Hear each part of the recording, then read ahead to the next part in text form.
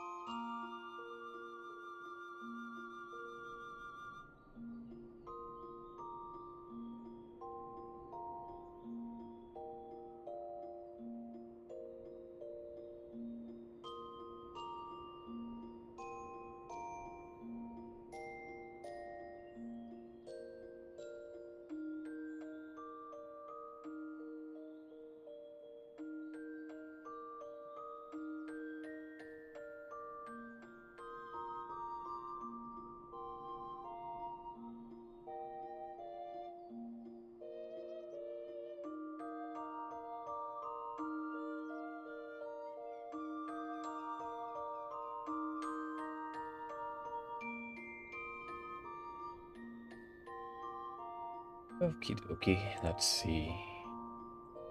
Last we left off, I believe we were in Chardon.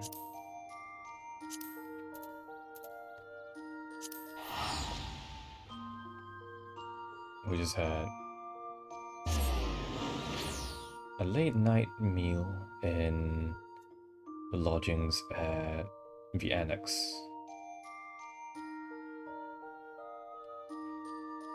And we saw that Gra finally gotten his burger after Lord knows how many days.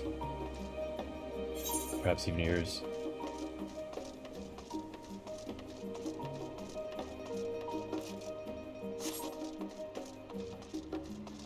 Alright, let's see where this quest brings us to next.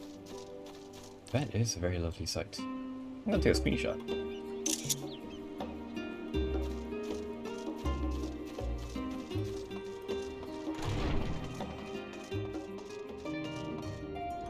Just post this somewhere first.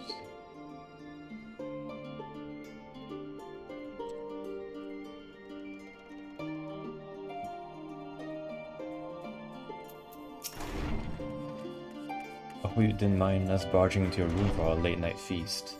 For what it's worth, it did me a world of good to put our troubles to one side, if only for a moment.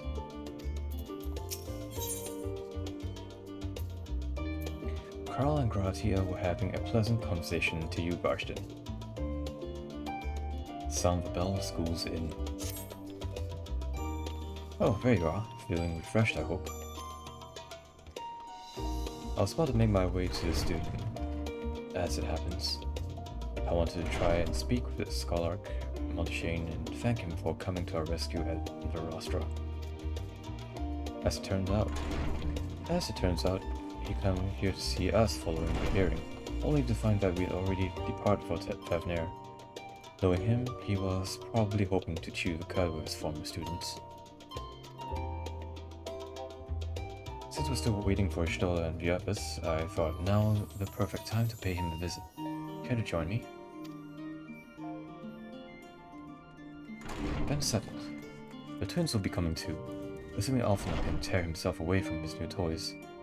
I'll let you rally the troops while I go on ahead to the phenomenon.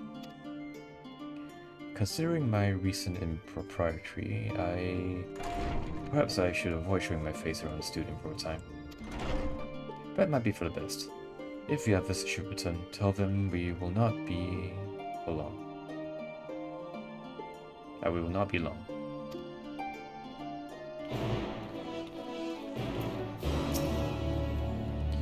Unlike some of the Scions, I am not an alumni of the studium. As such, I have no acquaintances there I am obliged to visit. And while I would love nothing more than to pore over the many great tomes of the phenomenon, I fear my presence there will stir up more unwanted trouble. So, for now, I will be patient, much as it pains me to do so.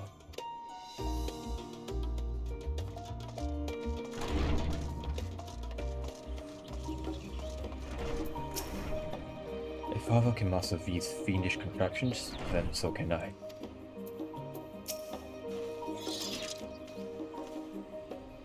Heading out for a stroll? The Scholar himself was there. In that case, what are we waiting for?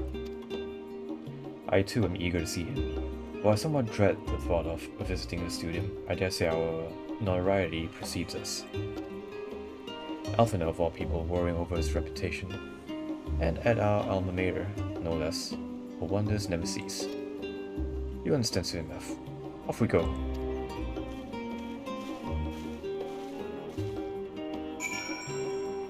Let me just check my stream tags.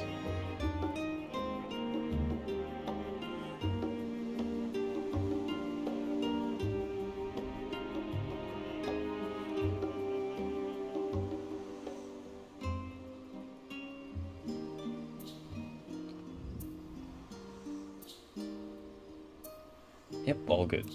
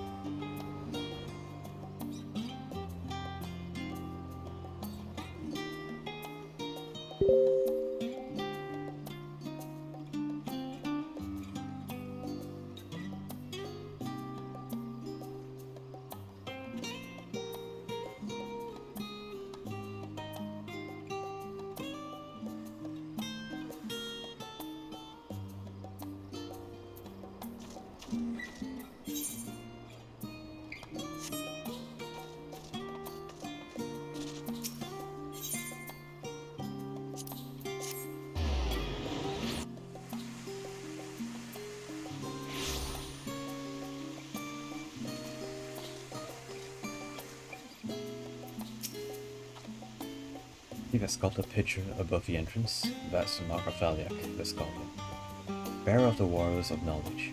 There's no exaggeration to say that Sharlayan itself is one enormous shrine to him, and that's especially noticeable here in the studio.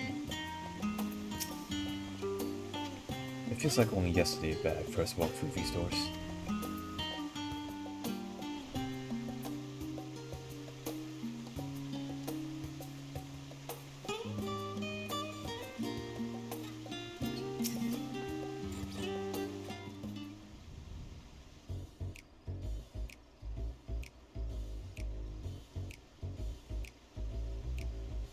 Here it is, Phenomenon. While I expect you made note of it before, one can hardly miss it. This is the first time you've been here on official business, correct? While most of the space is taken up by the expansive auditoriums, it also houses numerous laboratories, testing grounds for experimental magics, and a host of administrative offices and so forth. As the center of what would later become the studium, it was established to promote the study of etherological phenomena, hence the name. But with ether being a fundamental aspect of nature, its scope expanded to include every conceivable facet of life, and even the universe itself. And then, in the 432nd year of the 6th Astral Era, Phenomenon was decreed complete by the studium officially open as a place of living.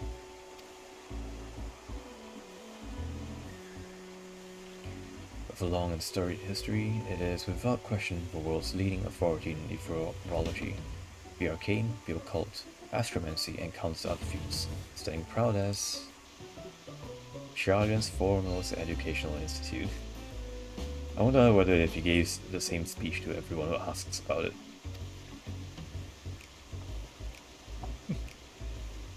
He always did enjoy giving the grand tour to new students. Indeed, I've long since lost track of how many times he's recited that same foppish speech. Such is his undying love for his old stoic grounds. He was in top form back then, youngest to enter the studium, graduated with highest honors in magical arts and etherology, undisputed champion of the debating chamber. Hold on, you both joined the studium at the same age as, and from where I stand, you're equally prodigious scholars. Nice of you to say, but Alphina actually entered half a year before me. Nor did I do well enough to graduate with honors, and I am certainly not the student's most notorious master debater.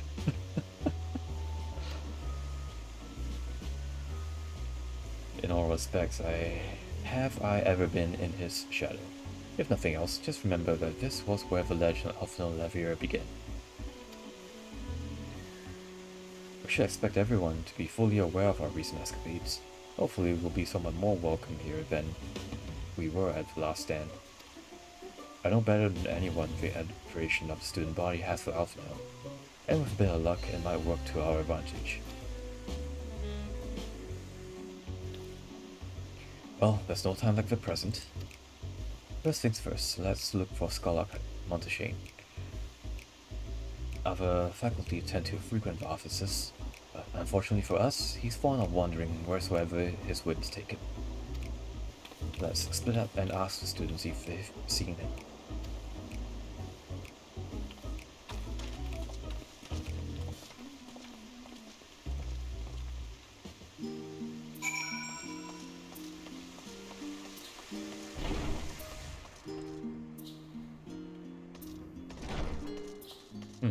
There's a summon bell here. Script exchange.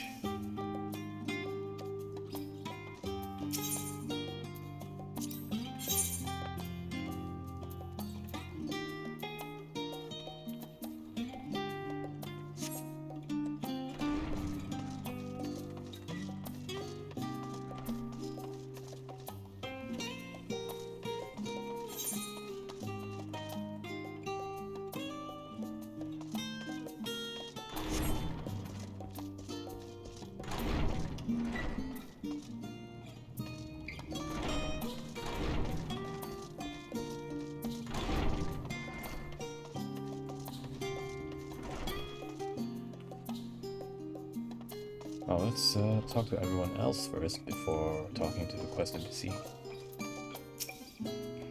Phenomenon is something of a multi-purpose facility, used by lecturers and craftsmen alike. If you're looking for a learner's meet, it's through the last door on the left. Is everyone here dressed the same? Oh, look at him, it's Alphino himself, in the flesh. Seems like everyone's very excited over his return. I assure you I'll tell you all about it after my business with the Scholar has concluded. The Scholar, tell me, my good fellows, does this have something to do with saving the world from catastrophe? Might we turn our attention to Master Levier's graduation thesis?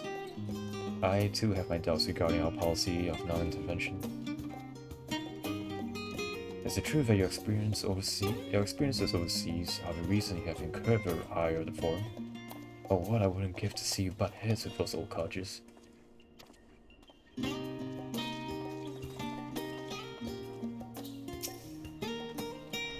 Things were bad enough during our school days, and Alphino's time abroad has only heightened his fame.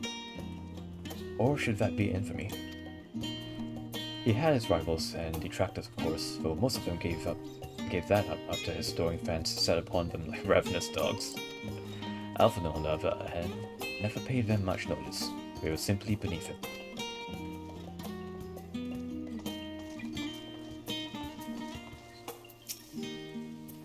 My princess, my queen. So long as I can continue my research with you, I am in bliss.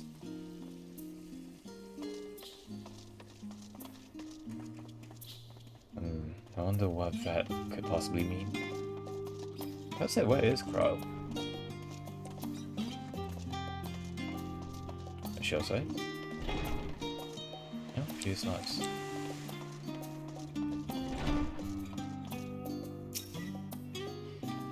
That was Alphino Levier, wasn't it? The Alphino Levier.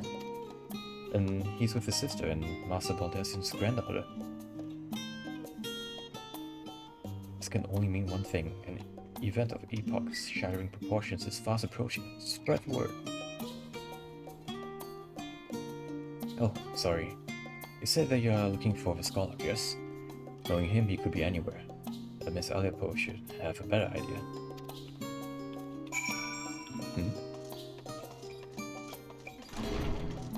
Like a relative of Zoe and Chloe.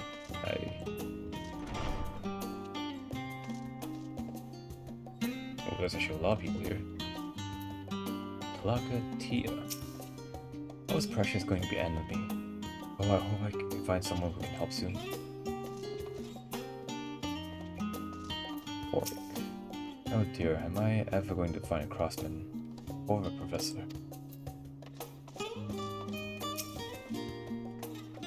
Oh god, Charlene must be spared. Oh dear, if only you were around to help me. How am I supposed to approach any gleaners for help when the subject of our research remains undecided? Honestly, that man.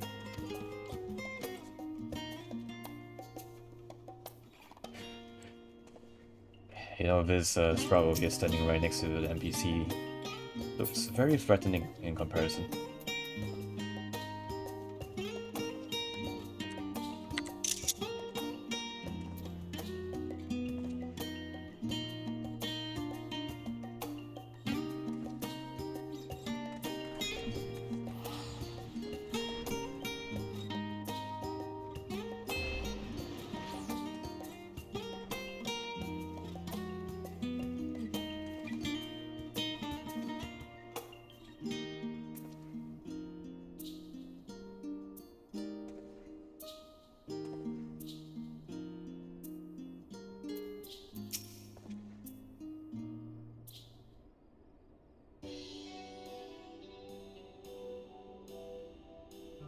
Are you lost? Wandering off the street, perhaps? Wait, don't tell me. You're a trainee gleaner, fresh off the guild ship. I'm right, aren't I? Oh, how silly of me. And orientation is in order. Allow me to bid you a warm welcome to Searcher's Meet. Let me start with a question. What is the most important thing you'll find in the studio? That's right, books. And what's the second most important? Why, that's simple. Everything else. That's what we do in here at Searcher's Meet. Whenever the students or tutors find themselves in need of equipment or materials, they come to us. If we don't have it in our stores, we send the gleaners off to find it. Honestly, you wouldn't believe some of the requests we get. Eye of Pysa, this, Tongue of Gigantode, that. It's enough to make your hair stand on end. Which is possibly what some of our students are trying to accomplish, this being a school of magic and all. As our newest gleaner, you will have your work cut out for you, but I think you will find it quite rewarding.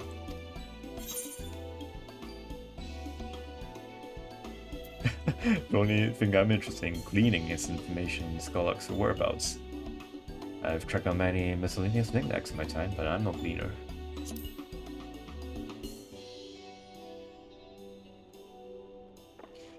So what you're telling me is you're not a gleaner? Yes, that's exactly what you said, isn't it?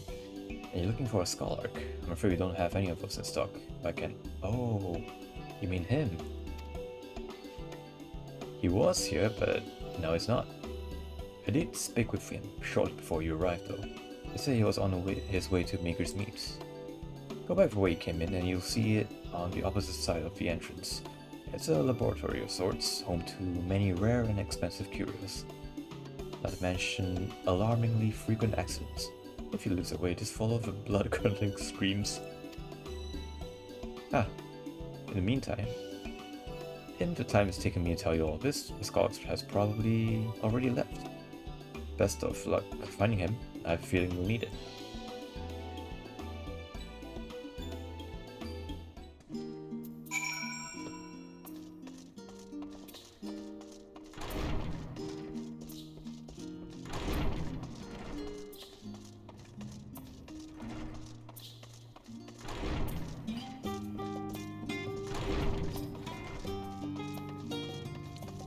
Level-headed students.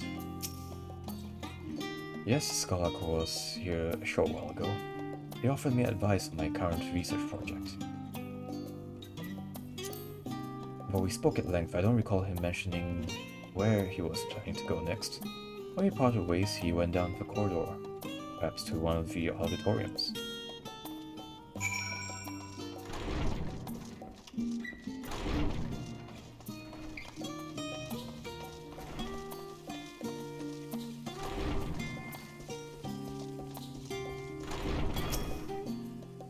My friend doesn't turn up soon, we'll be late for the lecture. You'd have been here by 2 bells early if it were one of Professor Mikoto's classes.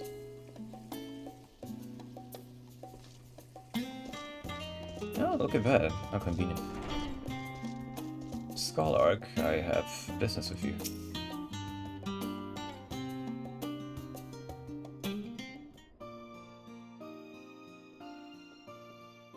Ah, I remember you.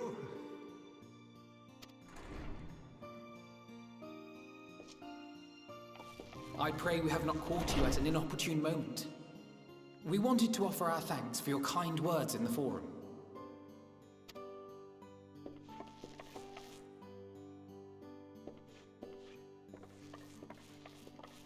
Well, I could hardly let that inquisition go unchallenged. I've always believed that curiosity should be nurtured, not stifled. Thankfully, a majority of my colleagues agreed. A slender majority, aye, but a majority nonetheless. Had the vote not gone our way, we would be having a very different conversation, if any at all. Though I'd like to think you would have not given up on our cause. I'm told you paid a visit to the annex afterwards. Yes, that's right. I was hoping to speak with the grandchildren of my dearly departed friends Galuf and Louisoix in a less dour setting. But it seems I just missed you.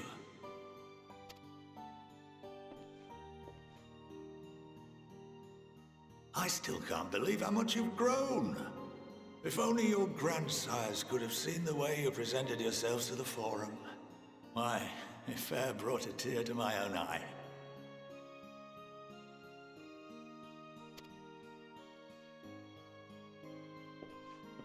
You must have the patience of a saint, putting up with this lot and their antics. Never mind Matoya's prize student. Luckily, I know a thing or two about managing unruly younglings. If you ever need advice, don't hesitate to ask. I would certainly appreciate that.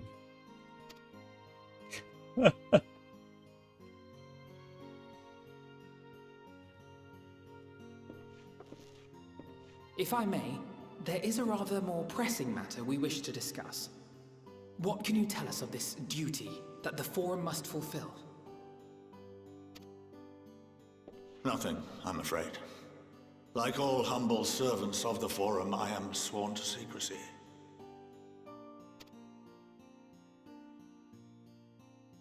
Or rather, I couldn't tell you if I tried. Our duty is of the gravest importance. Furthermore, if the particulars were made public, it would incite widespread panic. As such, those entrusted with this duty have been bound by an enchantment, which prevents us from speaking of such matters without the express permission of the Forum. How is that even possible? It's been some time since I last gave a lecture. Please, take a seat. Oh boy.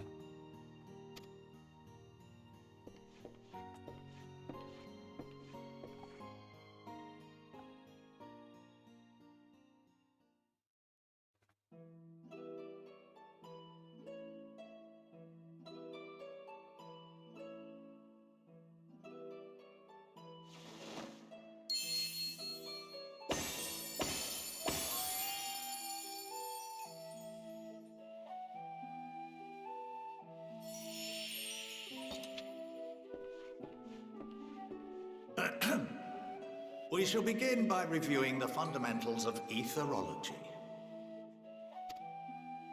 The ether, which imbues us with life, can be categorized into 3 forms. 2 are of the incorporeal sort, the soul, and the memory. Can anyone tell me the third?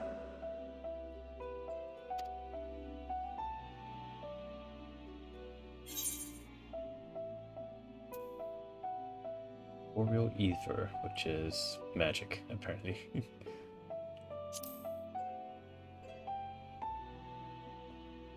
Yes, very good. It's pretty funny because the only magic casting class I have is Red Mage. This is the form with which the layman is most familiar. I'm very certain I've not attended a single lesson of Etherology. I just kind of do it by hand, you know? It's very fitting. Not quite the scholarly sort. Consumed by even the simplest of daily activities, and replenished by the food and drink that sustain us, this form of ether is in constant flux. In contrast, the ether that comprises the soul is rarely subject to dramatic change. The same can be said for memory, as the two are intrinsically linked.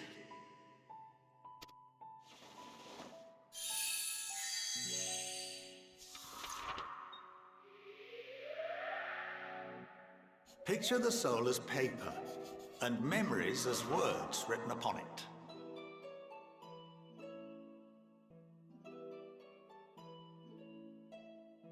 Welcome to Heidelin? Charlotte? Not sure what the text is.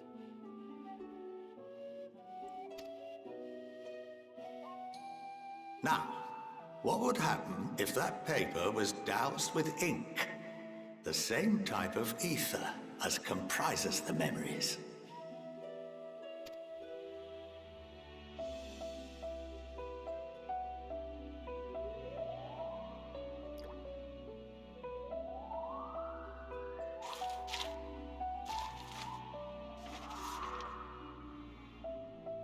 It would blot out everything that was written.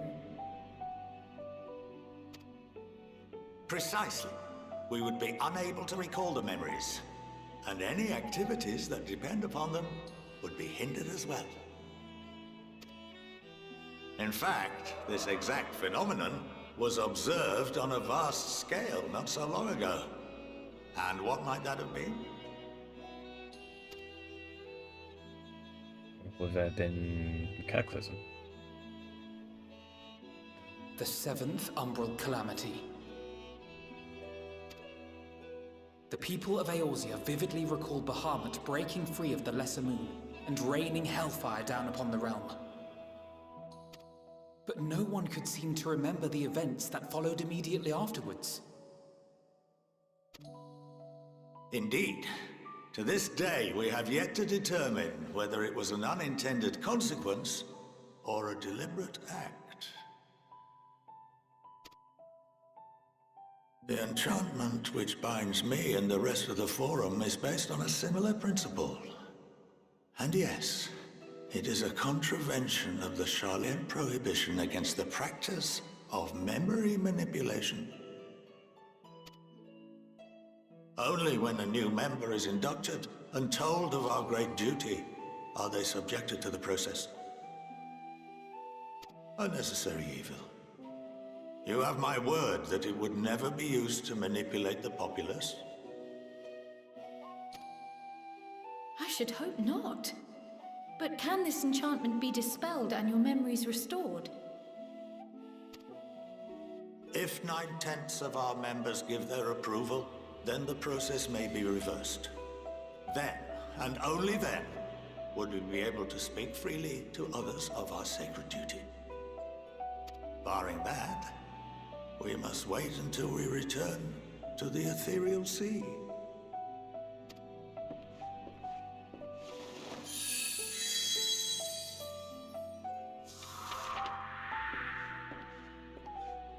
For there we will be purified, the blots upon our souls washed clean.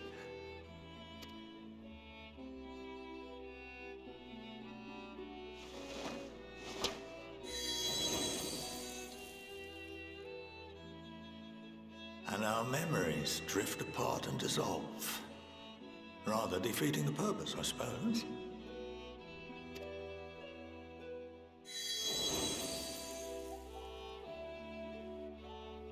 But there are those memories that are indelibly etched upon our souls, some believe.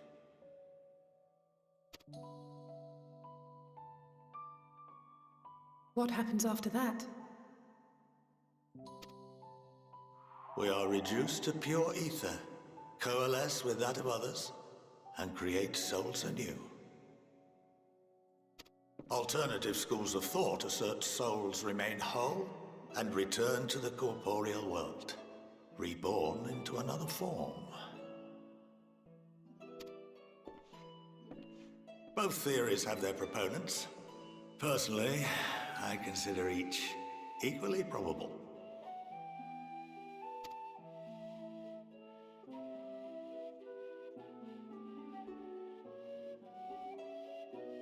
Basically, how the Assassins do it, isn't it? Well, I think that's enough education for today. Now that I've given you some food for thought. Or rather, an entire banquet.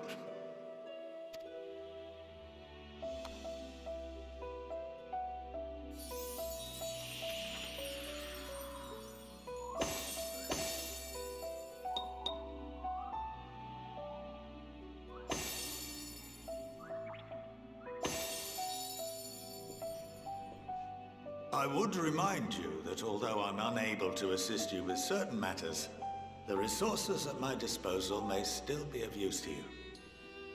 I'll arrange for you all to be given the run of Phenomenon.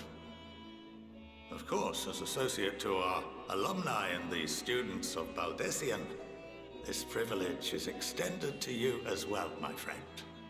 Oh, thank you. Oh, and I suggest you speak with Ki Aliapo. She's well known among the artisans of Sharlayan, and her network of contacts may prove useful in your search for knowledge. I wish you all the best in your pursuits, wheresoever they may take you.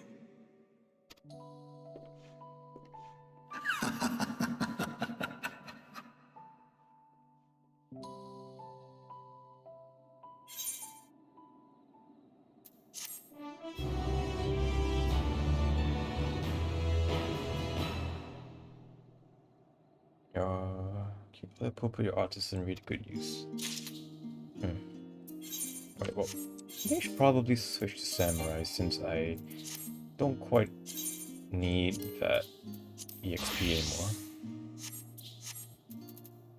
anymore. Some of my earliest memories are of Scholark Montaigne, actually.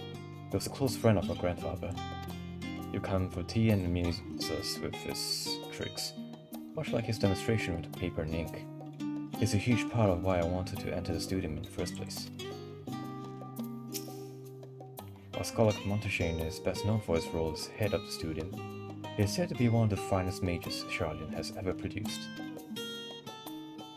Having seen for myself the ease with which he weaves extraordinarily complex and powerful magics, I have no reason to doubt the claim.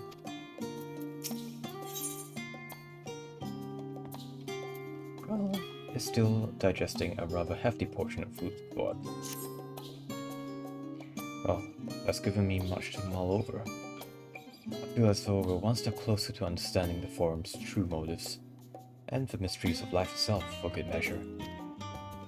It's funny, I came here with the intent of expressing my gratitude, only to leave more indebted than before. But feeling his friendship and support will be a great boon to us in the days to come. And on that note, let's head back to the annex. Perhaps some way you could better acquaint yourself with Ki Aliapo, as the scholar could suggest. While I'll share our findings with Raha.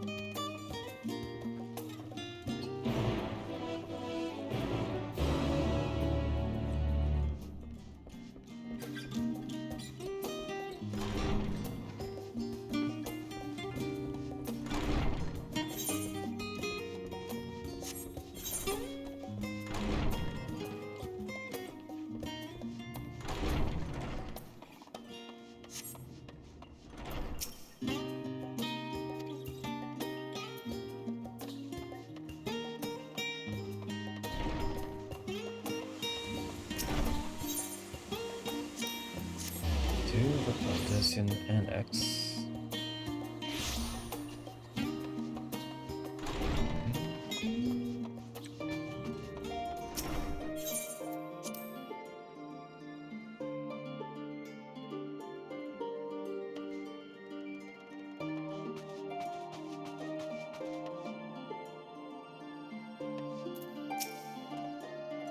Student returned not long after we departed for his studium.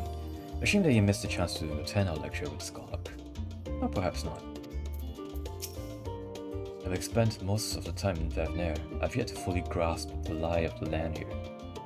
Even fighting my way to the Annex proved a challenge. You better not let your guard down around Key. One small favor becomes another, then another, and before you know it, you'll be running to the other side of the world in search of a bottle of wine or some other rubbish. Then again, it might make for a welcome change of pace from your usual heroics, and as the Skolok said, it could also lead to interesting discoveries. Oh well, Zay, if only you knew what I had to do.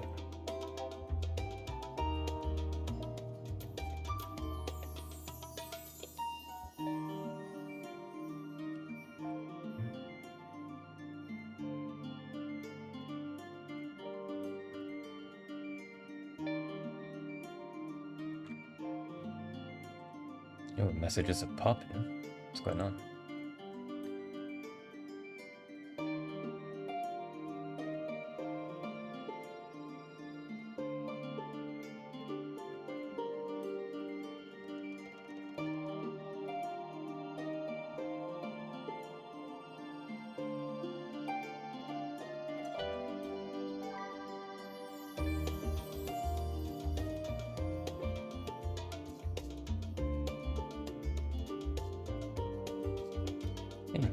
Interesting.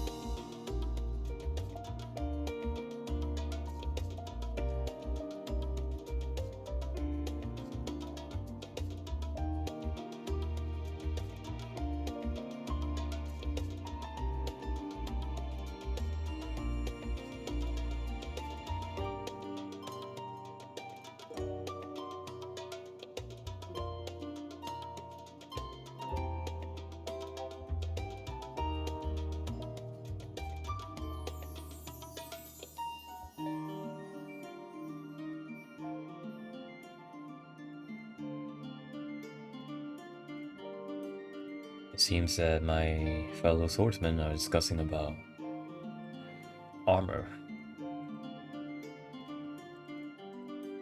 Alright then. It seems I've done an adequate job of relaying Scholar Monteshane's lecture to Raha. Given his experiences in the field of souls and memories, he had no trouble understanding it.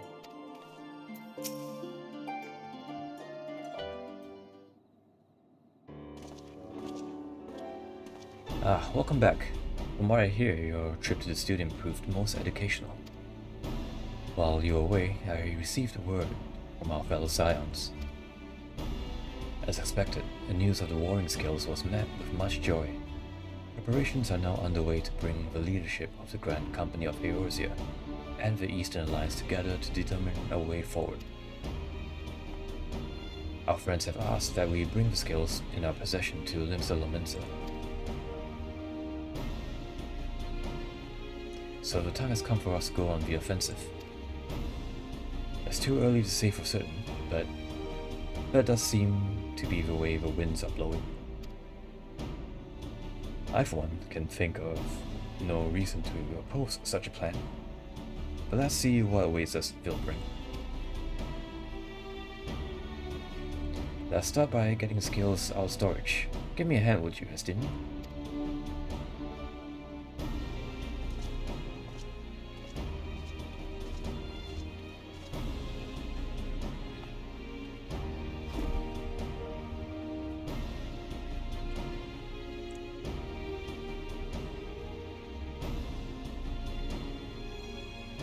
I didn't realize these crates were so heavy. What I'm more impressed by is the fact that she can lift a crate that's larger than her. I shouldn't complain though. Vritra and the alchemists of the great work put their heart and soul into each and every one of these skills, so you must treat them with the utmost care. Are you not coming with us? As much as I would like to escape from the forum's watchful gaze, I have little choice but to stay behind. We're already on thin ice, and if I, in my capacity as our official representative, were found to be consorting with foreign powers, well, you can imagine how that would go. I shall remain here, do my utmost to avoid ruffling any more feathers, as I await word from Master Montoya and our other allies. With luck, we'll soon have good news of our own to share. The tide is about to turn. I can feel it. Tlimsa Laminsa.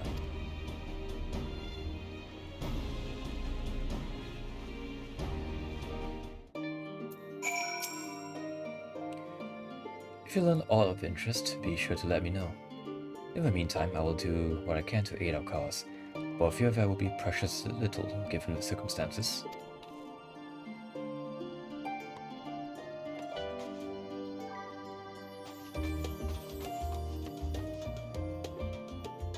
Oh, I suppose I can just teleport straight there.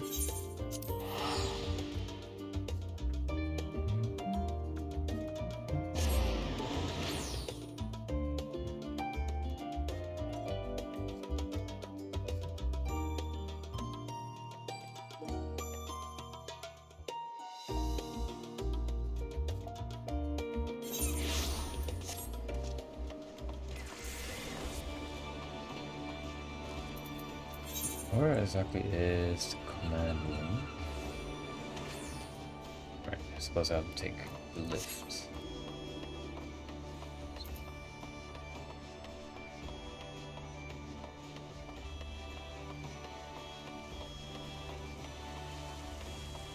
Guard. I was told to expect you. As you may or may not be aware, the Admiral is present entertaining the Elder Seatsier and the Sultana. 3 of the most powerful women in the world in one room. Do you need a moment to prepare, or shall I show you to them? Now is as good as time as any.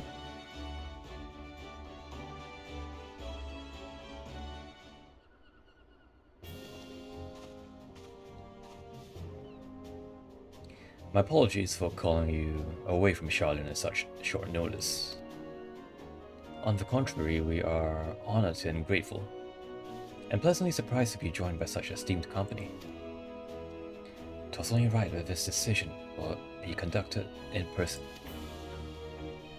We're locked in a war of attrition. Our forces struggle to contain the threat posed by the towers, and it's only a matter of time before we are overwhelmed. Victory will only be claimed through decisive action, and we have taken the initiative to set the wheels in motion. It is reassuring to learn we are all in accord. But might I ask what your plan entails?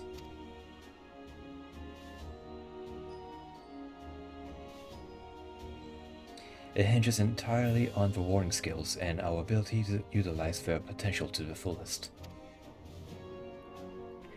During our time in Charlotte, the allied nations have been engaged on separate fronts, with no end in sight. To make matters worse, a surge in abductions of kobolds, Sahagin, Ixal, and Ananta have given rise to an increasing number of primals as well. But your triumph in Radzahan has given us cause to hope once more. The time has come to free ourselves of this menace. And it is you, the Scions of the Seventh Dawn, who have shown us the way. While the bulk of our forces continue to hold the Telephoroi at bay, we will dispatch our finest to strike at the enemy's heart, Garlemald. These brave few will be the Ilsabard contingent. To think such progress has been made in such a short span.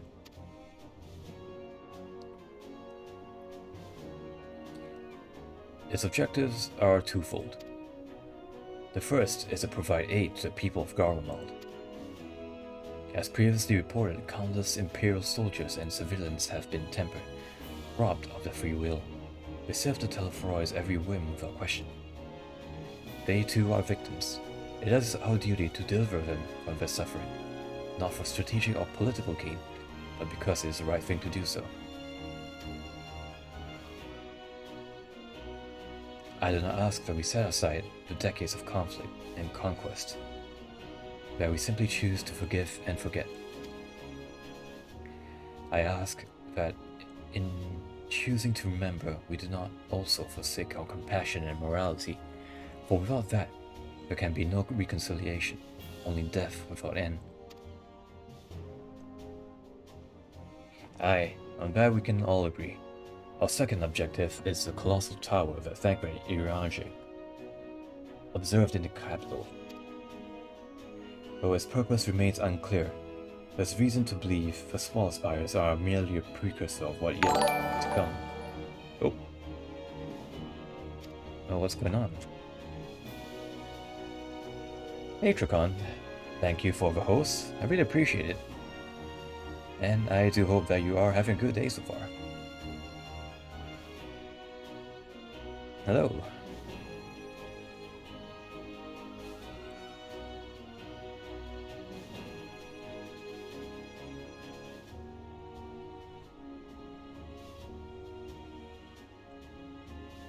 How's the stream going? It's going alright. Mostly it's just me playing Final Fantasy XIV and reading the dialogue. And my day's been quite alright. It's relatively uneventful, but ultimately peaceful. And that's honestly a nice change of pace.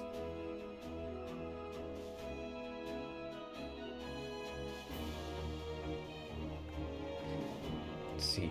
Until the Tower of Zod was toppled, we'd failed to make any headway. Though the same could be said of the Telefroy.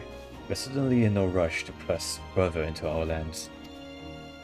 I wager the Spire's primary purpose is to divide and keep us occupied while they work towards our annihilation.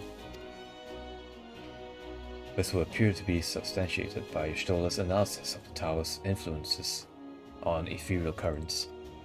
Based on her observations inside the Tower of Zod, the Spires siphon ether from the land, consuming it to maintain their form. However, they draw forth far more than is required for this task alone.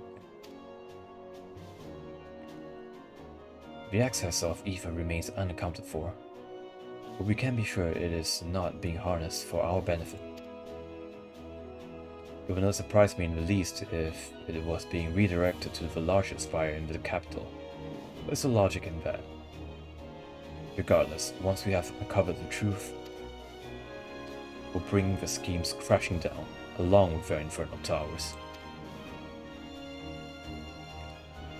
That's all well and good. But what will you have us do? I assume it's more than handing over the scales and being on our way. We want you and your skills to join the Ilsapart contingent.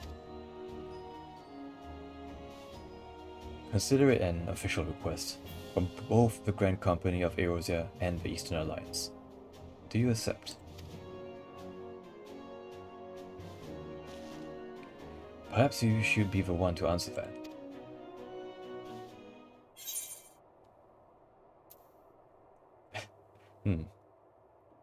For honor and glory of the people of Garlemald, or for revenge against Telefroy? I don't think myself as the vengeful sort, so I'm not sure about that dialogue choice. But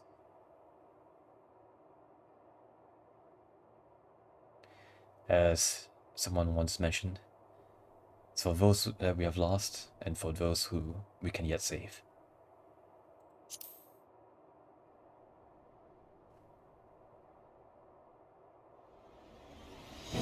Couldn't have put it better myself. Y'shtola, Thancred, and Iriange have already pledged their support and are on their way to meet the rest of the contingent. They were positive you will come to the same decision as they did. Luckily for all involved, their prediction was correct. Once you have delivered the warring skills to Elmio, the contingent will embark on its journey to Ilsapart. Raban and Lord Emmerich are overseeing preparations, so I just suggest I suggest you make yourself known upon your arrival. Pack warm clothing, furs and the like. Without it, the cold will do in for the Telefroy so much as draw steel. As for us, we'll keep the enemy busy while you're gone. But not the only ones who can create a diversion. Now, go. Safe in the knowledge Eorzea will be as you left it, or better, upon your return.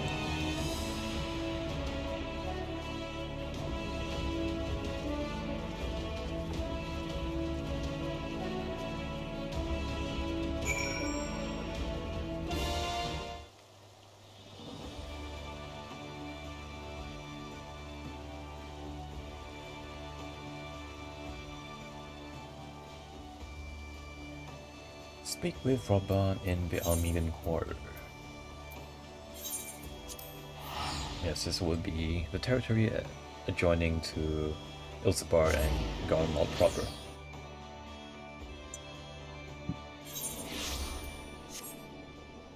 Actually, I don't quite remember what the... Right. Looks like that.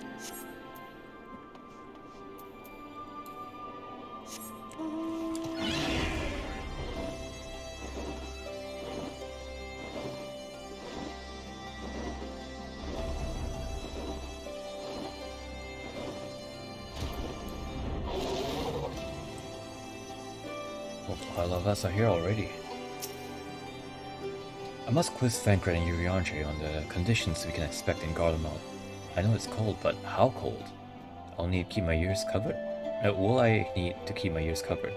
They can be a bit sensitive at times. I'll admit, this is all rather daunting, though not quite in the way I was expecting. We'll be standing shoulder to shoulder with our alliance's finest. The best of the best. A warrior light and, well, me. It's silly, I know. Perhaps this is my way of distracting myself from the part I should be worried about, marching into Garlemald. You know, I'm quite looking forward to seeing who's been selected for the Ilsebar contingent. I have a few people in mind. Care to make a friendly wager? If Emmerich asks after me, say I'm getting on fine and leave it at that. Don't you dare breathe a word about the court. Ah, fancy meeting you here. I trust our mutual friend is settling into a life as a scion. Collaboration never was his forte.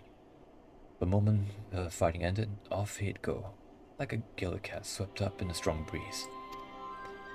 But rest assured, he will always be there when you need him. Probably.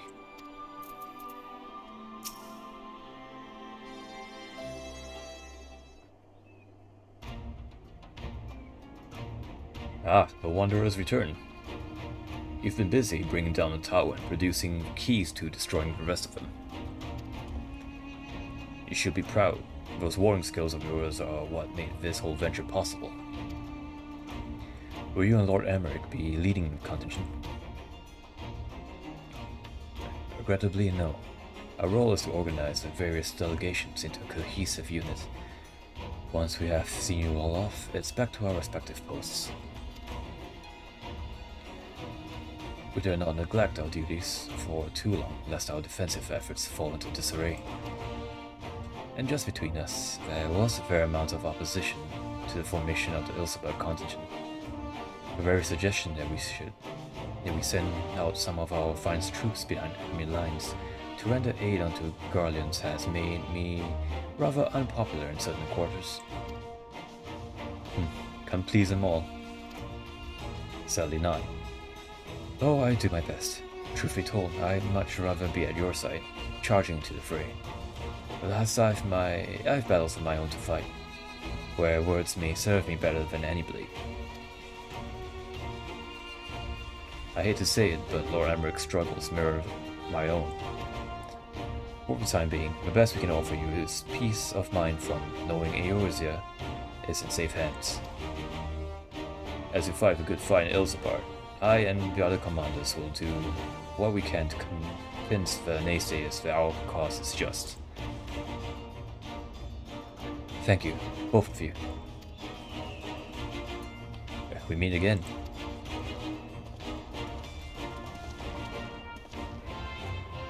Oh, it's Gaius. Much has occurred since we parted ways in Berlin. From what I gather, the protective talismans you obtained led to the formation of this expeditionary force. My contributions on this occasion is but a minor one, in that being the information I've shared with Maxima. For the sake of the people of Garlemald, may the fates be on your side. So you're not coming with us? Strange, I thought you'd have a stake in this. I do. The Telferoi have laid waste my homeland and enslaved my people. But though every mote of my being cries for vengeance, I cannot be the one to deliver it. My presence alone will place the entire mission in jeopardy. I stand accused of murdering Emperor Varus and plunging Garlemald into chaos. Were I to travel with the Ilsebar contingent, it will give my countrymen ample cause to question our motives. Conversely, those who believe me innocent may instead celebrate the return of a former legatus and attempt to raise me to a position of leadership, further destabilizing the region and complicating the contingent's mission.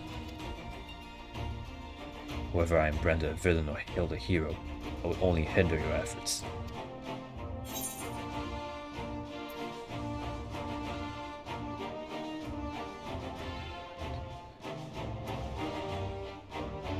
We will deliver your people from harm, in your stead.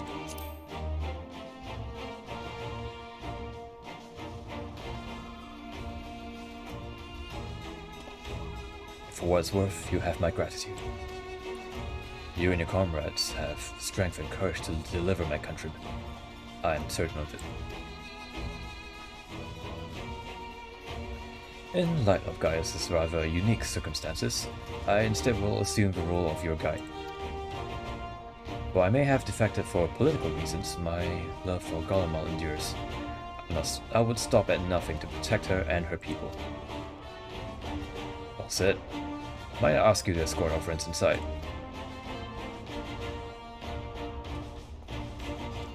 You might even bump into an old acquaintance or two. And if I don't see you again ere you depart, may the Fury guide and protect you. All of you.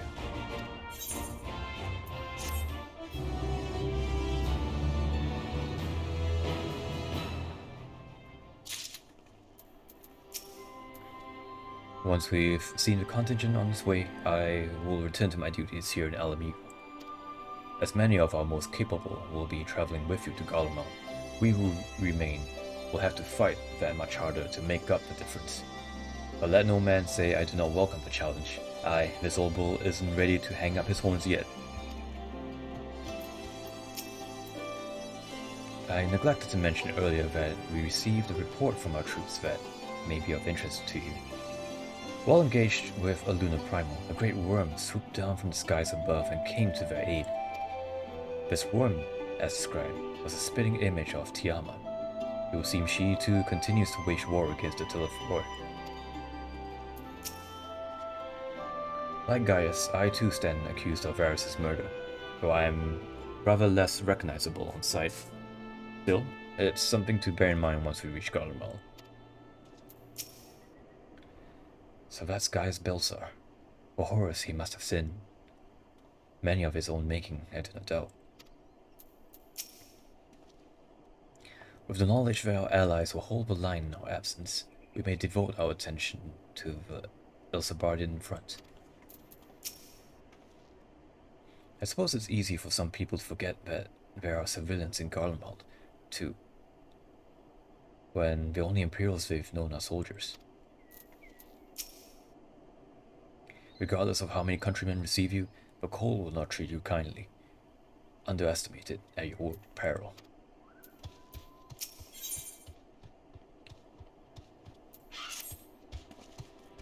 The other members of the Ilsebar contingent are gathered in the royal palace. I shall inform them of your arrival, so please make your way inside as soon as you are ready. Oh, I'm ready. Alright, everyone's dialogue's more the same. Mr. Resistance Guard? Ah, the remaining members of the Scions. Your friends and most of the Ilsebar contingent await you within. Would you like me to see you through? Please do.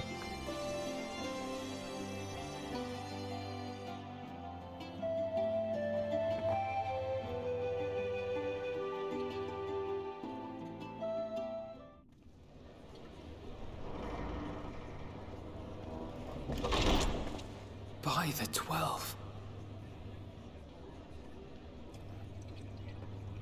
Oh, this must be good. Let me just pop on the water here.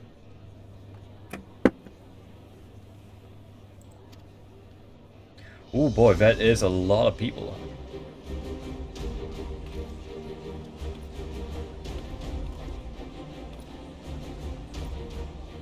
Glad you could join us. I hope you don't mind, but we went ahead and started without you. As you can imagine, our traveling companions were eager to become acquainted. 'Tis a rare thing indeed to see such a diverse and talented group of individuals assembled for a single purpose. It certainly serves as a very heartwarming sight. We fight not only for the sake of Eorzea, but for the entire world, including the people of Garlemald. Much rides on the efforts of the Ilsabard contingent.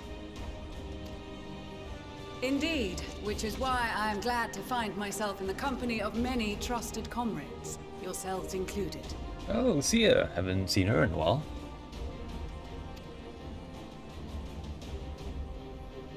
Lucia. I'm glad she's getting more screen time. I have come at the behest of Lord Emmerich, who has honored me with the role of Ishgard's representative. And for the good of all nations, not least my former homeland, I am determined to see this mission through to its end. We have a hard road ahead of us, but walk it we shall, together.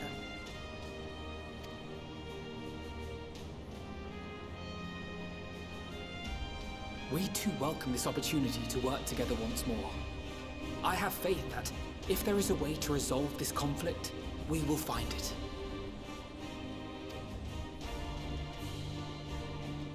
Allow me to introduce you to the rest of our company.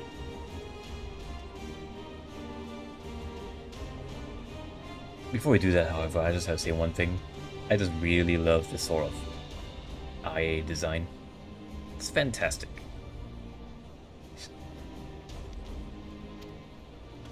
Everyone!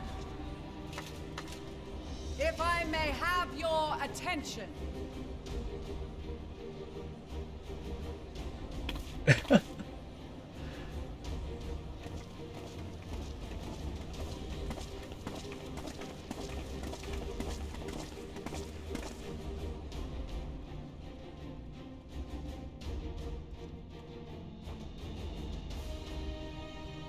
Might I ask you to speak first?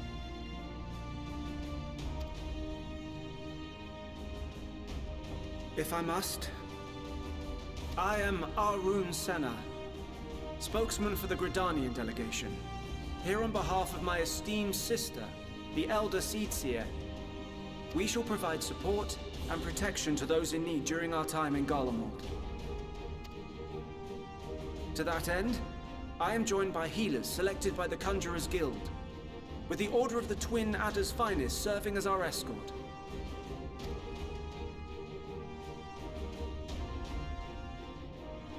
Of course, with an experienced white mage such as yourself accompanying us as well, those requiring more involved treatment will be in safe hands. Raya O sends her regards, by the way. Alright, completely forgot I leveled white mage for a bit.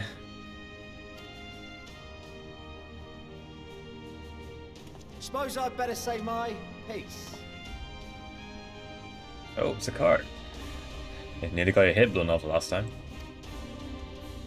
Wait, I know you. The name's Sicard, in case you've forgotten. Truth be told, I'd rather you had forgotten. Any road, the Admiral asked Captain Hilfear to send his best, and for whatever reason, he picked me. Of course, if I'd refused, I'd be the laughing stock of the bloody executioners, and my reputation's taken enough of a keyhauling as it is. But more importantly, like any pirate worth his salt, I know when you're staring down a storm, you gotta trust in the commander of your ship. So if the Admiral wants us to go to Garlemald, not for plunder and glory, but the promise of peace in our time, then that's what we'll do.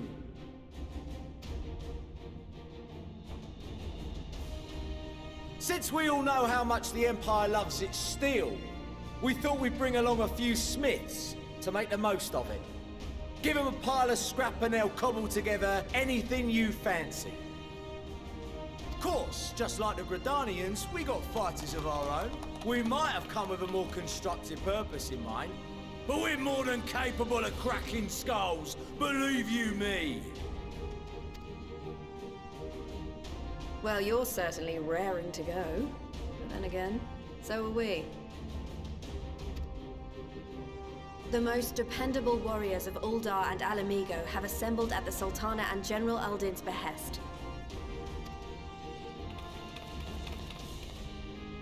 If Garlemald has truly fallen, then the whole place is likely to be crawling with Telophoroi. We'll need plenty of troops to clear and hold a path for others to follow. That's where we come in. Naturally, Marshal Tarapin and I will be leading from the front.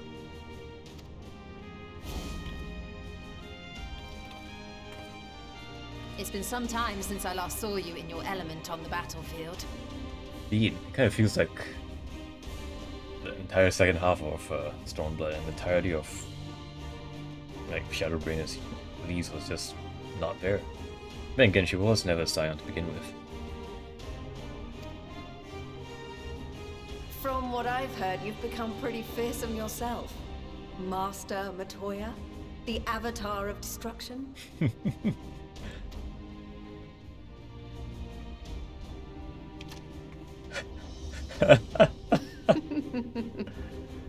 With comrades like these, I know we'll succeed, no matter what awaits us.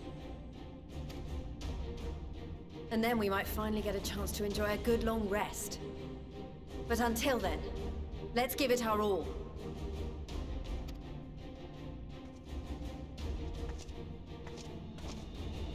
As for Ishgard, we Temple Knights have come in force to uphold our nation's commitment to the peace and welfare of our allies. The bitter cold of Garlemald is a formidable enemy in of itself. Our experience fighting in ice and snow will prove invaluable in the days ahead. Accordingly, I have been designated commander of the Ilzabard contingent. I will do all in my power to provide you with the leadership and guidance you require. The four high houses, House Hylinart foremost among them, have arranged for a host of machinists to join us on our mission. Their knowledge of Imperial Magitech is sure to be a great boon. They will address any problems of a technical nature, together with the smiths of Limpsa Lomitsa. There is another awaiting introduction. Lord Emonolaine! Ah, yes. Emonolaine de Forton, at your service.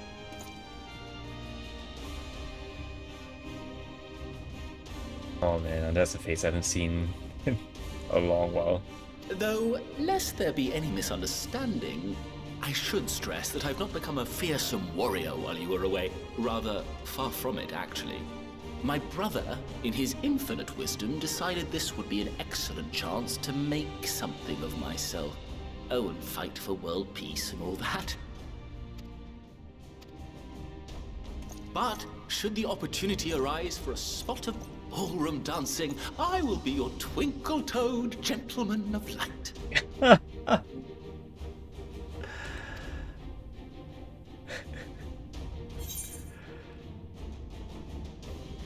I dare say your fancy footwork may be all that stands between us and certain doom.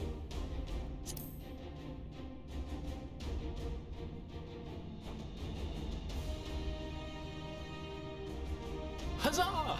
I cannot wait to regale Honoroa with my tales of daring-do.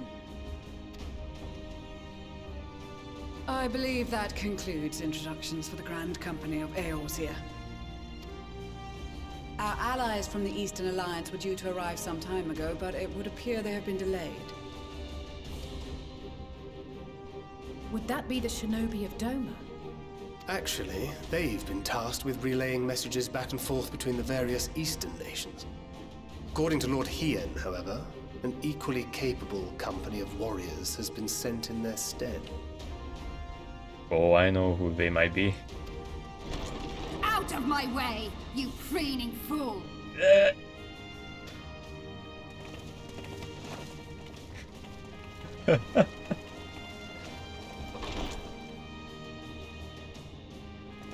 It's a little son.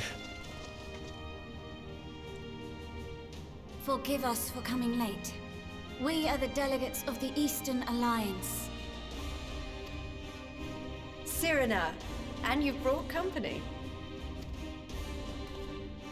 For battle and blood we come, as a step is sorely lacking in both. No towers befoul our lands, so we marched on those of Dona, only to find them beyond our reach. But now our thirst for slaughter will be slaked. No quarter to the enemy! Sadu Hatun, no. We go to make peace with the Iron Men, not war. Warriors of the Steppe, we've heard many tales of your bravery. We welcome you as allies. And these other ones you have brought are... Members of the Dalmascan resistance group, Lente's Tears.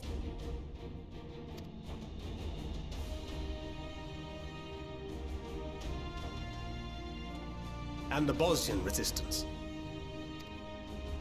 Between them, they have a wealth of experience in espionage, and are particularly adept at infiltrating Imperial facilities. Which is fortuitous, since Garlemald's domain is so vast that I could never hope to handle reconnaissance duties all by myself. Dalmasca, Bosnia, Alamigo. All lands which have suffered the tyranny of the Empire. I would never presume to question your motives. Nevertheless, I must reiterate that our goal is to aid the victims of the Telophoroi, the common folk of Garlemald. And they are victims, make no mistake. Though I understand that many may struggle to see them as such. You're more right than you know. For every one of us that answered the call, there were a dozen that refused. Not only in Alamigo, but everywhere we went. And who could blame them? The Empire's always been the enemy. But after seeing what we've seen, fighting and working against and with Garleans, there's no denying the simple truth. They're just people. No different from you or I. They've got their share of liars and murderers, but so do we. So do we all. Fordola, who once swore herself to Garlemald, has proven herself a trusted ally time and time again. Every Eorzean here knows Cid Garland, the Imperial defector who shared with us countless technological wonders. Gaius bloody Baelsar himself is working to help rebuild Werlid, a nation he once conquered. So you can believe me when I say that every fighter here understands and accepts that the Imperials are not monsters and are deserving of help. Or at least that they were able to put aside their feelings for the greater good. It won't be easy, but we're all determined to make this world a better place.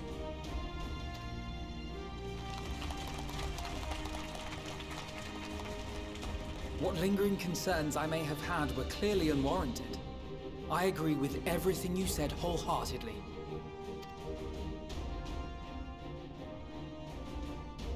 Then we are in accord. Now, let us review our strategy. To reach the Garlean capital in northern Ilsabard, we must cross the central mountain range. Fortunately, Garlond Ironworks can provide aerial transport, sparing us this most treacherous part of our journey. However, attempting to fly any closer to Garlemald would attract the attention of the Telophoroi. As they appear to have seized control of the majority of the Imperial military, we must assume that includes its fleet. In addition, Garlemald possesses devices that can interfere with airship navigational systems, further discouraging an airborne approach. Given the circumstances, the closest we dare deploy our contingent is an area between the range and the capital, the Magna Glaciers. From there, we must travel the rest of the way on foot.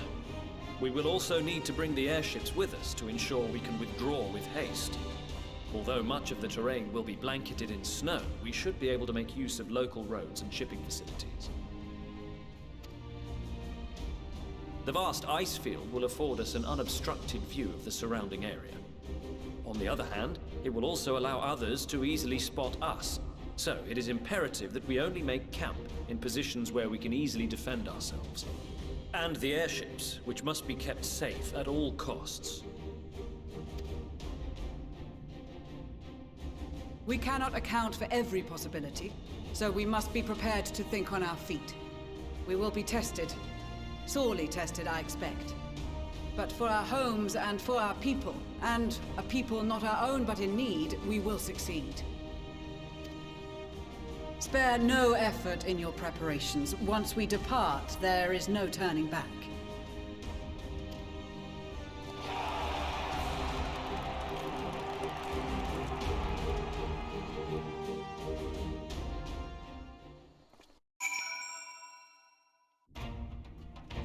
Oof, that's a lot of people. I actually do want to go through every single bit of dialogue here. So let's start from the rear. Bar. I'm here representing the Marauders Guild, and it's my job to keep the smiths out of harm's way. Mind you, with them hammers of theirs, they can put up a fair fight themselves. Until the Empire fell, Guardians were the only ones who was allowed to impose tariffs upon at sea. Wasn't easy pickings, but I made myself a pretty deal. Since they've been so generous to me and mine, perhaps it's time I returned the favor and gave a little something back. Often has Father told me of the struggles faced by Alamigo in the days of the occupation, and I too have crossed swords with the Empire on many occasions. Garlemald has long been our bitter enemy. The Grace has elected to bolster the Ilsebard contingent with members of the Immortal Flames. As representatives of the Sultanate, we are one in our commitment to the cause. It seems so long ago we were sailing across the Ruby Sea, and charging about via Zimstab with Serena and the others, I say we're overdue for another adventure. It brings back memories to see so many familiar faces. We've been through so much together. Good times and not so good. I expect Garlemald will be mostly the latter, but I like to believe we'll look back on these days more fondly in the years to come. For that to happen, we'll have to make sure we'll have to make it out of this alive. Don't you doubt me, eh? I've led troops into battle many a time, but never a unit with such a diverse range of talents. While I've been briefed of their capabilities, I expect you could provide additional insight into their strengths and weaknesses. I appreciate any advice you may have.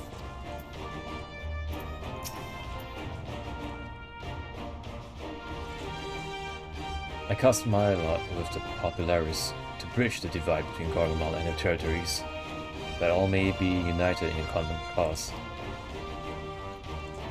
But we were disparaged as a radical element, dissenters looking to destabilize the Empire from within. Many friends and even my parents perished in unfortunate accidents. I too would surely have met the same fate had I not defected. Nevertheless, I still dream of equality and peace for us all. As the world itself stands on the brink of collapse, I'll hope that one day that dream will become reality. Well, if I'd known what a social gathering this would turn out to be, I'd have dressed for the occasion. Still, this seems the perfect opportunity to mingle with the other guests. Would I be correct in assuming those ladies over yonder are Serena and Sadu on the step? Perhaps I should introduce myself.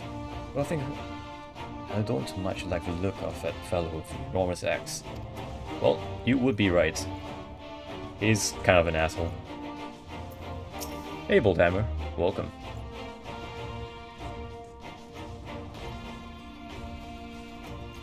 How's the day going? Well met, Sylvaen. Well met. To seem that my machinists have been called upon to serve, the turn of events which, according to my prospectometer, could prove to be quite the opportunity. I shall show the world the full extent of Machinistry's worth. Of that and more, you can be sure of, my friend. Doing fine? Your knees hurt a little. Oh dear. Any idea why your knees hurt?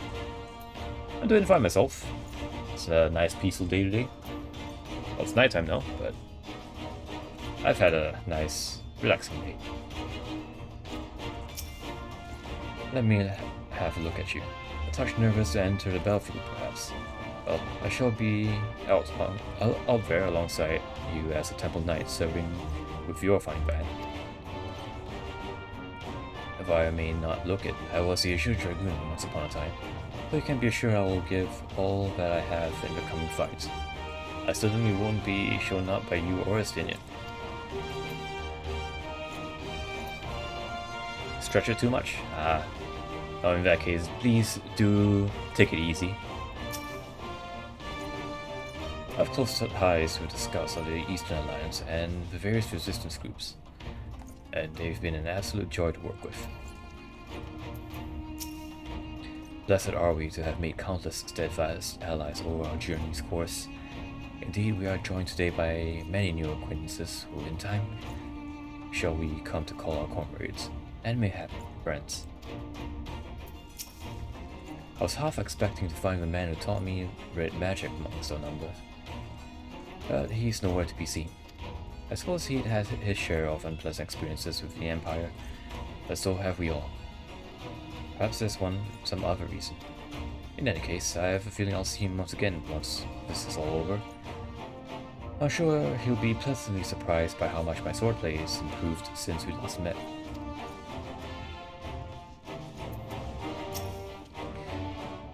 We've been part of joint military operations like this before, and with far greater numbers, but for some reason this feels very different to our previous experiences.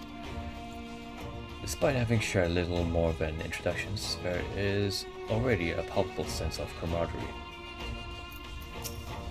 This is extraordinary. To be in such company, the finest of our allies have to offer. With comrades such as these, we're bound to succeed, I'm certain of it. I did not expect to see the other former Azure Dragoon here of all places. As he well knows, I'm not one for verbose greetings. We shall instead let our lances do the talking once we are on the battlefield. Then we'll see if the other has been diligent in his training.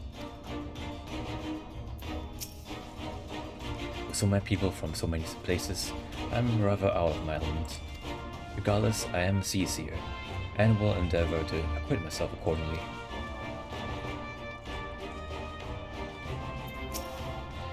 With them all champions of Vindan and the Dofral having sent so many here, I have thought to defend the steppe in their absence. And I would have done so were it not for my step-brothers. They urged me to grant our allies the sun's might, that his radiance may deliver them unto victory. While I must tolerate the presence of this feral Dothrali dog, as first among my brothers, I could do no less than accept this challenge. My deeds will become the stuff of legends. Ah, relevant student. I hear from a certain student of my own you've been kept rather busy of late. You might be wondering why a Bajin would want to aid the Guardians.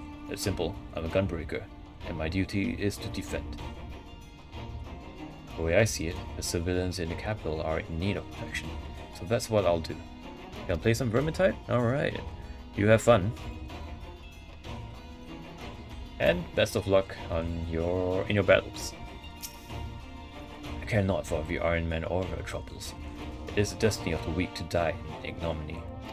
Even so, I will do as I have agreed. I volunteered to join this band at Serena's request, and if she thinks it a worthy cause, that is reason enough. For we hail from different tribes, our bond has grown strong of late. She is much better company on a hunt than any of the steppes Oafish men could dream to be. I'm glad to see you well, Sylvaen. Grandmother was worried for you. The night I agreed to come hither and join the contingent, the gods sent her a strange dream. 2 suns, one burning red, the other frozen black. Closer they circled, closer and closer. And as they danced, the world fell to ruin. In blinding chaos, she spied blackened silhouettes, and knew at once that one was yours. Yet we knew not how to interpret this dream, save as a sign that a great danger awaits. But whatever lies ahead, I will walk with you, traveler.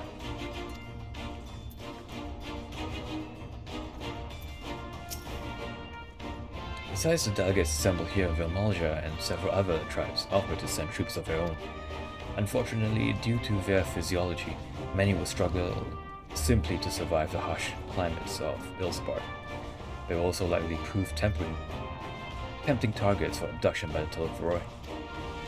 All things considered, they can better aid the cause by bolstering our defenses in Eorzea, but their eagerness to do more has been noted. We few shall have to suffice.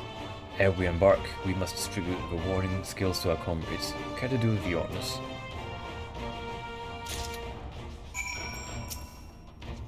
Rewarding skills for the Ishgardian delegation, I take it.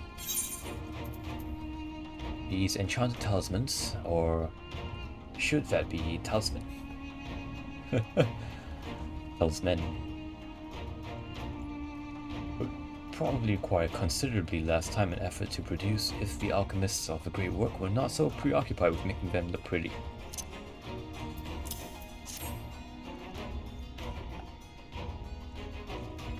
Many thanks. These talismans may prove to be the deciding factor in the battles to come.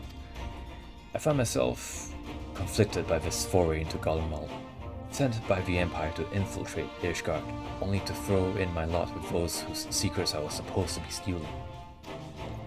And now I lead a mission to save the countrymen I betrayed. But that is doubtless why I was chosen by Lord Emmerich. He would have me put my extensive knowledge and former ties to good use. I will not disappoint him. For the future of Ishgard, Garlemald, and the world at large, I will lead us to victory.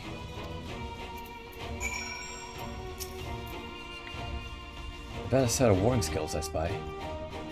Not that I would know what they look like.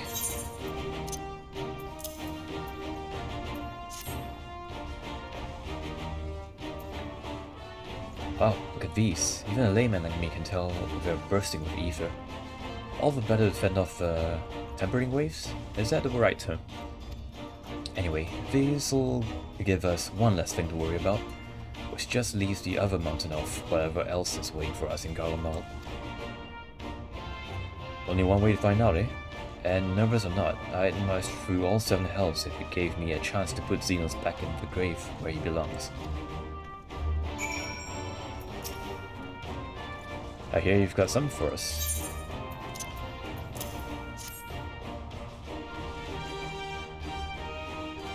Ah, skills everyone's been talking about. Pretty little things, ain't they? Reckon they would be worth a gill or two when this is all over. But we'll hold on to them for now.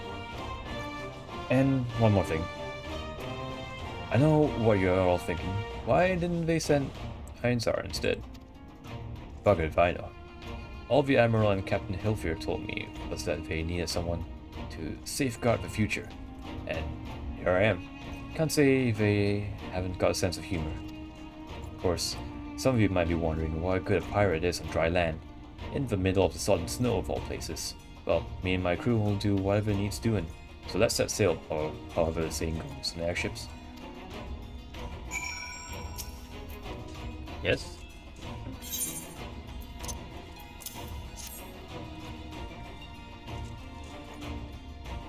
So these are the famed warring skills. Enough for me and my men, I see.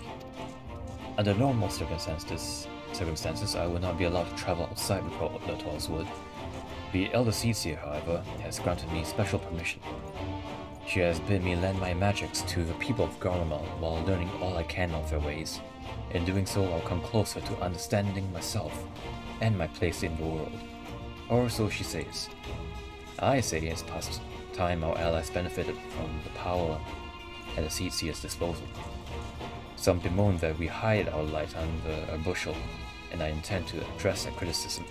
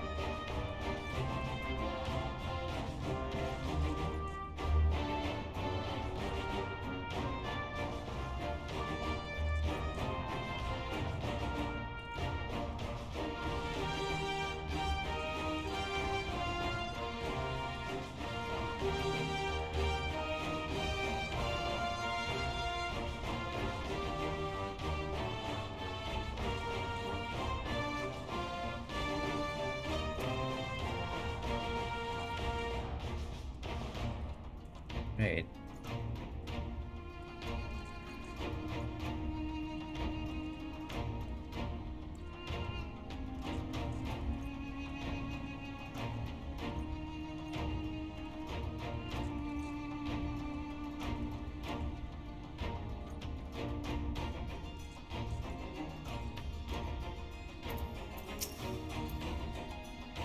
We heard it would be cold in Garlemald, so we came prepared.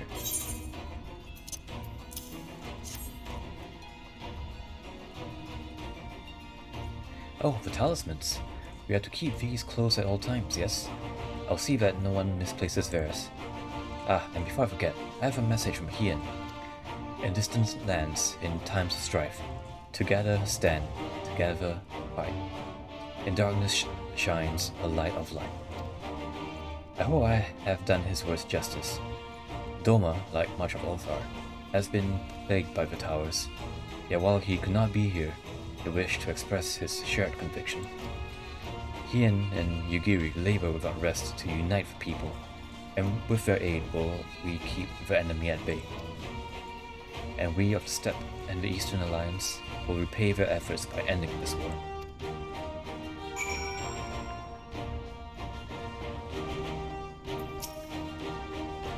Do you have a warring skill for me too?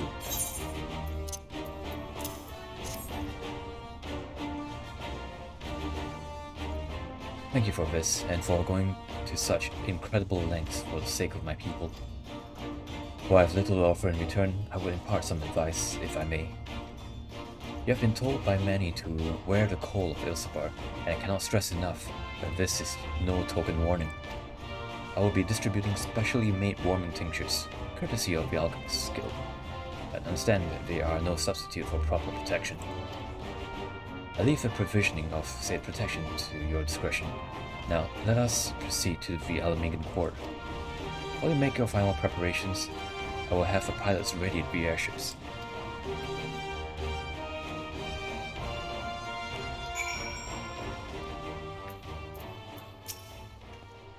It's something of a constant refrain that we require warmer clothing. My present garb may be lacking, your collar notwithstanding. Yes, it is a very impressive neckline you are showing. Same as Hero, aren't you?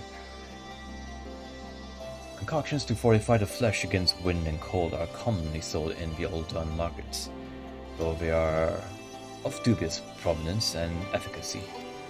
'Tis said, however, that in recent days, the Alchemist's Guild have produced a tincture capable of such a feat. Mayhap the achievements of their Fafnarian counterparts did spur them into action, that they not be put to shame. This coat is quite warm, but I have something rather thicker for occasions like these. There's no telling how long we'll be out in the open, and we can go starting fires willy-nilly if we want to avoid detection. If you've anything you still need to take care of, you'd better see to it now. Since my revival, I've been lax in expanding my limited wardrobe. Think we have time for a quick trip to back to Old Charlian, I recall a rather fetching coat. Preparations? I've got my armor and my lance. What more could I need?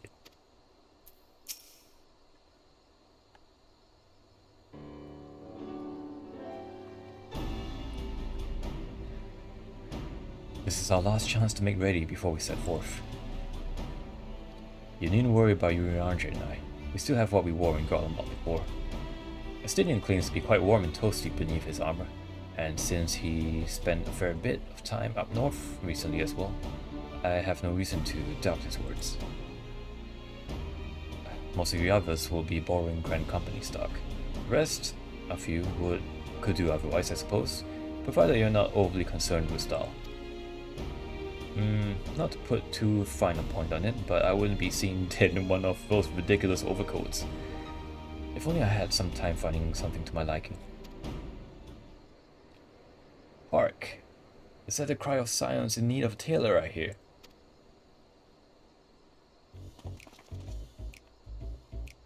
Oh, it's Taru! But how? I have my ways indeed. Oh yes, indeed. If I could sneak off to Ilsaba without telling me. Yo, I hear snapping. You do hear snapping indeed. It's part of background music. I'm not quite sure which theme this is from, but I am inclined to believe that it's probably one from Mordona. Ah, nothing escapes my notice. Oh, she got a new outfit. Now, you will wear these garments I've made for you whether you like it or not. You never cease to amaze. But why do you need a new outfit as well? Wait, are you coming with us? What? No, of course not, silly. It's all in the name of fashion. Rather, the pursuit of the highest quality fashion. Besides, how can I expect others to wear my creations if I've never worn them myself? Understandable. Ah, I did have one other thing to share. Igmus and Blomwida have finally returned from assignments in faraway lands. They'll be staying at the Rising Stones for a while to keep an eye on events throughout Eorzea. Since they'll be running things back at headquarters, I was wondering if I could lend a hand in Charlotte. Oh, why not? You can keep Kral company at the Baldessian Annex. Yes, we'd love to have you out there. We'd love to have you there. And I heard Igmus and Blomwida did a fine job carrying on in Alstead while we were lying comatose. With them in charge of the Rising Stones, we've nothing to worry about. My thoughts exactly. Also, while I'm confident you won't go collapsing again, because a certain someone who shall remain nameless isn't in a position to transport your souls to another world. If anything similarly disastrous were to happen, I'll be well positioned to do something about it. Anyway, I've got a few things to take care of, and then I'll make my way to Charlian. I really do hope these new clothes are enough to keep you warm in Garlemald. It's not much, but it's the only thing I can do for you, other than pray for your safe return. Which I will, every day. Let's not keep the contingent waiting any longer.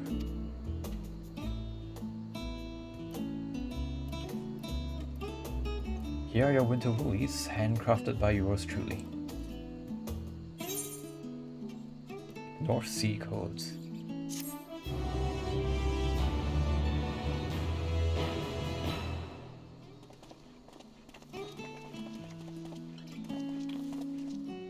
I like how a character model actually kneels down just to be at speaking height with Tataru. You love to see it. Actually, I do want to know what it looks like.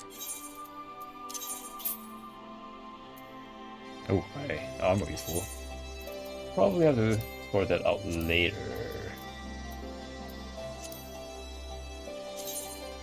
It's a big coat.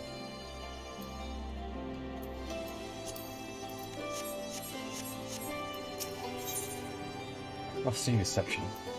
Starro is desperately trying to retain her composure as she prepares to see you off on another perilous journey. I'm told the airship pilot has been sent to meet you. Ah, there he is. Alright, this is where we go in our separate ways. Do be careful, won't you? I modeled your clothing on what Alphino and I wore when we journeyed from Lord Harshafan's falling snows to Ishgard first time. In those days, I barely knew one end of a silk needle from the other. And as you've always had very individual tastes, I let you pick your own outfit. I like to think my skills have improved since then, but do you know how that's... do you know what's more important than skill? Heart and soul. There's plenty to be found in each and every one of my works. Oh, that's much appreciated, Zaru. It's an honor to finally meet you. We of Garland Ironworks will be ferrying you and your contingent across the mountains and into Garlemald. For many of us, it will be something of a homecoming. Our illustrious founder was only our most notable Imperial defector. For that reason, the company is committed to the success of this expedition. Our resources are at your disposal, and if there's aught we might do to be of further assistance, please do not hesitate to ask. If you're ready to depart, I will ready the engines. Upon boarding the airship, several cutscenes will play in sequence.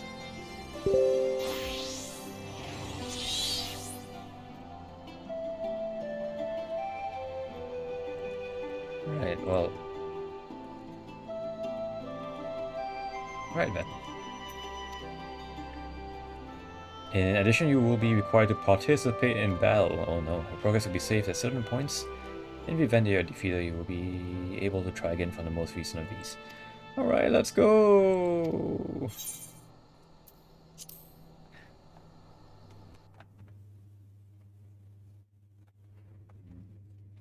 Exciting.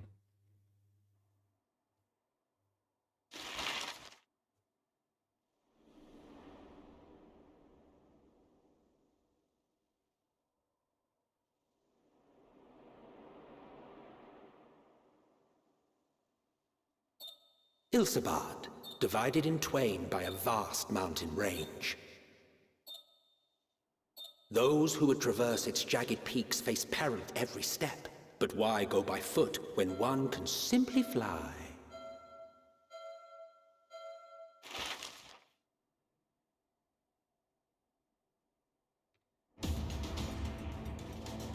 I always feel that this map effect is oddly low quality. It really is. Like, I've seen some bad textures. Of the Imperial capital, in the frozen wastes of the Magna Glacius.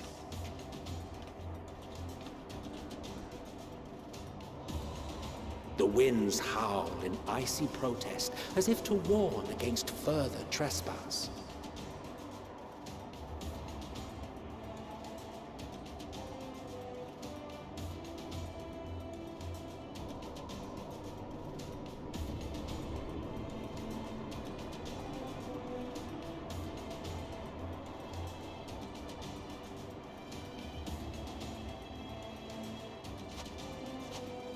We've received word from Thancred's reconnaissance party. Like, for some reason they decided the map is where they saved the budget. I think they've actually used like the same like JPEG map from like 1.0 probably. Would they kill them to at least up the quality a bit? I just realized that Iman Lane is freezing. It's an Ishgardian. Well, to be fair, he is kind of a kept prince, so I doubt he's seen much harsh weather from the comfort of House Fort Toms. But yeah, poor Manolane. They've sighted a detachment of heavily armed Imperials.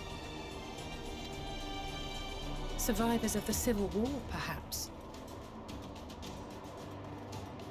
Perhaps, but there is more to it than that. Maxima reports that they're led by Vergilia, legatus of the 3rd Legion, which comprises the bulk of their number. Oh, that is a big glaive. Holy shit. However, they are also joined by several members of the First. It's a gun glaive. From what I recall, the 3rd Legion fought for Nerva in the War of Succession following Varus' death. The First, on the other hand, were under the direct command of the Emperor and rejected Nerva's claim to the throne. These legions were enemies. A boomstick, if you will. Indeed. In fact, our sources claim that it was a conflict between them that sparked the Civil War. Yet now, these former foes cooperate to defend a ruined Garlemald from invasion. Then it is all but certain they have been tempered. So, what's the plan? If me and my crew is out reaving, we charge straight in, no messing about. But that ain't what we're here for. Quite right. Soldiers or no, they are people of Garlemald, the very ones we have come to aid. Direct confrontation is unavoidable. Nevertheless, we must make every effort to limit casualties on both sides. Rather than kill them, I would remove them from the field. I just have to say, Lucia's like armor being tinted white in the snow is fantastic. How so? Savage beatings, disarmament, and imprisonment?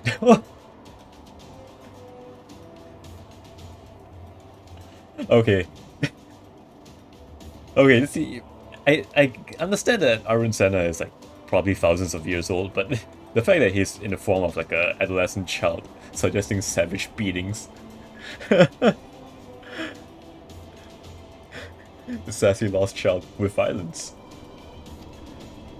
Not impossible, but easier said than done in the heat of battle.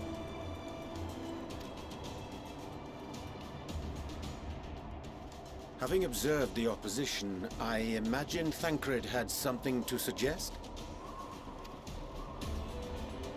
He did.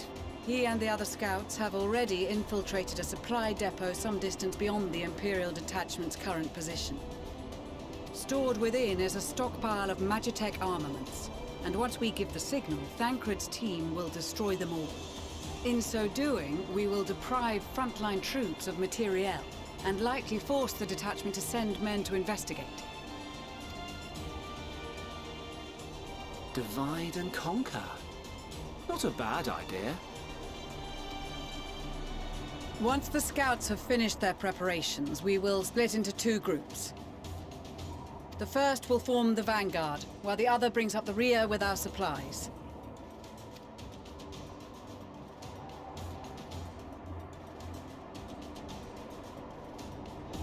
As for the Scions, I ask that you lend your assistance where you deem it needed most. I would prefer, however, that you accompany the rearguard and be prepared to join the van at a moment's notice. Kept in reserve as our trump card, so to speak.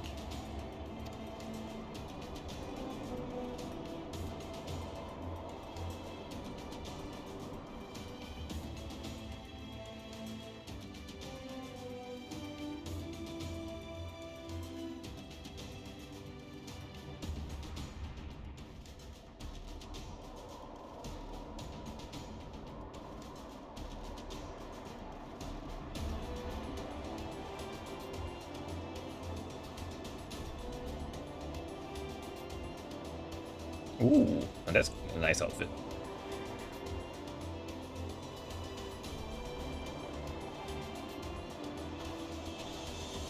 Your proposal was well received. More specifically, they asked that we destroy the Imperial's toys in as spectacular a fashion as possible. Ishtola always did have a flair for the dramatic. She's not an easy woman to please, but I shall do my best to satisfy her thirst for fireworks. All right, once more for my peace of mind. Our first objective will be to rig the enemy's Magitech with explosives. After we've withdrawn to a safe distance, we'll detonate them remotely. Our second will be to issue a deactivation command to the automated units via the control terminal. If our calculations are correct, This signal should reach those deployed on the front line, giving our friends a much-needed upper hand. I love the group that energy he exudes. Yeah, I think the time spent in the first practically babysitting Rean has done wonders in his parenting skills. The blizzard will help us stay hidden, so let's aim to get in and out before it passes. Trust in the plan, and we should all live to see tomorrow.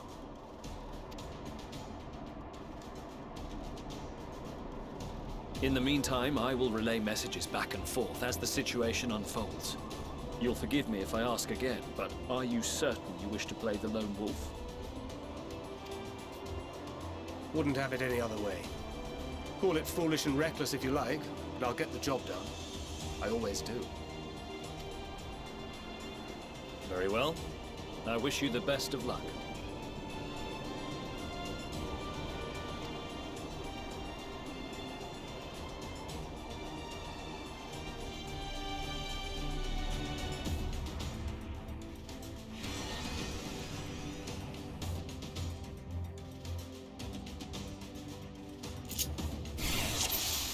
I've completely forgotten how to play Gunbreaker. Alright, no. So I suppose no, that's me. Assuming there's nothing else I wish to confirm, we may commence the mission as soon as you are ready.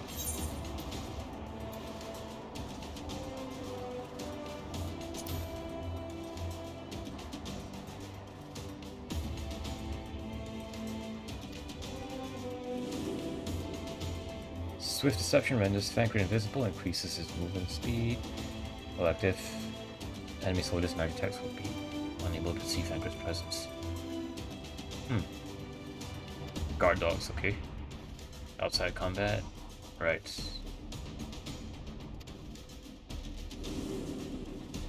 Thancred's silent takedown will render the soldier unconscious. Okay.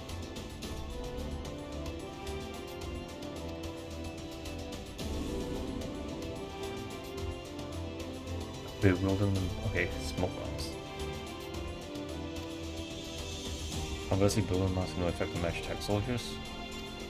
Okay.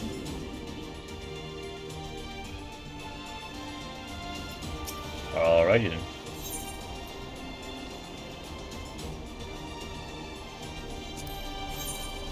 Keep your wits about you.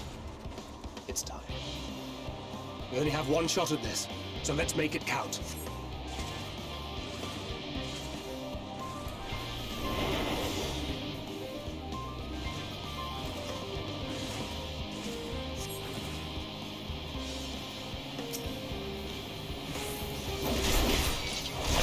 That wasn't silently done.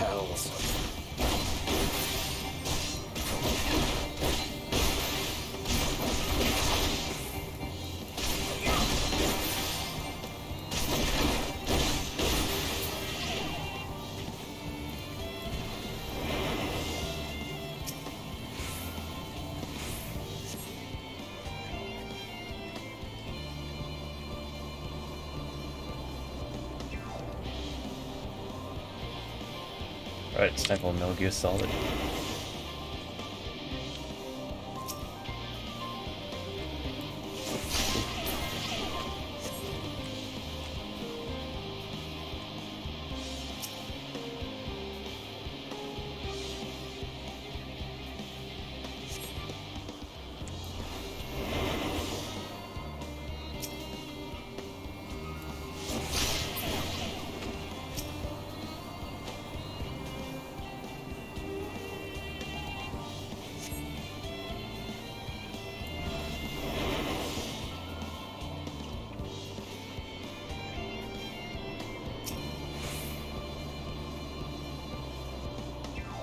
I do not like how fast those things move.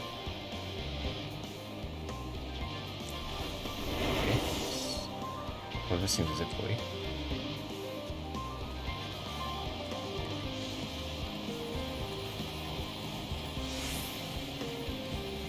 Nope.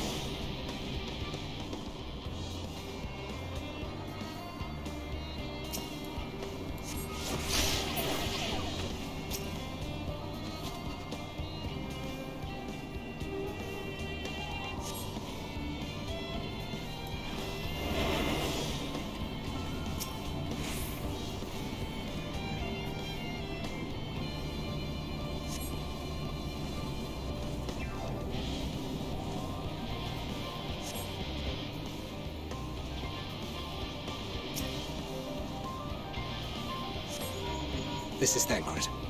The explosives are in place. He's in it. He's in thing. Very good. All is proceeding as planned. Head to the control terminal. It should be to the northwest. Understood. Have the others wait at the rendezvous point.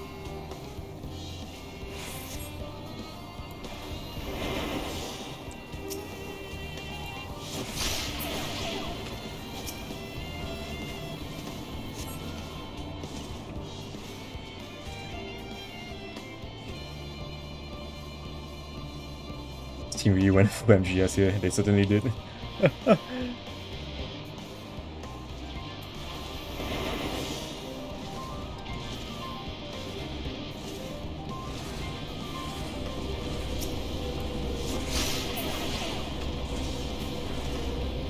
Uh-oh. Damn, spotted.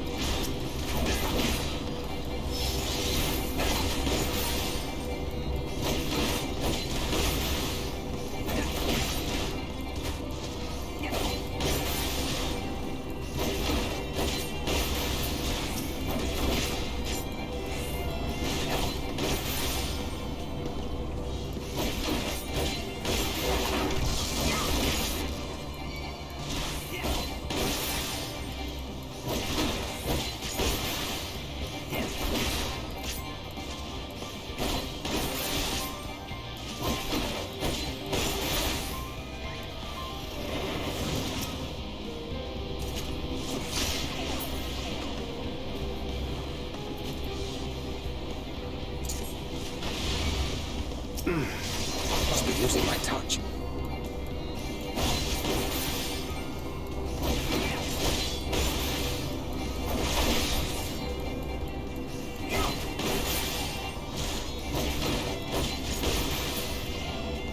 Okay.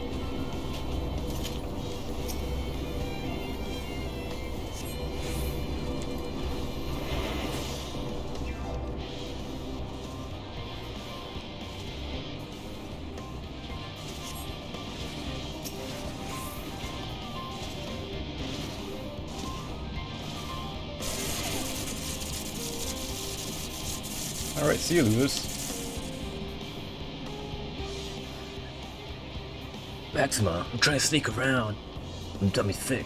That clap my ass cheeks keeps alerting the Imperials.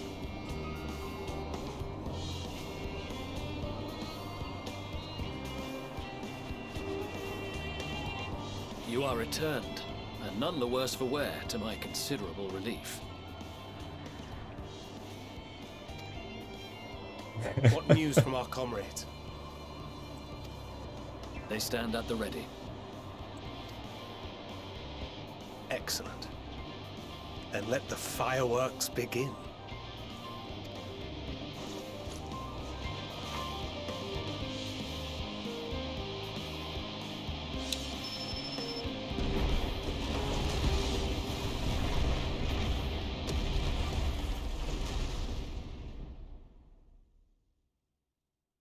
A few minutes later, at the rear of the Ilzabar contingent supply caravan.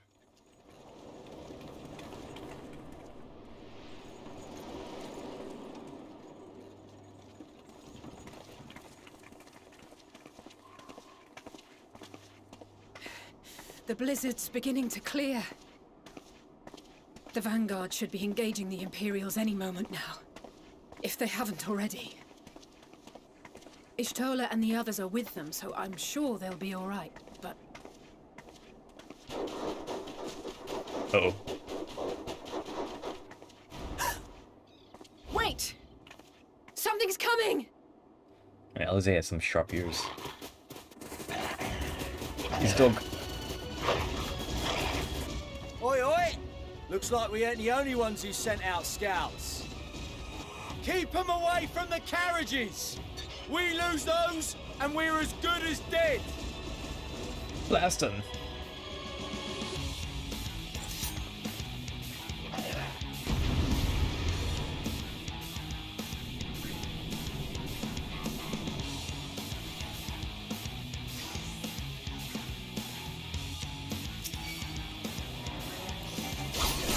Fighters! Protect the others!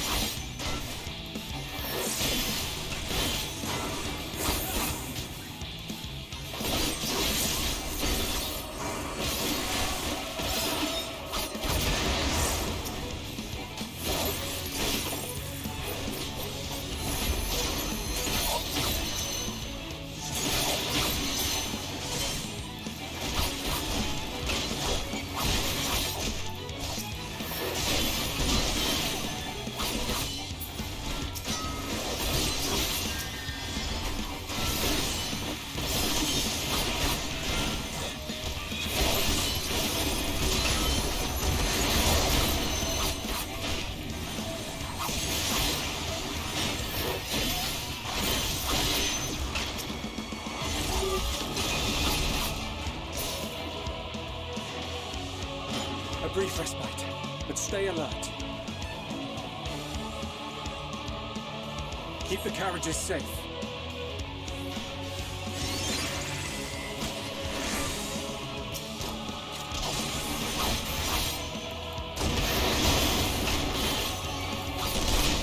What impeccable timing! Fear not, friends! The savior of Ishgard is here!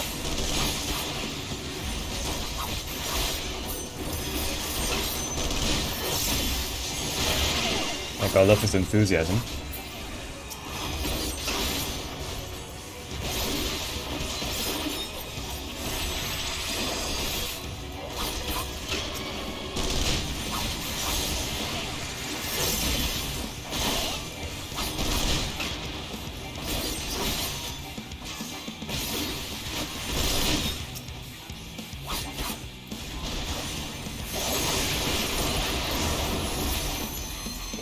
I'll use that.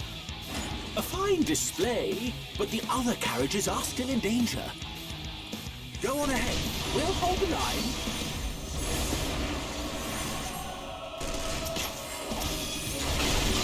We're the only ones who can stop it! Oh, we put our backs into it!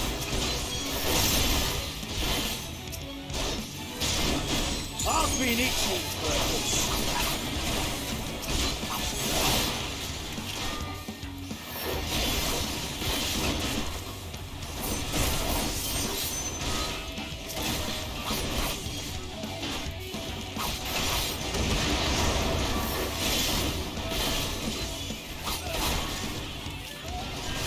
What is he doing here? His best.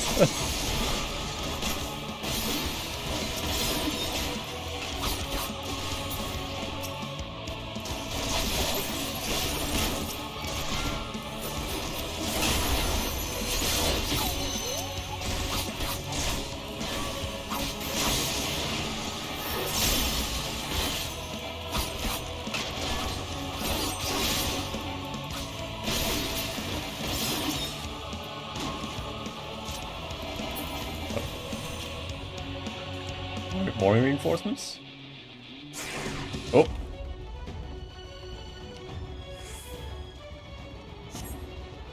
I thought I wanted to do that.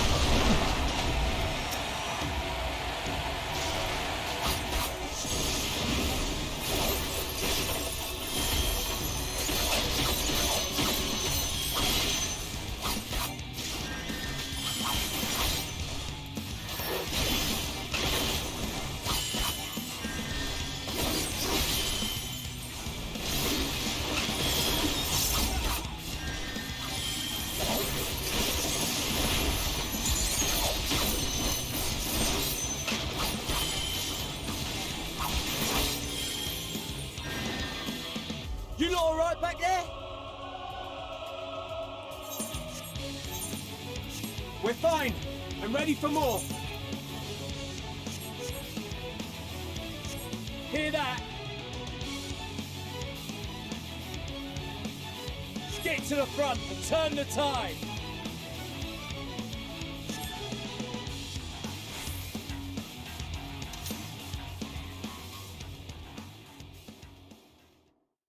That sequence is really cool.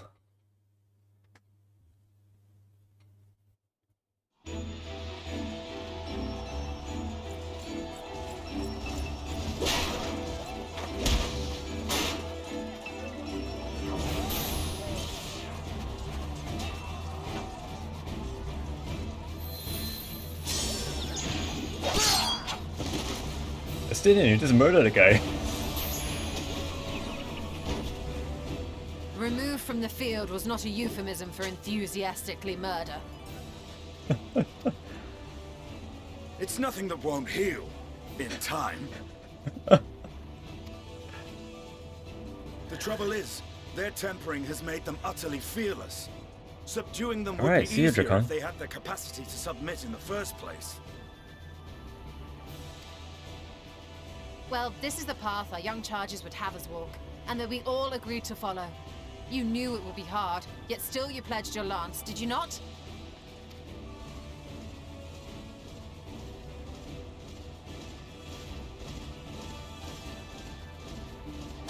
That I did.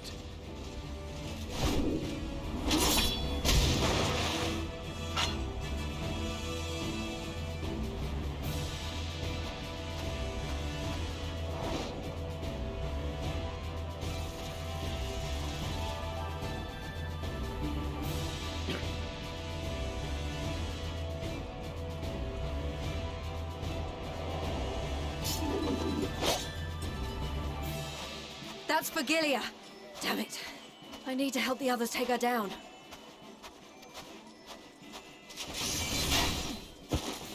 There's no end to them!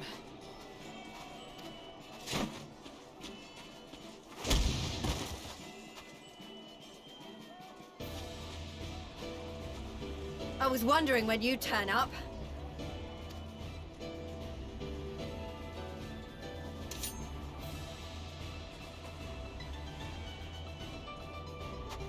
There's no stopping us now. Come on, let's show them what we're made of. Let's go.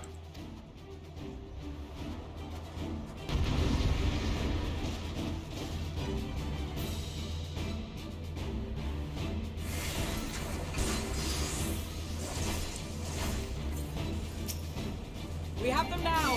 Forward!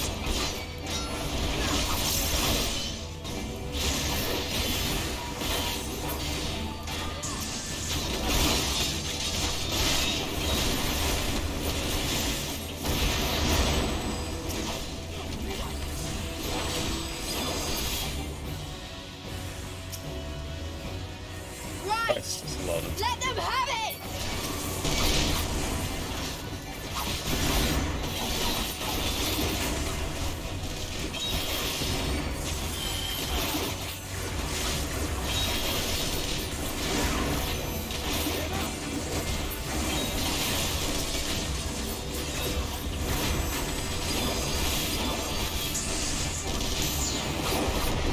As a raging bull! Oh damn, Kippen.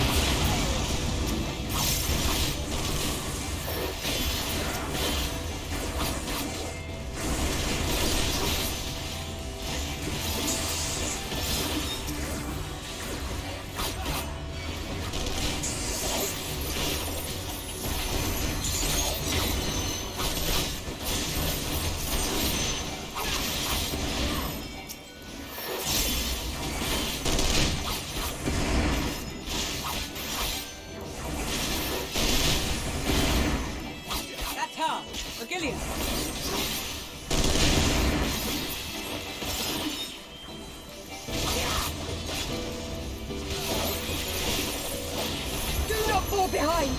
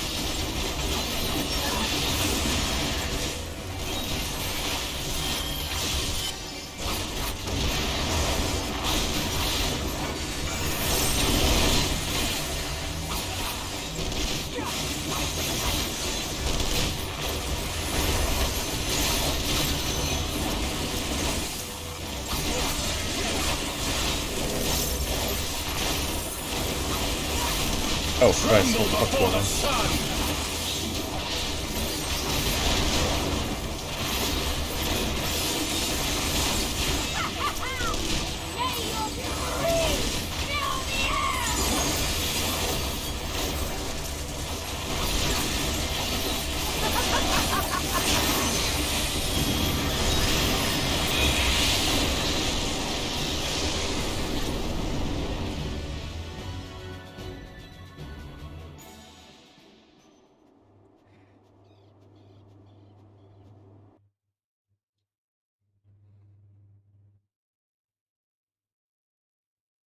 That was intense.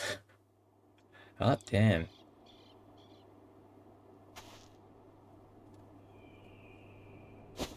A worthy adversary.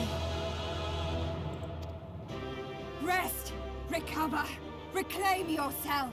Then we will fight again, to the death. Sadu Hatun.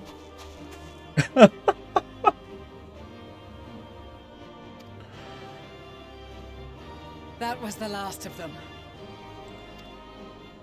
The day is ours, thanks to your timely arrival. What of the supply caravan? Safe. Outmaneuvered, but not outmatched. Good. Let us take the Imperials into custody and rejoin our comrades. And soon we shall arrive at the capital.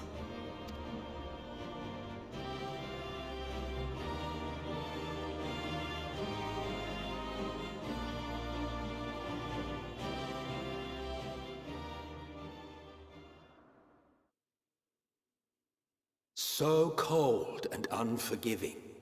Thus spoke Emperor Solus as he gazed upon his barren domain.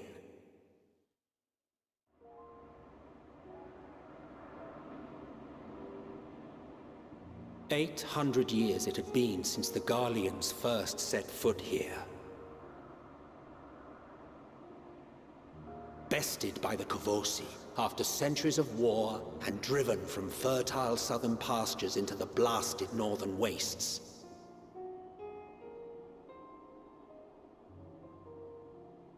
In that garden of desolation, they clung to one another for warmth, freezing, hungry, desperate, hated.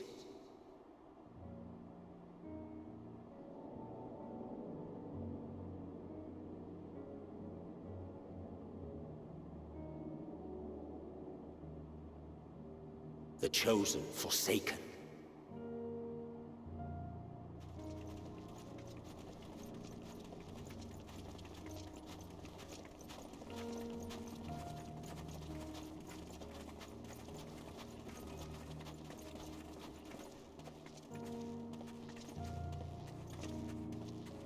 In the year 1513 of the 6th Astral Era, a young legatus named Solus single-handedly sparked the Magitech Revolution.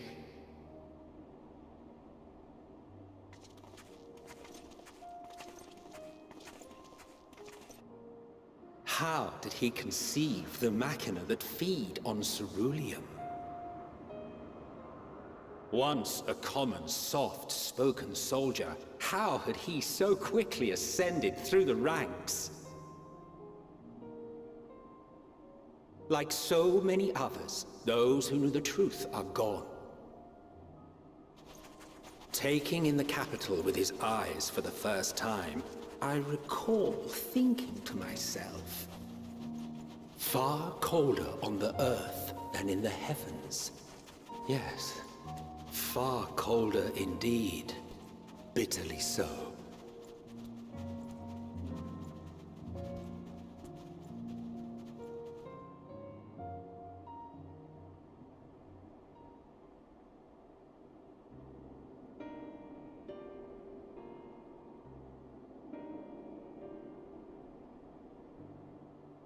Not so much as a whisper.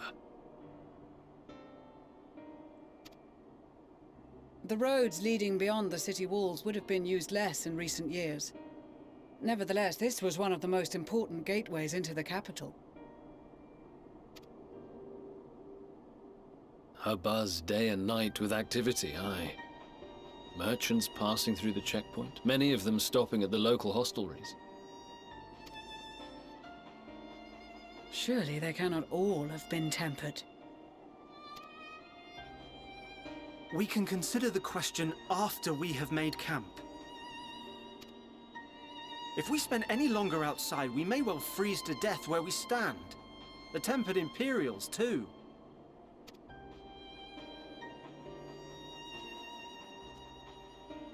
This will be our temporary base of operations. Secure shelter for ourselves and the injured, and dispatch scouts to survey the surrounding area.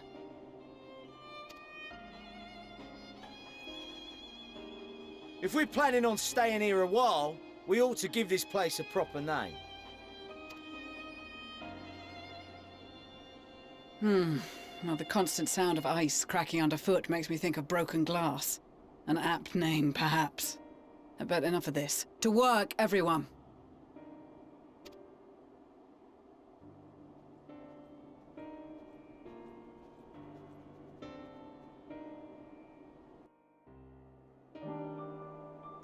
And broken glass.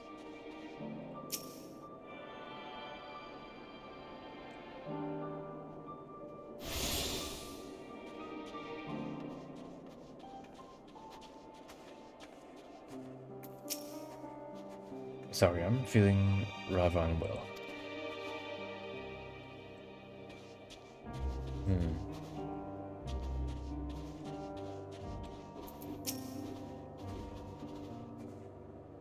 It must remain as mobile as we are able in such temperatures as these. I fear that if we stand still for too long, the ice and snow may freeze our very bones.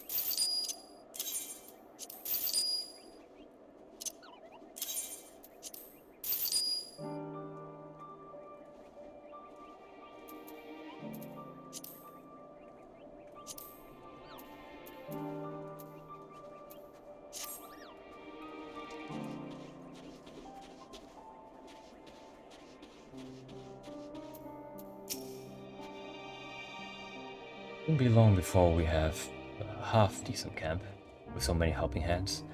I was concerned the snow might hinder our progress, but our Ishgardian friends are used to working in conditions like this. In spite of the obstacles we faced, our plans proceed apace. Just a little farther and we will reach the capital itself. Still, we mustn't get ahead of ourselves. As soon as the camp has been made fit for purpose, we are to discuss a course of action with Lucia.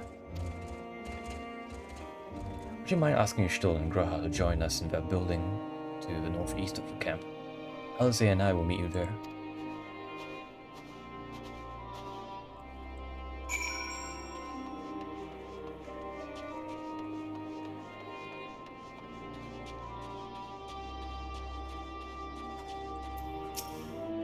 A meeting? Yes, I'll make my way over once my head is cleared. In truth, I've been feeling out of sorts since we arrived. The air is thick with a palpable aura of malevolence. 'Tis a monstrous power on the horizon. Oh, there's a monstrous tower on the horizon. Jagged, hideous, unholy. Even at this distance, its presence is overwhelming. Much like the sensation I felt in the Tower of Zod, only far more terrifying. Ether flows unceasingly towards it, converging into a swirling mass of unfathomable power. For a blessing, a constant chill in the air is helping to anchor my senses in the here and now. Tell the others I shall be with you in a few moments.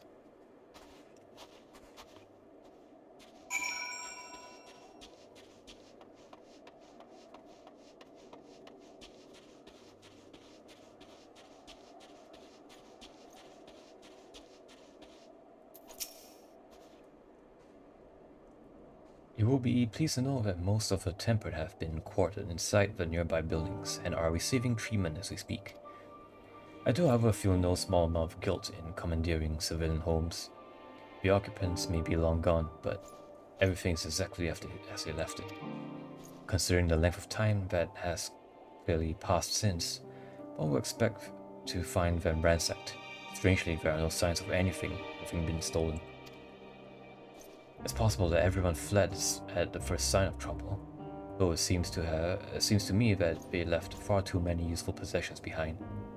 Although there is no conclusive evidence, I strongly suspect they were tempered. Sorry, I was merely thinking aloud. Mention a meeting. I will make my way there.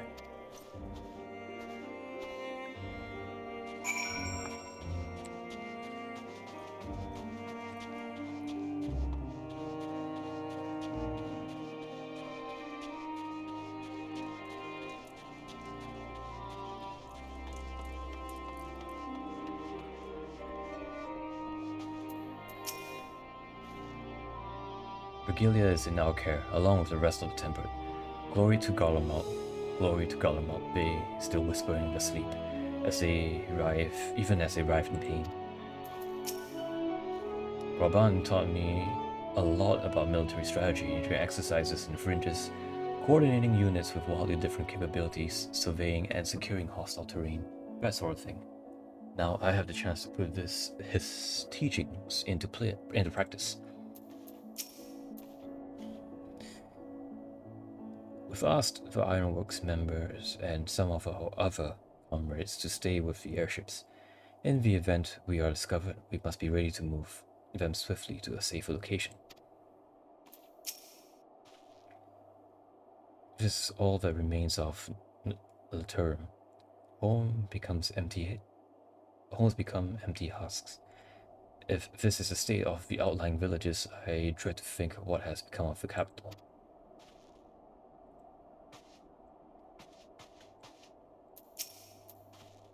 The Tempest soldiers are sleeping soundly while they undergo treatment. There are too many to attend at once, but I and the other heroes will see to all eventually.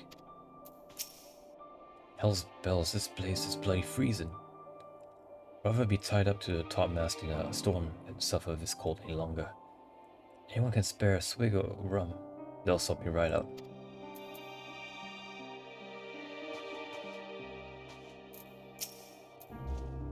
Thank you for informing the others of our meeting. When everyone's here, we will begin.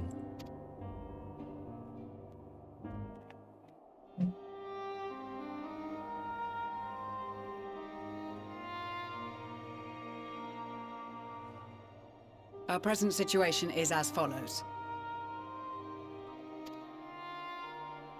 Efforts to aid the people of Garlemald have begun in earnest.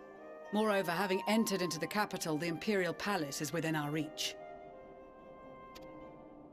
But before we proceed further, we must learn what has befallen this city, for therein lies the key to understanding and combating the Telophoroid's designs.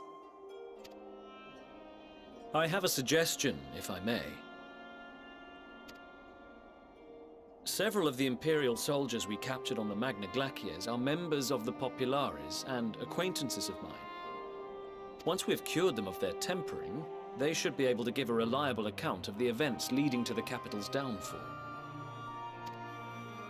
A promising idea. I will assist the healers in their ministrations. Of course, I will require a proxy of my own, assuming you can spare one. Would you like a hand? No, I am sure we will manage. Better that you take my place in the field. The noxious ether of this place disagrees with me, and as I shall need to draw on my own for the treatment, 'twill be prudent for me to remain within the camp. This talk of curing the tempered is all well and good, but I reckon the cold is a more pressing concern. All the houses round here are fitted with ceruleum heaters that can keep us warm and toasty. Problem is, the machines seem to have given up the ghost, and if we keep sitting around, freezing our asses off, we'll be next. My smiths reckon that with the right parts, they can have them working again, but it won't be easy. Understood.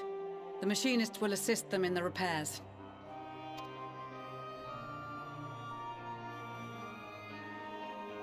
The rest of us should either stand watch or survey the area.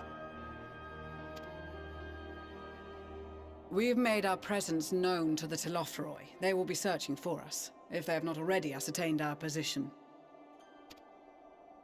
That we have seen no sign of them since the battle suggests they have yet to do so. However, I suspect they may be biding their time. Or perhaps we are beneath their notice.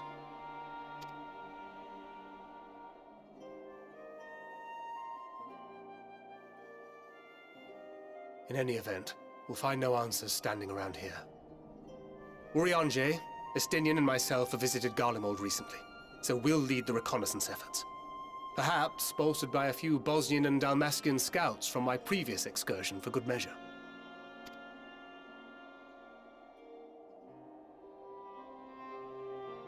Don't forget about us Alamegans. We have experienced scouts of our own.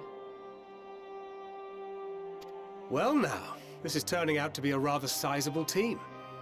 With such numbers, we should be able to cover a wide area with relative ease, including that surrounding the Imperial Palace. How about you, Graha? I have a feeling we'll find a use or two for that vanishing spell of yours.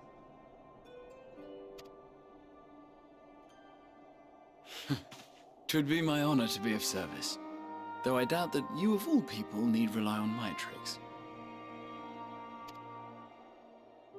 That leaves us with guard duty. As a matter of fact, I have something else in mind for the two of you and Alphino. Between here and the center of the capital lies the Eblan Rime. I would have you search the area for survivors. Your keen sense of direction, honed in your extensive travels, should prove useful in navigating the ice fields.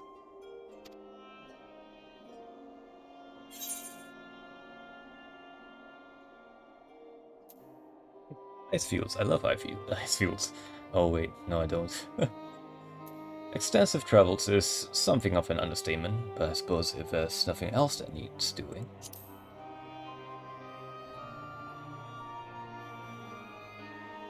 This too is a vital task, and I appreciate your willingness to see it done. Rest assured that a serving of hot soup will be waiting for you. Oh boy, hot soup.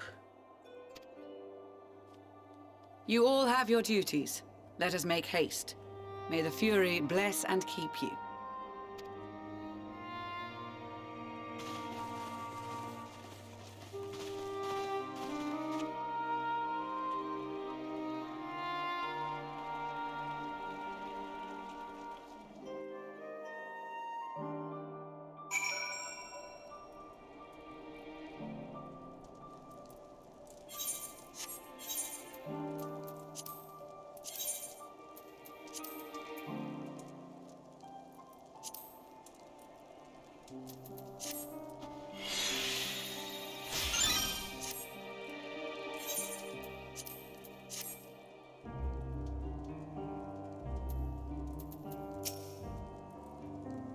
There's this odd perception that Ishgardans have lived their whole lives in snow, but it really wasn't that bad before the calamity. And afterwards, well, I was rarely more than a few paces from a raging fire. This dreadful place, on the other hand, is nothing but cold, cold, cold. And it's my understanding that Ilsabar has always been this way. Gods, can you imagine? I've never thought myself much of an explorer, though I suppose my adventures have taken me to all sorts of strange and distant places. With that in mind, traversing an ice field should be a simple feat. Gotta be good. If it's this cold, with the Taurus clothing, I dread to think how we'd fare without it. I must remember to thank her when we next meet. It makes me realize, too, that while the people of Garlemald have spent their whole lives in conditions like these, even they'd be hard-pressed to survive away from the warmth of their homes. If there are any survivors, we must find them, and quickly.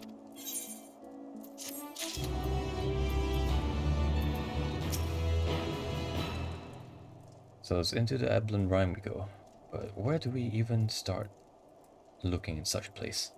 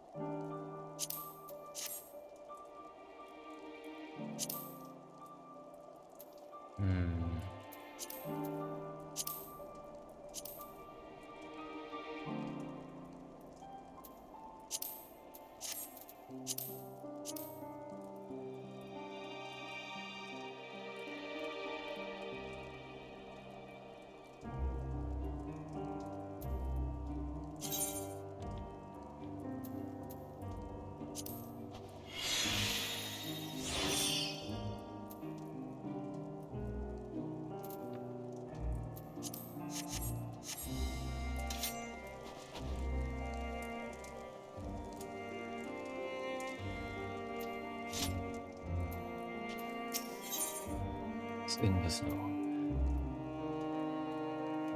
And Madeleine is, as usual, milling about aimlessly.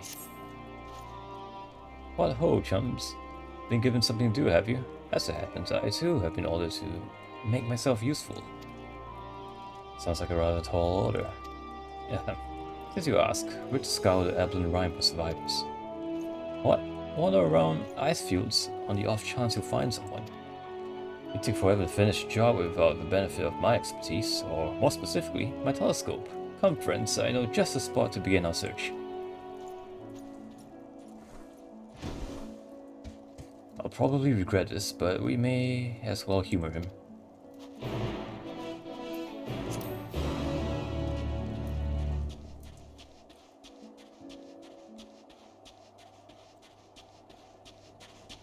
I suppose it's this tower here. Or not.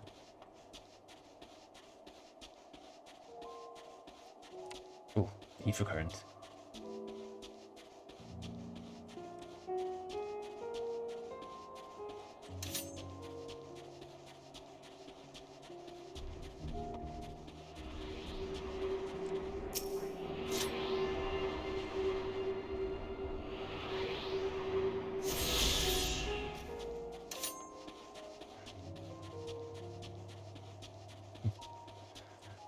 Even Cerulean has sprites.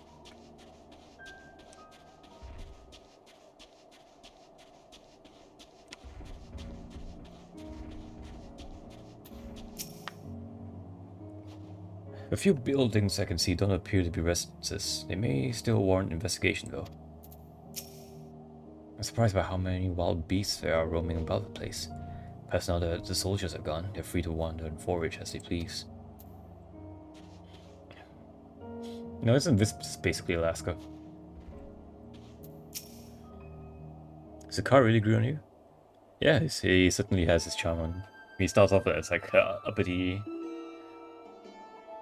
asshole, but his there's a charm to his bluntness. I spy with my little telescope a massive sheep thing, or maybe it's a cow. Not what we're after either way. Is that an ether current? Ah, no, just a wind sprite. Oh, okay, so apparently ether currents are something that everyone can see and not just adventurers.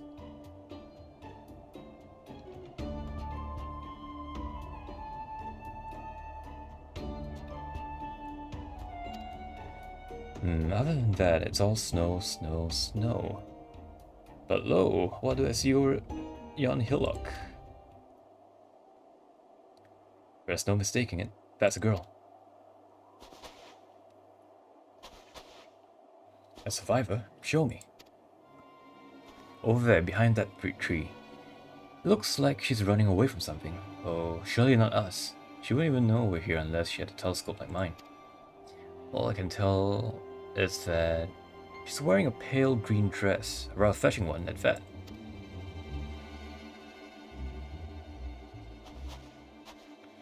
She'll be long gone by the time we get anywhere near, but we should be able to follow her footprints.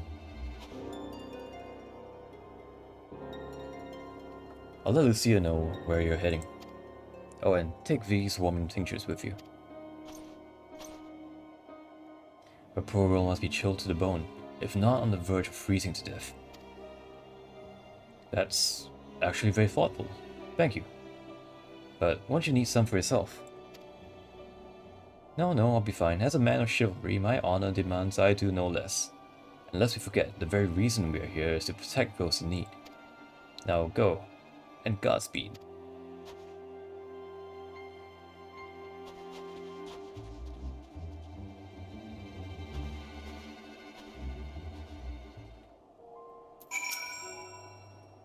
Why are you still here? If you dally any longer, you'll miss your chance to play the hero. Okay.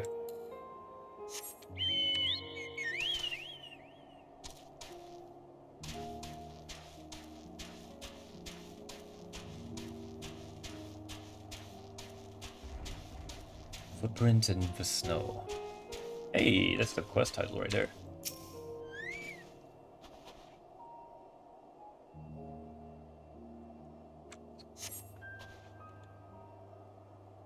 Strong fresh footprints lead east.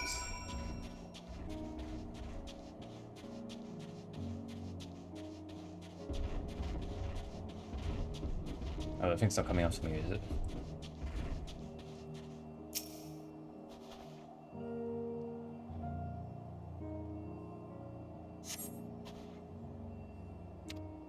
Leads towards the building.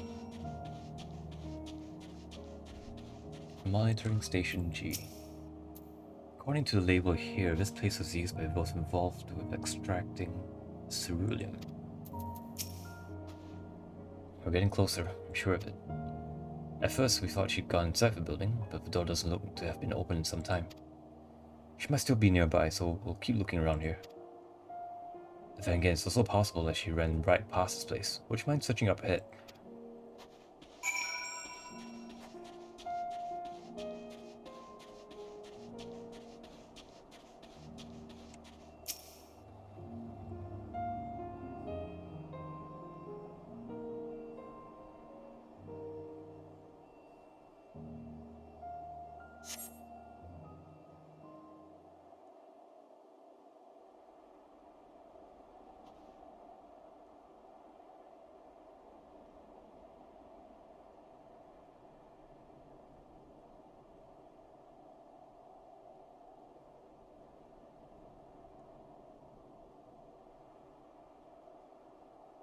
One green dress anxiously surveys her surroundings. Were you to call out to her from this distance, it might attract wild beasts to your location. It would be safer to get closer first, but must do so without drawing her attention. Oh no, more stealth missions.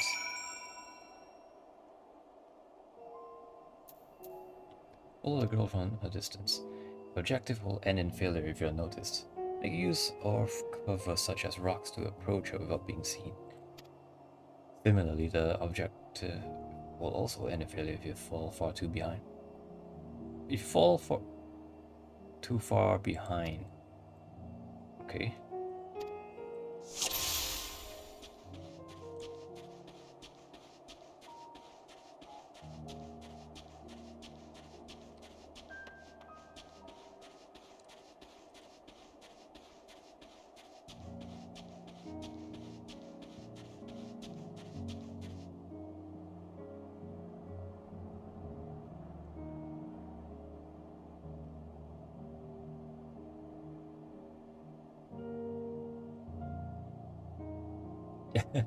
Surely she can't see me behind this rock.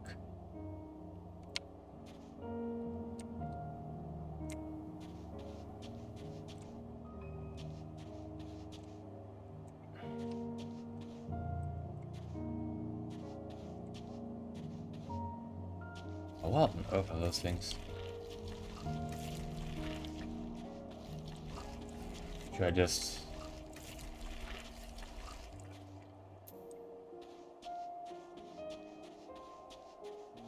Hello?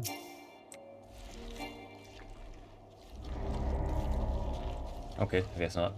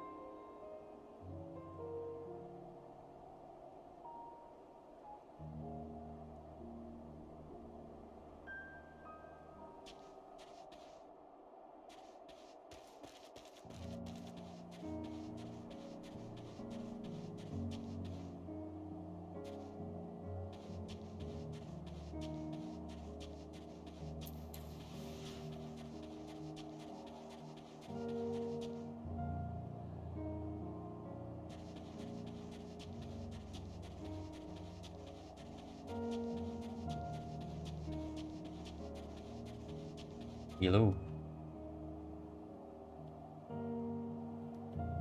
Still in one piece. Casually approached the child.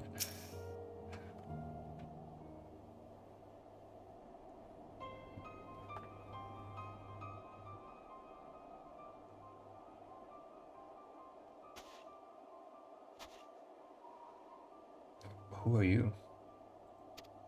Stay back, this house is packed with explosives. Take another step and I'll blow this place sky high. Please, we just want to talk.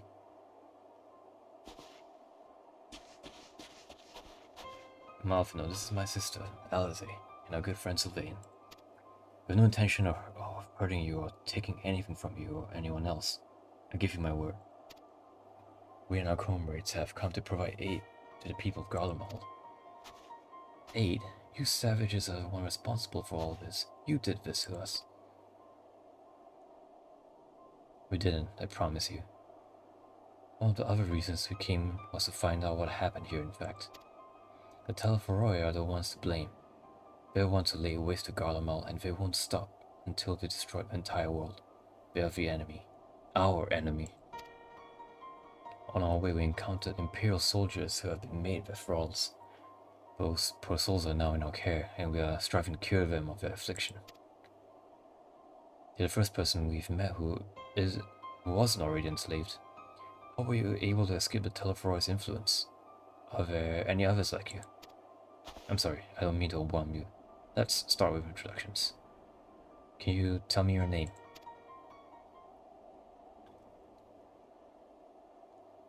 My name is Lucinia. As for how I've managed to stay sane, I've been asking myself the same question ever since that night, and the roar, that terrible roar, and then the screams. I was screaming too, I think. I'm not sure. I can't remember. And then came the silence. Everything was still. It was like waking up from a nightmare. I thought that maybe the fighting had stopped, so I stepped aside.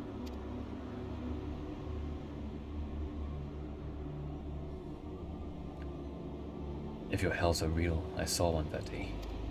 I ran past friends. People I'd known all my life, eyes vacant, dead, staring at the sky. Others were mad and violent. I saw them struggle with soldiers, but didn't stay to watch. I fled as far as my legs would take me.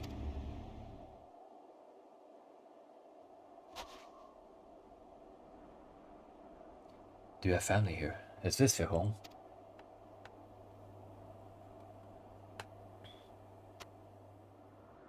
No, this is Victor's spoils. A mansion for retired soldiers. Or it was, but now me and a few others are borrowing it. As for the explosives, I was making that up. I just wanted to keep everyone else safe, and I didn't know if you were. The truth is, our supplies are running low. You said you're here to help, can you? Of course, whatever assistance we can provide, we will. Thank you. I'd better tell the others first, though. Wait here.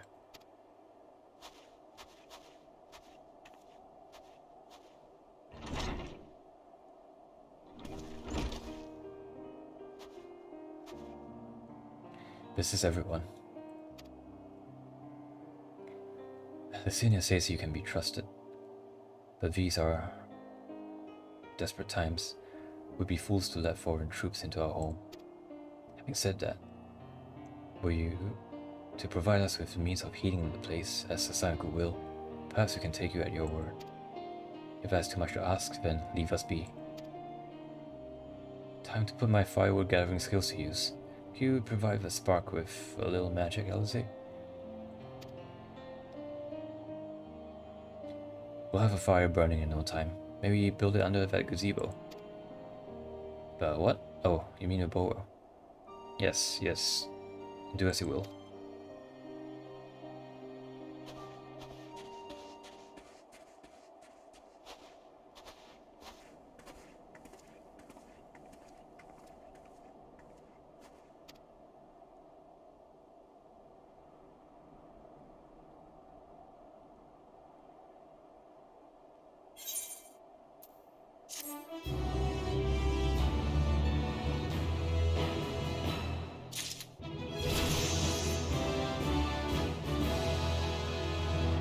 Nice.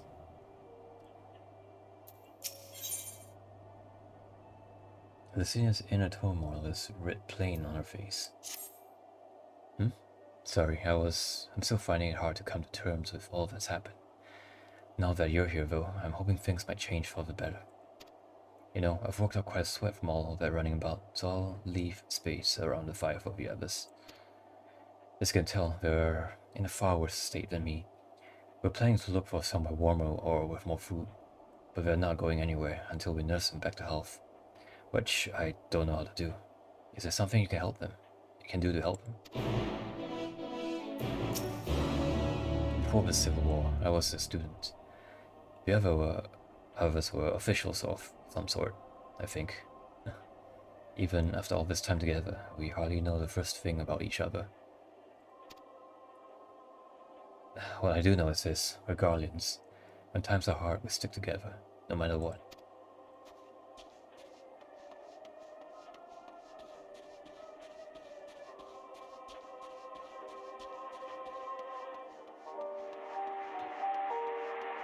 Huh. Radio's playing.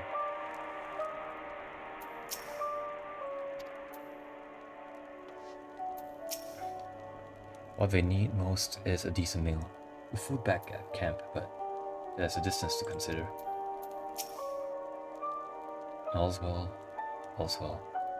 With food in my belly and a song in my heart. I can feel my fingers again.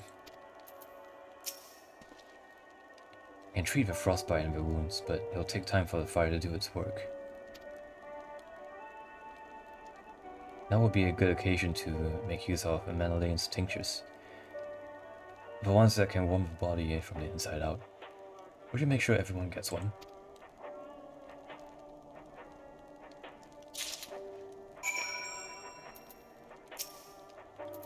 Numbness is beginning to subside, though I suspect once the fire dies, it will return with a vengeance. Being gifts from the notoriously unreliable Menelane, it's highly doubtful that this concoction will have the intended effect. If only there were willing and, more importantly, unwitting volunteers on whom to test it.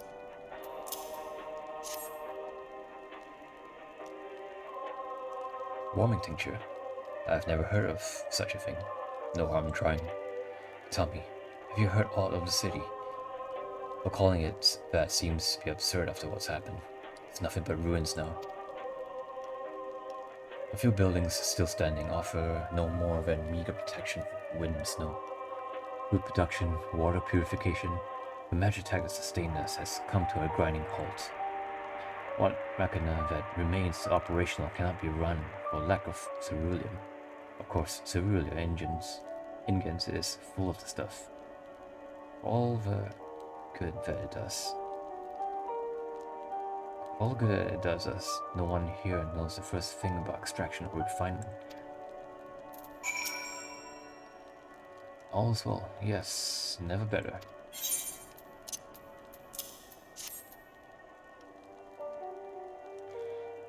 Oh, what sweet libation is this?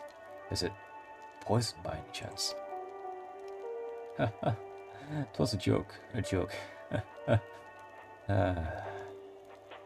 If I laugh, 'tis that I may not weep. So said the poet, and alas, my tears would freeze my cheek ere they fell. We are the blessed damned, to bear witness to the fall of the great empire, while our brethren lie dead or live on as puppets of flesh. First came the war, then came the roar. When morning came, Garlemald was no more. In a cacophony of gunfire, explosions and screams, was our beloved capital razed to the ground. From the rubble rose the disheveled remnants, their lavishly finery caked in ash as they shuffled mindlessly towards the palace, each bearing a fragment of stone or metal, an offering perhaps to the architect of our destruction. A hopeful few tried to reason with the deranged, only to be beaten for their kindness. But I knew better than to plead with the horde. I fled with my health, if not my conscience, preserved. Now I wait with my fellows, cowards, for our final judgment. What do you want?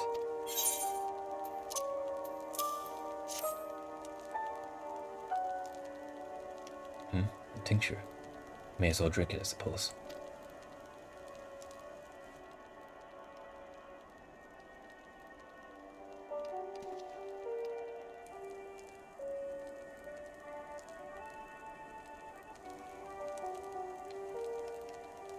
This? It's a radio. You don't have him where you come from, I take it. You use him to listen to messages sent by others, even over great distances. There are different types, but this model is by far the most popular. Made with quality components, crafted with the finest ore. Sourced from Locus Ammonius, that is. Not all that useful since the capital fell into ruin. The people at the broadcasting station must have either fled or ended up like all the others. Because we've been hearing the same... Because all we've been hearing is the same music, being played over and over again. Home beyond the horizon, an ode to the brave men and women sent to reclaim our ancestral homeland of Locus Ammonius. I may have founded an empire in these frozen wastes, but we always hope to take back what was once ours. This is a solemn reminder that though we must suffer great hardship, better days will surely come.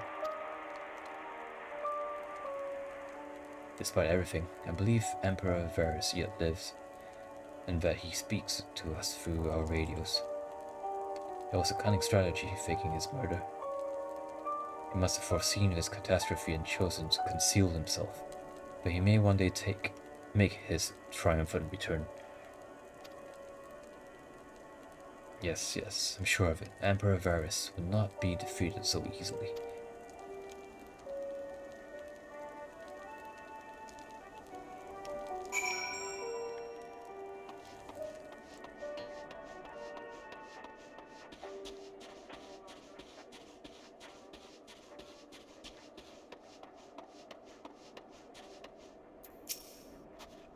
What's that?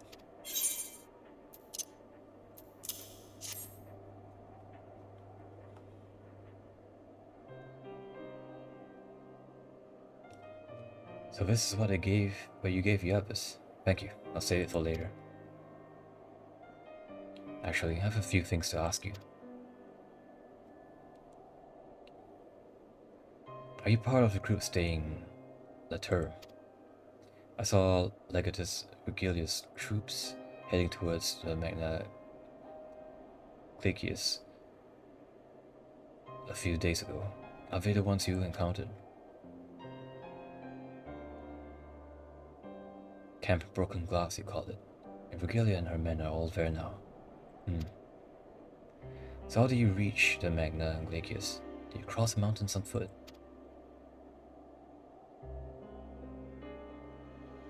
Airships. Then there might be a way to. Lasinia, where is everyone?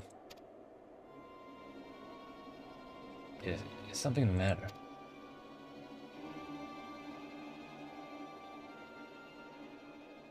A voice from inside say, you must be imagining things. Everyone's out of here. Perhaps a baby honesty has found its way into the house. It wouldn't be the first time. For the soldiers to scare them off, while animals have been roaming closer to the settlements. Some have been known to attack people too. I've just had an idea. If you and yours are strong enough to defeat a Legatus, there's surely a few beasts should pose a threat. If you might continue helping us, perhaps you could head to the other side of the lake. There's a small group of tappers living there. People whose job was to extract ceruleum. They still do, from what we can tell. I've already tried asking if they would share the field with us, but they're not willing to give it away. They want food in exchange. Lots of food. But that's something we don't have and can't get on our own. On top of that, to even reach the den, we'd have to make our way past all those creatures. Would you be willing to go in our place? We only need enough ceruleum to last until the others are strong enough to travel to your camp. If the offer still stands, that is. Oh.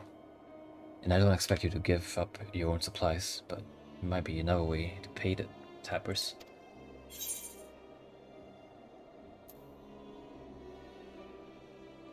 you'd best watch out for baby honesties while we're away.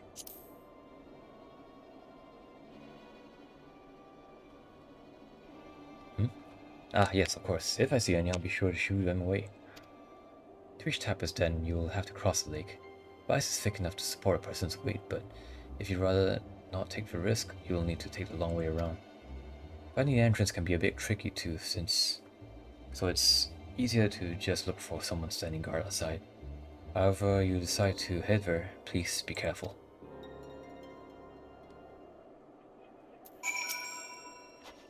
I'm not sure what else the Tappers might need besides provisions, but I dare say that capable fighters like yourself can offer them other forms of compensation.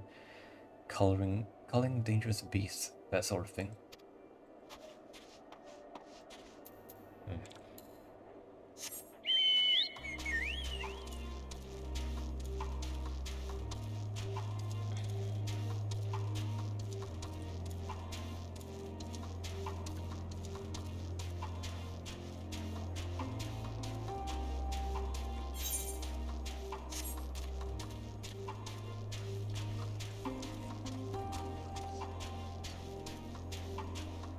Cerulean engines.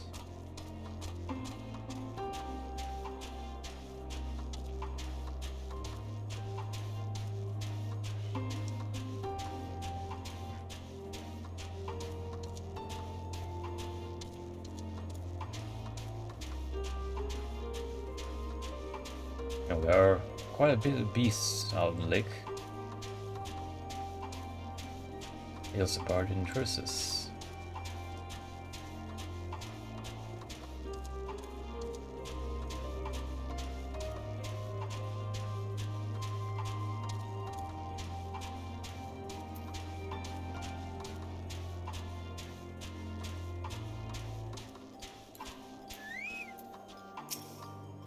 Who goes there? How did you find us?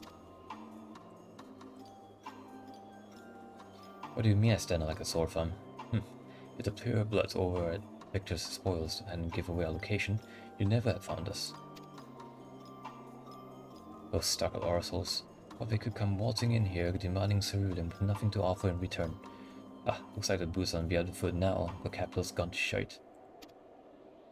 So we resorted to sending you to negotiate. I know your game, sellsword. If you think you will give in to intimidation, you've got another thing coming. Ah. Okay, if you want to fight.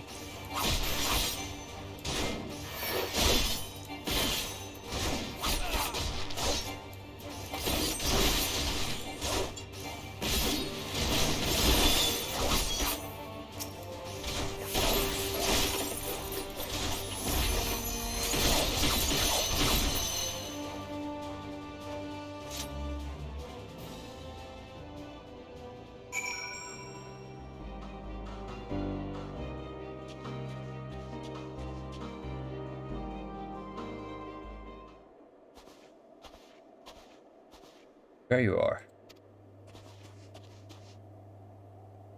Just after you left, the senior asked me to go and catch up with you, in case you need a hand.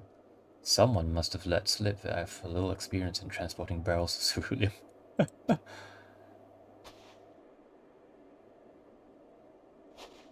So, this is Tapper's Den. Ovid, after you.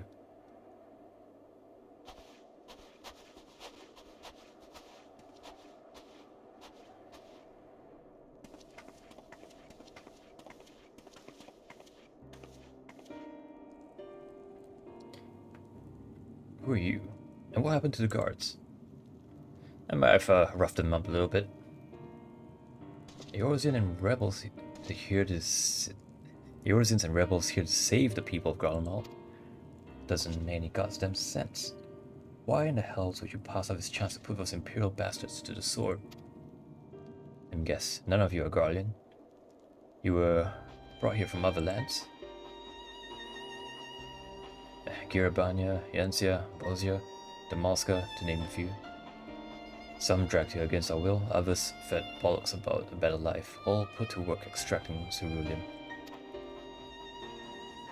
All given the esteemed title of An, placing us firmly on the bottom rung of the ladder. But the old hierarchy means nothing in the new Garlemald, says we. But the only thing that's escaped more or less unscathed is cerulean engines, still sustaining us even with our paymasters out of the picture.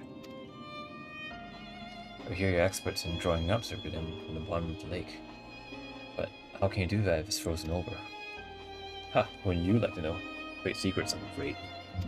At any rate, it's not as if cerulean is used for much these days. While with a city in ruins, we take enough to power heaters and save the surplus for later.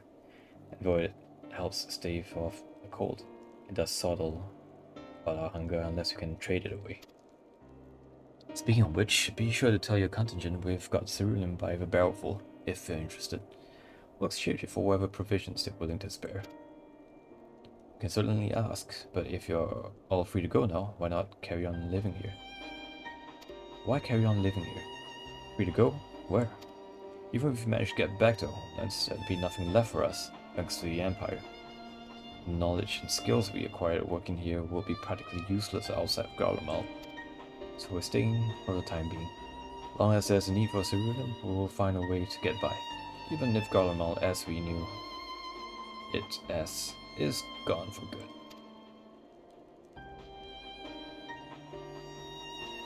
Gone for good.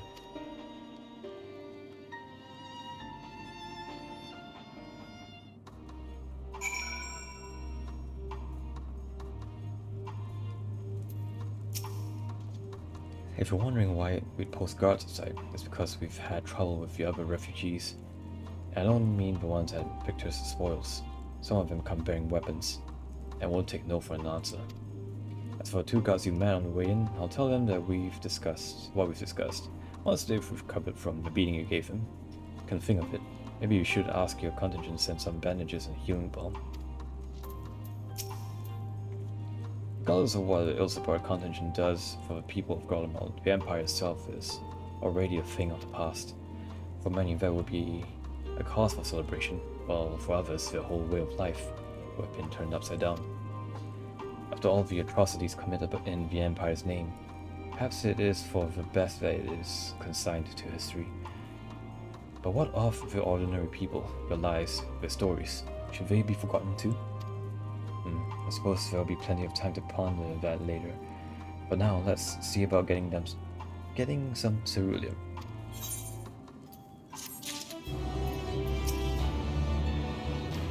A fire with blood victors and spoils won't last forever, and it's too dangerous for Alicina and your others to search for more kindling. If we could get them some cerulean, that'll be one less thing for them to worry about, for a time at least.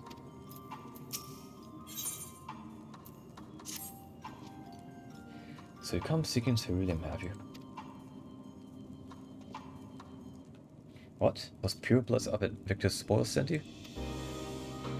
To turn to their enemies for help. They must be more desperate than I had thought. Then again, Lucina's got a little sister to think about. Sister, but we only saw Lucina and 3 men. It's possible she died from whatever was ailing her. If she needed treatment, I doubt there'd be any way to get it around here.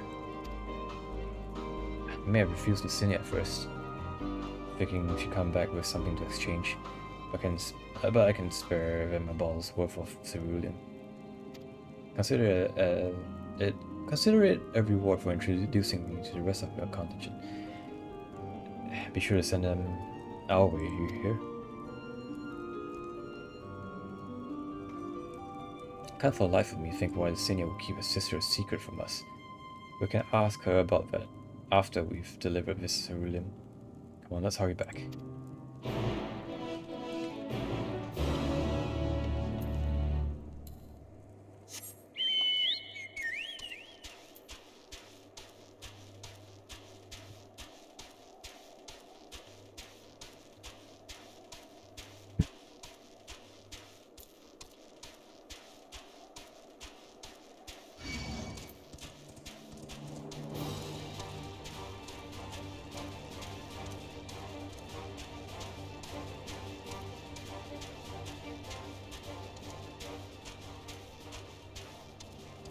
Or maybe play for another hour or so. It's getting fairly late.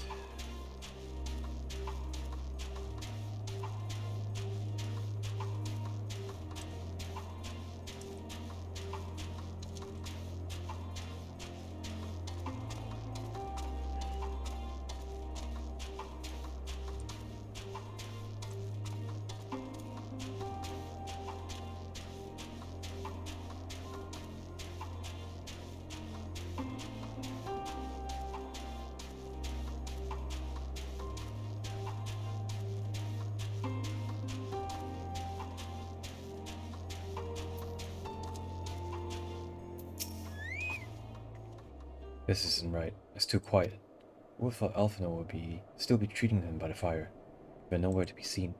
I look inside the house while you search outside. They can't have gone far.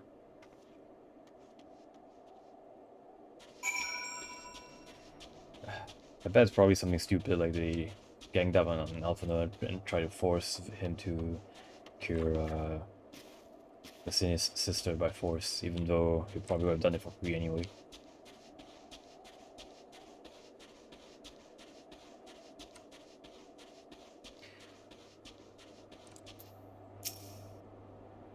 Yep, I thought as much.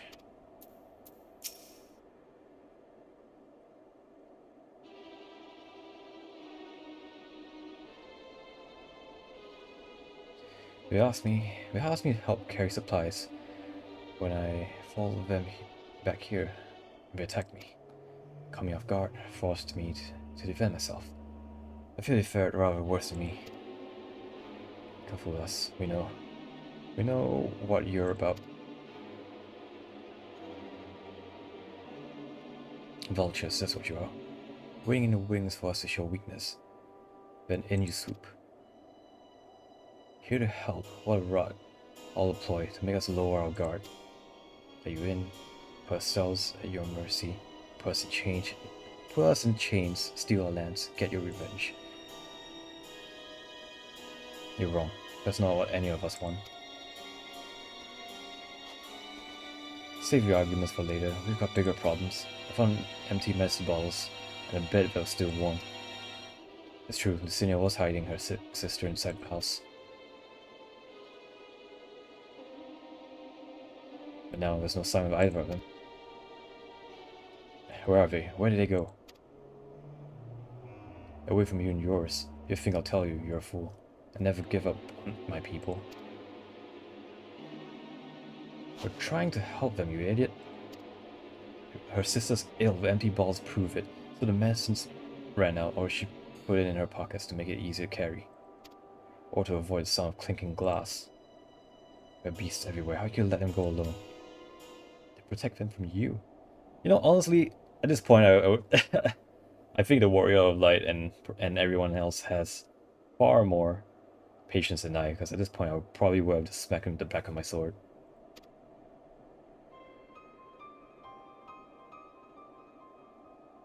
You invade our homeland, tainted the same sorcery used to slay our countrymen. Our guardians should sooner have died than suffer the insult. Better for them to flee, keep their purity intact, than be corrupted by your vile magics. We are waiting for a chance to free them, since the moment you arrived.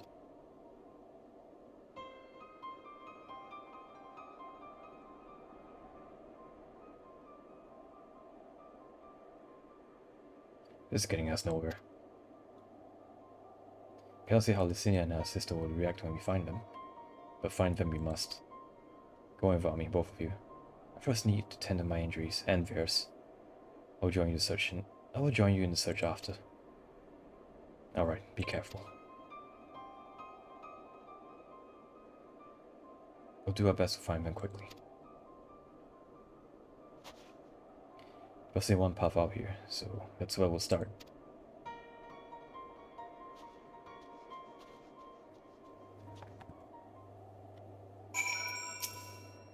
Rob us of our lands, rob us of pride. No, I'll not allow it. Better to die free than live in servitude and shame. The girls say the same. You know what I say to you?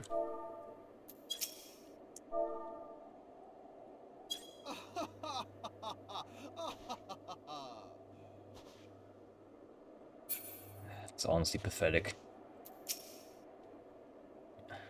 I'll follow as soon as I can. After I've given them some basic treatment, I'll take the men inside the house and use a light sleeping enchantment to help them rest, and ensure that they don't cause any more trouble. I'm sorry, but this is something I must do. Alright.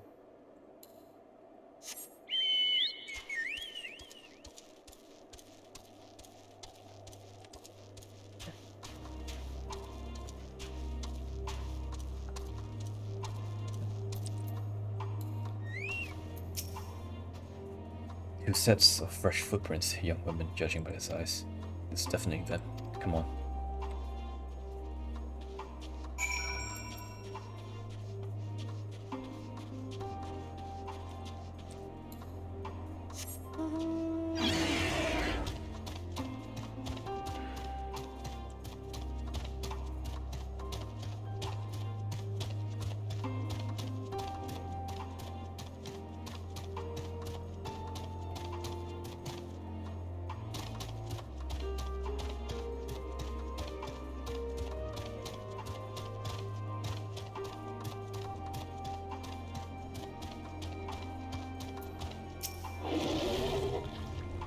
Girl stops at a frozen lake. Perhaps they chose this route so as to not leave footprints.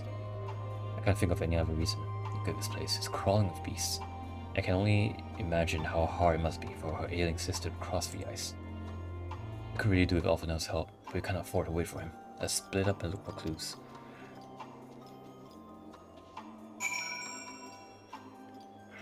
Where do I even begin?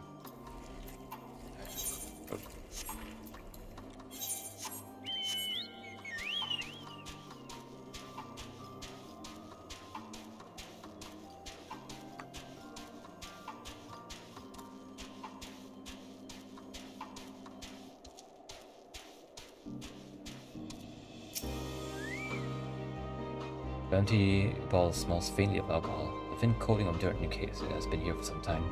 It's unlikely to have any connection to Licinia or her sister.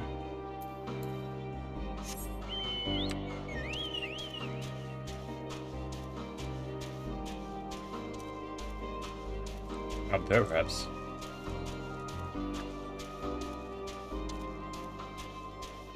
Cerulean Zoplins.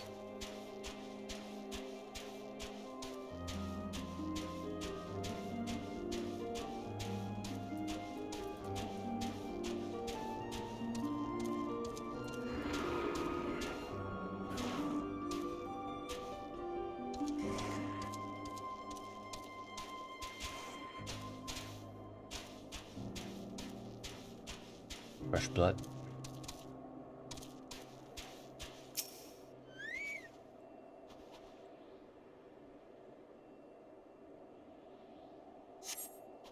The blood staining the snow appears to be fresh, judging by the amount the victim may be severely wounded.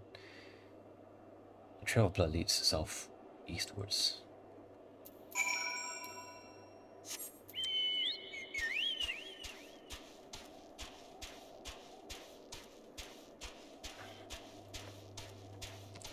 Oh, you fool.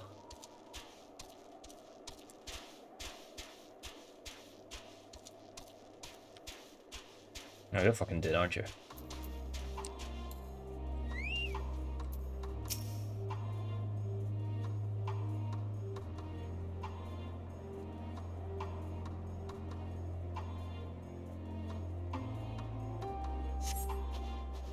The two bodies are already cold.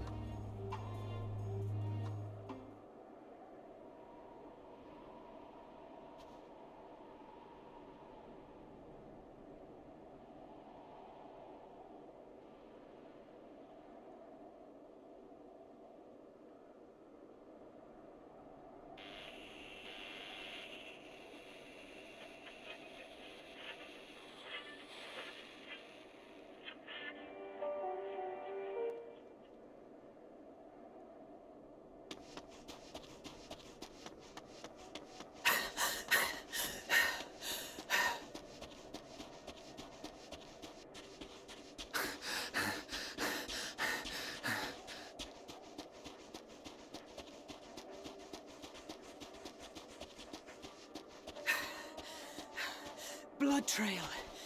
We found one. They were attacked.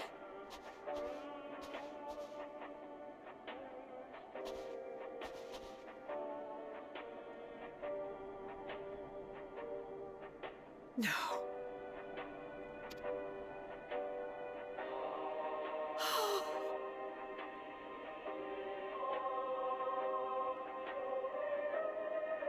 Why? Why wouldn't they?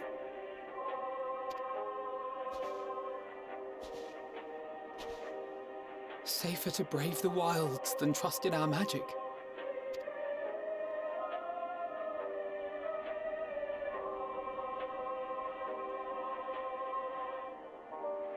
We should have... I should have...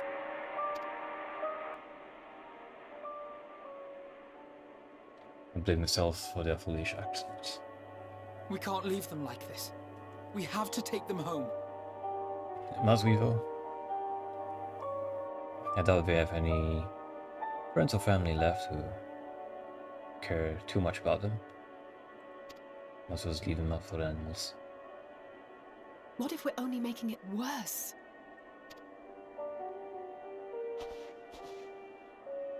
Maybe we don't belong here, but neither do they. Not out here in the wind and the cold.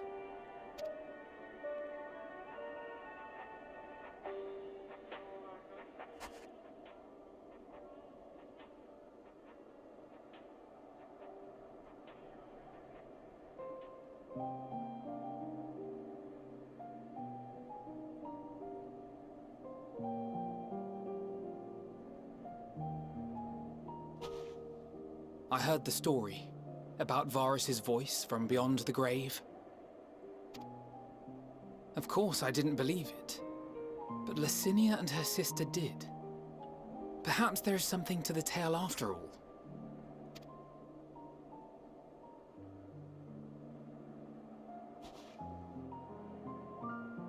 I want to understand, so I'm going to borrow this for a while, if that's all right. You had every reason not to trust us. We came as trespassers, invaders. But I pray that in time, we will be more than that to you. That we will find a way to help your loved ones. And see that no more children are left to freeze alone in the snow.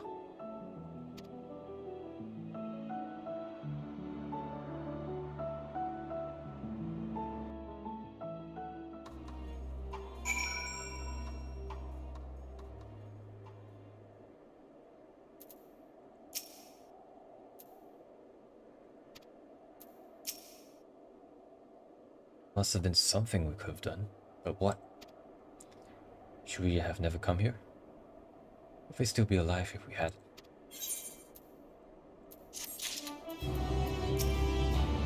If only we had a chance to talk things over, but it's too late now. Too late by far.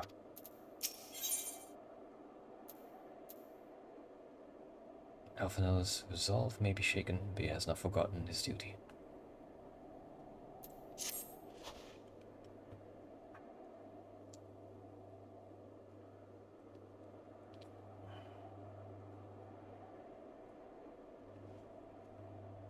We've already caused enough harm here. Let's return to camp before we cause any more. As for those inside the house, we should send someone to take care of them. Someone who isn't us. All we can do for now is make our report to Lucia and do everything in our power to prevent further tragedy.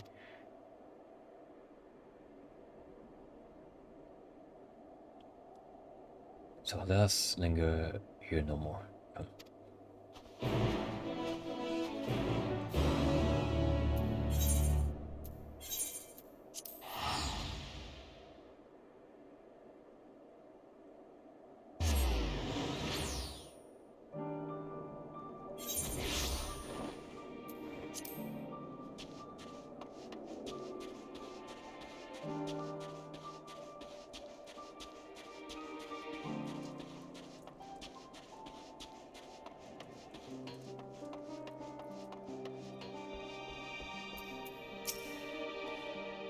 Mustn't forget to send some of our allies to Tabra's den.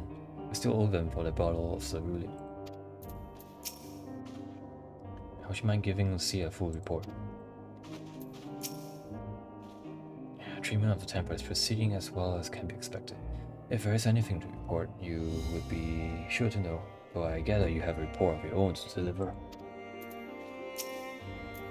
If there's something the matter, the twins look out of sorts and you two seem a bit off.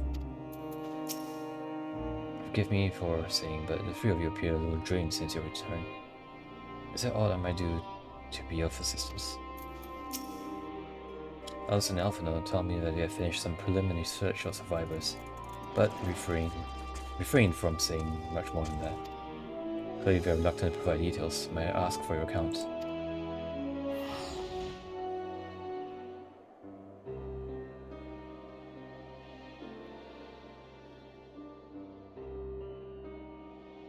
Thank you for your report. We shall inform the troops of these developments, and instruct them to proceed with the utmost caution should they encounter any survivors. Allow me to go and speak with the ones at the victor's spoils. They may be more willing to listen to a fellow Garlean and accept our offer of assistance. I pray you are right. And though I am loath to burden you any further, should there be an appropriate occasion to speak of Licinia and her sister, please do so.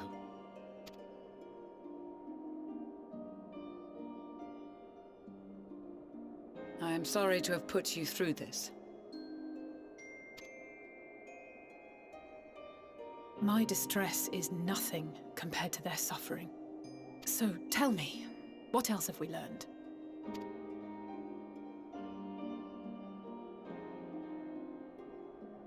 As you may have already heard, we have succeeded in curing the members of the Populares, Maxima identified. They have provided us with some intriguing insights into the current state of Garlemald.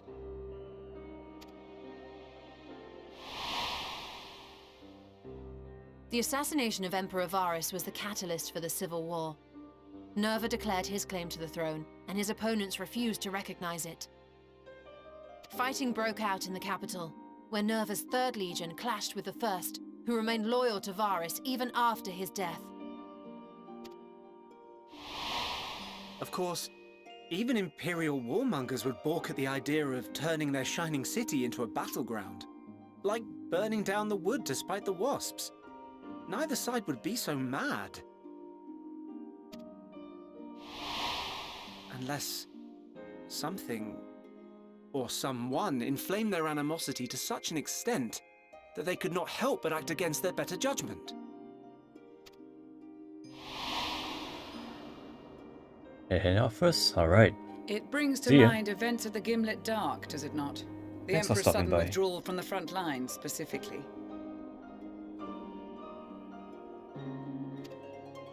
Nerva and his father, Titus, Varus's then political rival, took advantage of rumors that Crown Prince Zenos had been possessed by a demon. Elidibus, what better way to disparage your enemies than with the truth, or a close enough approximation? Indeed. But before their accusations could be substantiated, many of Titus's followers were silenced. While some were merely stripped of their status, others died under curious circumstances. One after another, suddenly and suspiciously. Again, Elidibus. Like as not, he had a hand in it. No evidence was found to implicate Varus, certainly. Nevertheless, Titus, Nerva, and the 3rd Legion would have judged it a brazen attempt by the Emperor to rid himself of his political enemies. And then, in the midst of this growing turmoil, Varus Sosgalvus is murdered.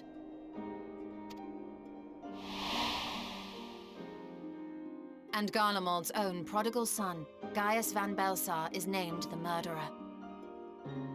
Shortly thereafter, Nerva claims the right of succession, and in response, the 1st Legion claims the assassination was part of a coup d'etat orchestrated by Titus and Nerva.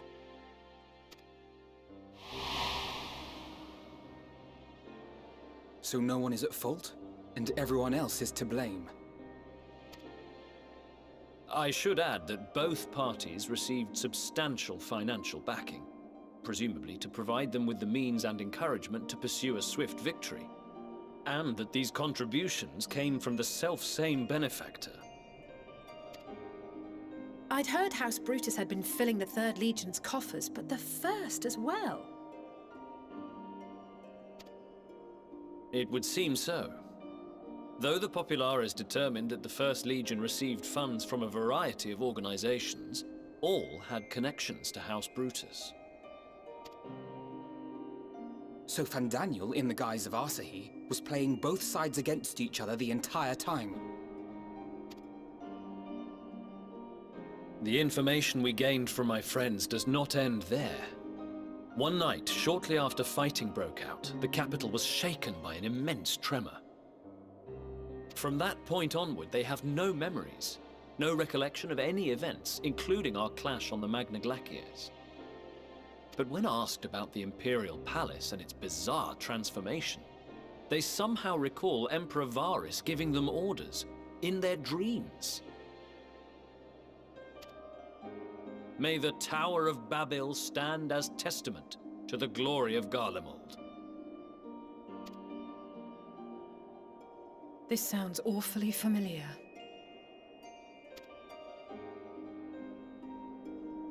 We have something to show you all.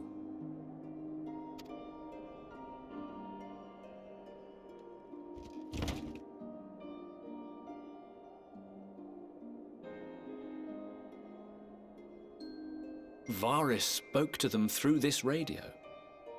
Perhaps it was a recording, but if not, that would be inexplicable.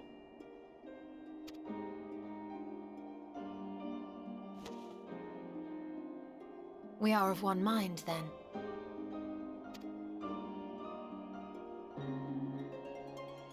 The ether that permeates the ore used in this device is almost identical to that of the talismans.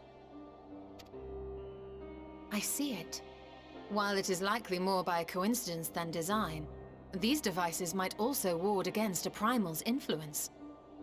A picture is beginning to form.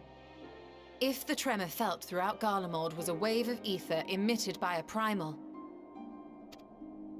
then while those within range would have been tempered, those huddled around a radio desperate for news concerning the Civil War would have been spared. No wonder Licinia kept it close.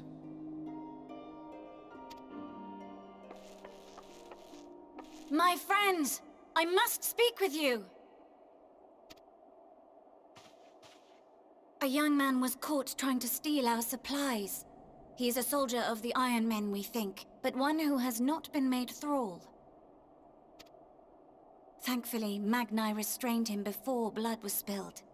The stranger is outside, if you wish to ask him questions. I think we do.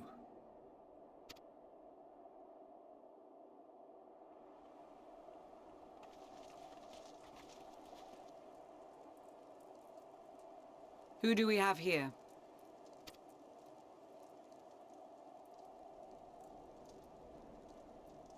Garleans?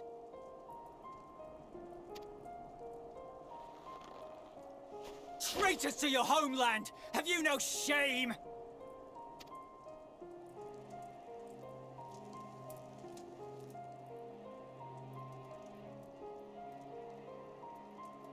I am Lucia Junius, a Temple Knight of Ishgard. And you are? Iulus Pier Norbanus. And that's all you invaders will get from me. Their attitudes are honestly very grating. I'm starting to think that violent beatings are probably a better solution for peace. We are not here to invade Garlemald. Far from it. Like you, our allies in Eorzea and the Far East fight in defense of their lives and their loved ones even as we speak. But it is the people of Garlemald who have suffered most. This we know. And that is why we have come to offer you our aid, that we may unite against our common foe.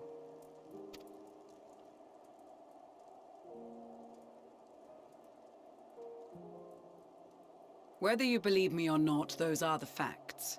Now, answer me this.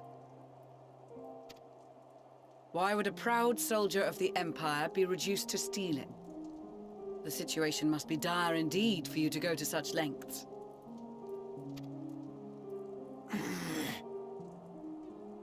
If it is supplies you seek, we would gladly share ours, or turn a blind eye while you leave with your spoils.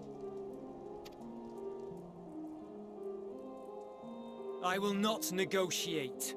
My commander will determine how to deal with you and yours. If you wish to treat with him, I will take you, but no more than 3. I don't much like the sound of that. But if we do accept his proposal, I suggest the 2 of us and...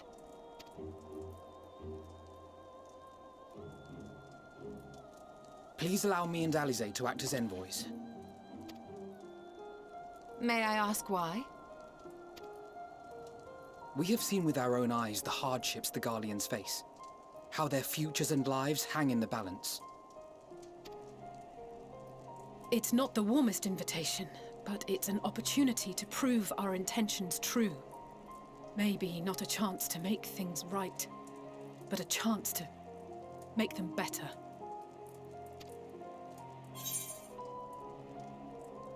What would your mother say if I let you two go by yourselves?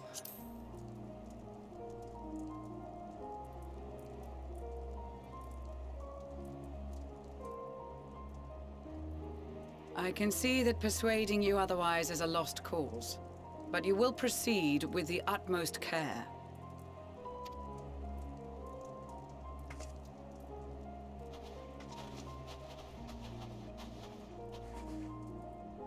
Couple of children and what? A sellsword? Is this an insult? Boy, you better shut your mouth before I sew it up for you. Not in the least. You will find that they are more than qualified to speak on our behalf. There are many dangers on the road ahead. I will need that back.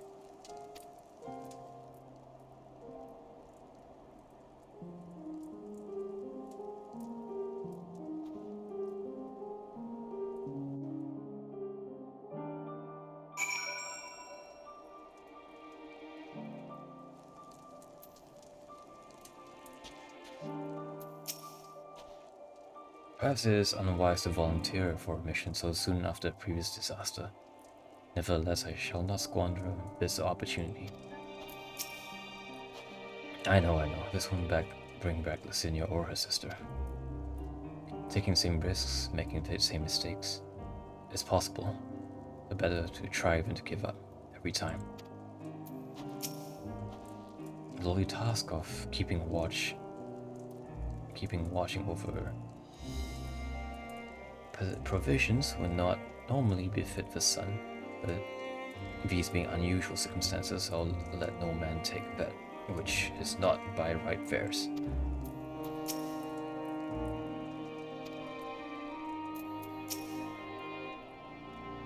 You'll be received as invited guests, so I urge you to observe proper social etiquette and conduct yourself accordingly.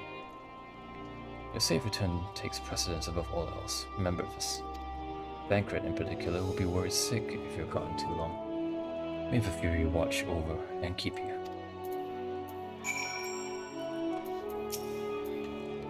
I worry they were not in the best state of mind to volunteer for this undertaking. But what's done is done. I know you will take good care of them, and yourself as well, I trust. They are resilient in the face of hardship. You as well. But good intentions and stubborn determination alone will not be enough to bring our mission to a successful conclusion. Be on your guard. Ulysses, Pure, and Urbanus. It is unusual for one so young to achieve such a high rank. Very unusual. His uniform identifies him as a member of the First Legion, which has a particularly fierce reputation. Whoever his superior may be, I advise you to approach him with caution. Capture the boy as he was about to make off without food. He must be very hungry to take such risks. Maybe we should give him something to eat. You reward him for his boldness. Oh, I highly suggest that against that. Despite the dire circumstances, he'll have to starve.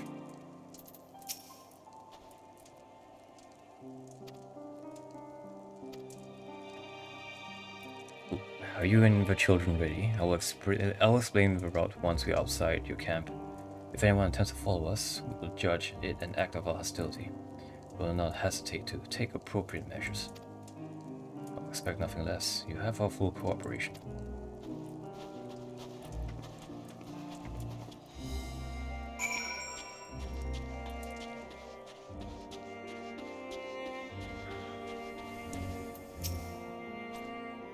Several temple knights are off on reconnaissance at present. The Ishgardens have seen our fair share of frost in the past years, so we are more than ready for this icy belt. The Hrothgar from Bosnia, on the other hand, are having a devil of a time adjusting to these chilly climes. The warming stones we lend them seems to have helped, though.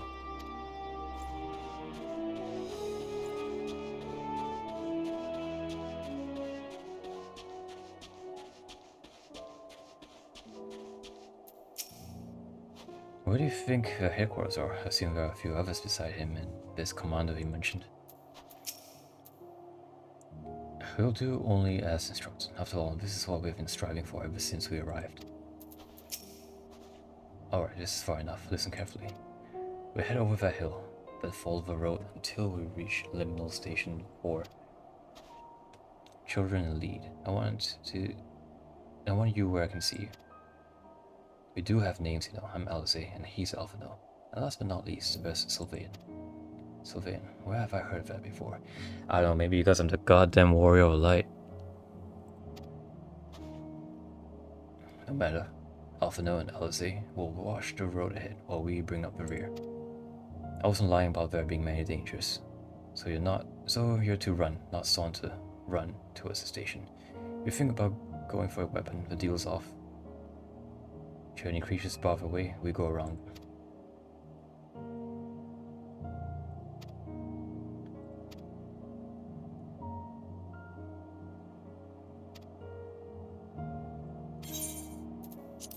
So we make a dash for the station. Okay.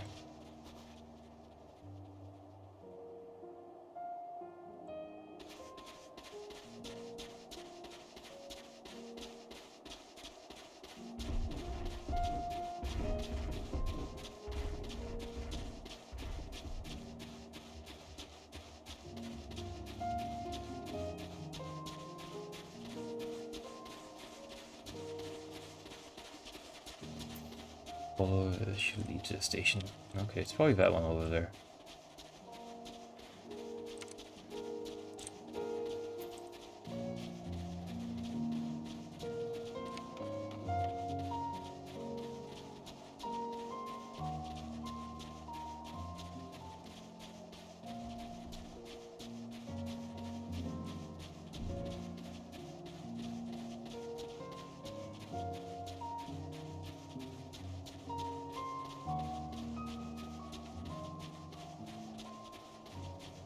That's the station, I presume. It is indeed.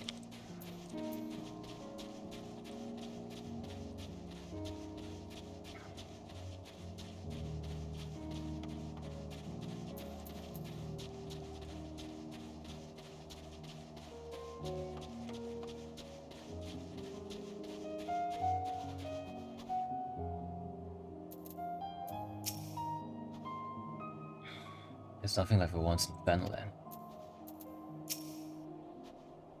We're here, I think.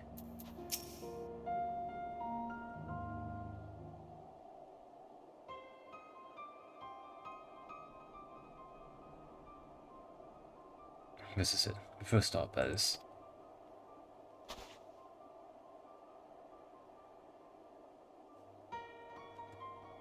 Good. Looks like your friend knew better than to follow us. Are these your headquarters? No. We're stopping here so I can check for pursuers. Since it appears you have kept to your side of the bargain, we can carry on.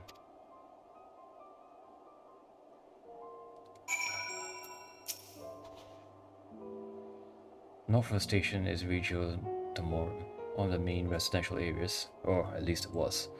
The afflicted roam the streets in packs, but house is shreds if given a chance. Keep close. No wandering off, understood?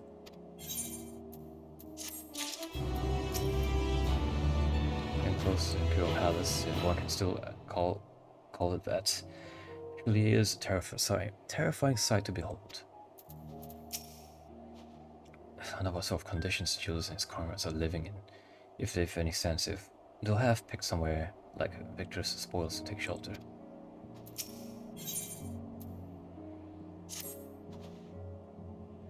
From here we'll be heading northeast, keeping to the left of the railway. While the route itself is straightforward, getting past the hordes unseen is anything but. Keep your weapons at the ready. They will attack their own countrymen. Aye, we spare their own but slaughter the rest without hesitation.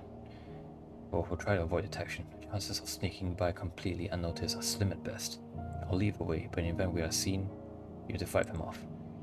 Those two follow us, provided they can refrain from drawing their weapons. I'll doubt that they will be foolish enough to stab a guy in the back. I'll not take the chance. With that said, let us proceed.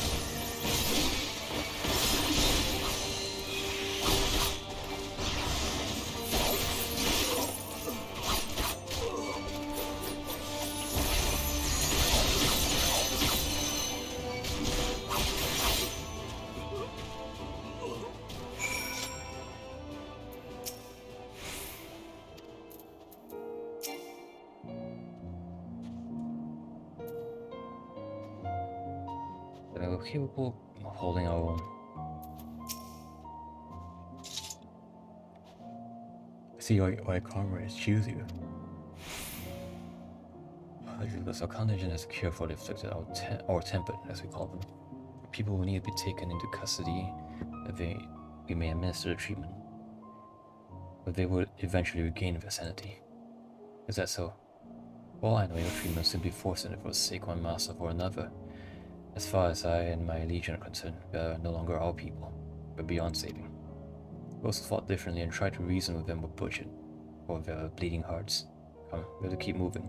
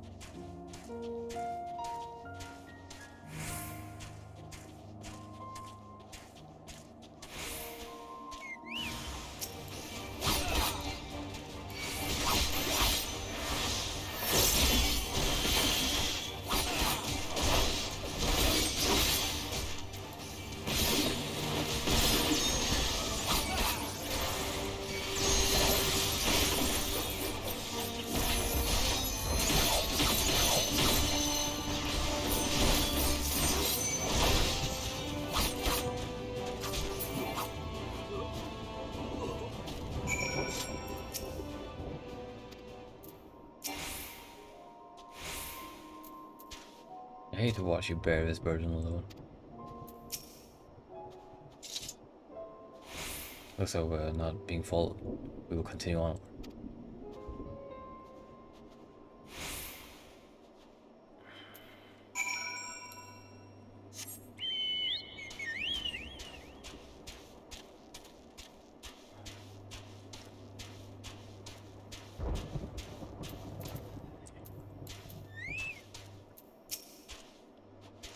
He truly believes there is nothing that can be done for them. No wonder he isn't afraid to get his hands dirty. The surest way to limit casualties is to reach our destination without drawing attention to ourselves. Perhaps afterwards we can try to convince Julius that the tempered can be saved.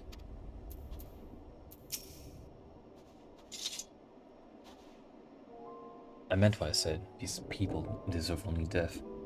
I stayed my hand before only out of a desire to remain undiscovered, and that is still the higher priority. We should continue to avoid any unnecessary confrontations. Keep following the railway.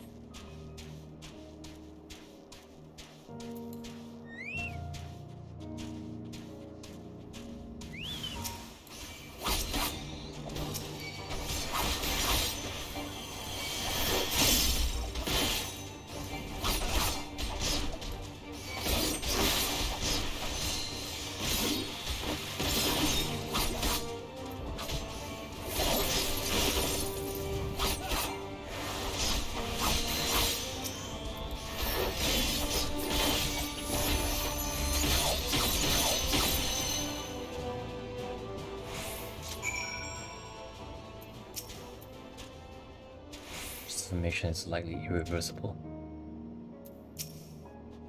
To think they were once ordinary people. Look at what they have become.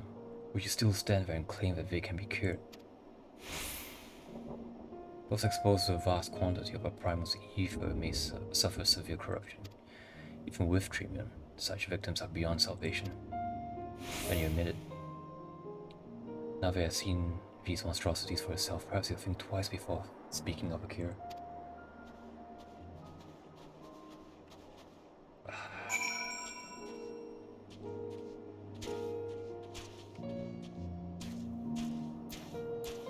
God, I really want to slap him upside the head.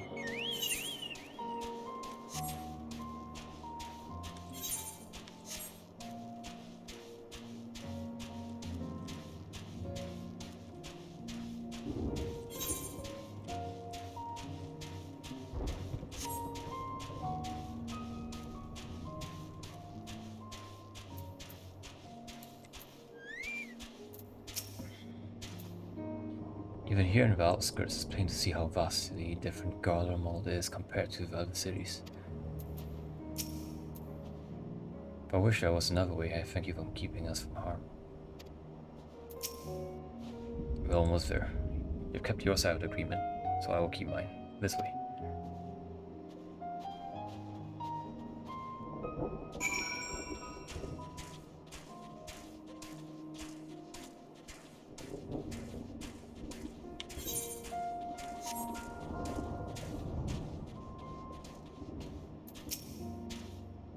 This is Tertium, one of Garlemald's largest stations. It now serves as our headquarters. I've already sent the twins ahead. I will be with you soon, so wait for me at the bottom of the stairs. Go down the stairs, like I told you. Or is this your first time into an underground station? They're all over Garlemald. Even during severe blizzards, we could use them to travel from one end of the city to another. Back when it was still in operation.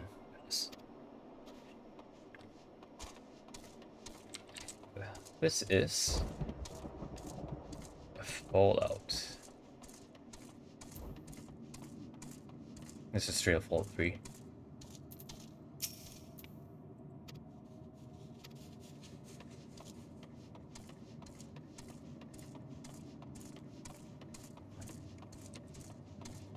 You alive or you dead? Yep, still alive. Ah, thunderstorms.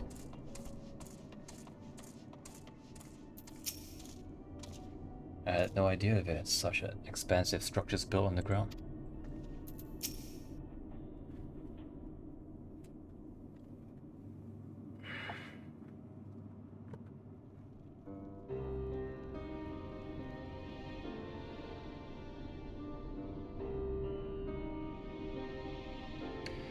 It's plain to see why they chose this as their base of operations. They could have done a lot worse, even so, I imagine it's not the easiest place to live. Indeed, and if Julius was willing to make a perilous journey to Camp Broken Glass in search of food, their own supplies must be all but exhausted.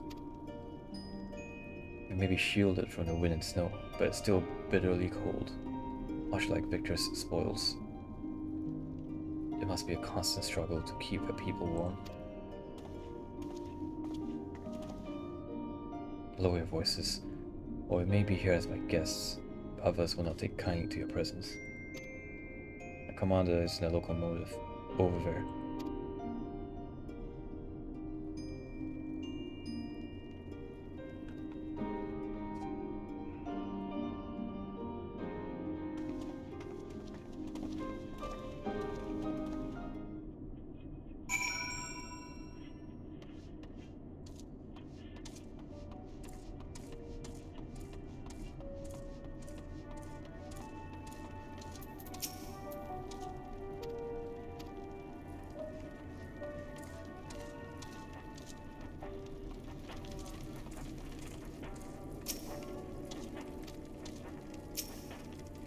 The Etherology is not responding.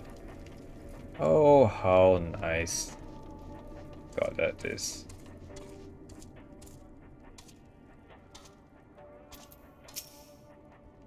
He certainly looks smart. Now comes the true test. I'll deal with you in a moment.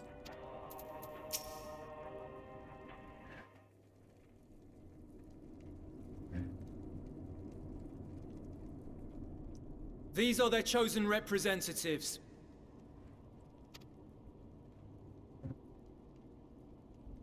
Very well.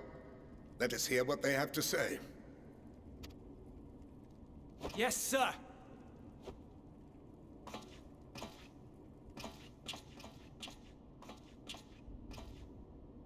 I present to you our commander, Lord Quintus Van Kina, Legatus of the First Legion.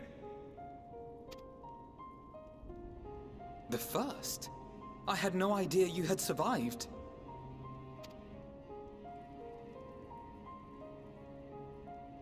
We lost our Emperor, our city, more than half our troops. For my wounds, I may never take the field again. But we survived, aye. In a manner much to your liking, I dare say.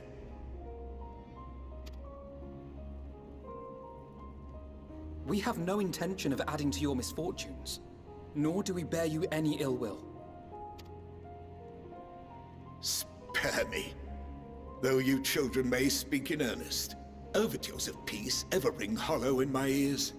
So long as man stands to profit from his neighbor's suffering, war is inevitable. Driven from our ancestral homeland into this blasted waste. Yet still you yearned to rob us of our paltry scraps. 'Twas only with Magitech that you learned to keep your distance. Though we knew it was only a matter of time before you regrouped and returned. Conquest and Empire were our only defenses. Emperors Solus and Varus understood this, and through their campaigns saw us grow and prosper. Much blood has been spilled in Garlemald's name, aye. But if it is a choice between yours and mine, then it is hardly a choice at all. I do not deny that a great many conflicts throughout history were driven by the desire or necessity to gain by another's loss. That is not why we are here. Nor have we come to petition your aid in the war with the Telophoroi, grave though that threat may be. Our purpose is simply this. We wish to help you. Let us help you. If there is aught that can be done to ease your plight, we would be glad to do it. Perhaps you would.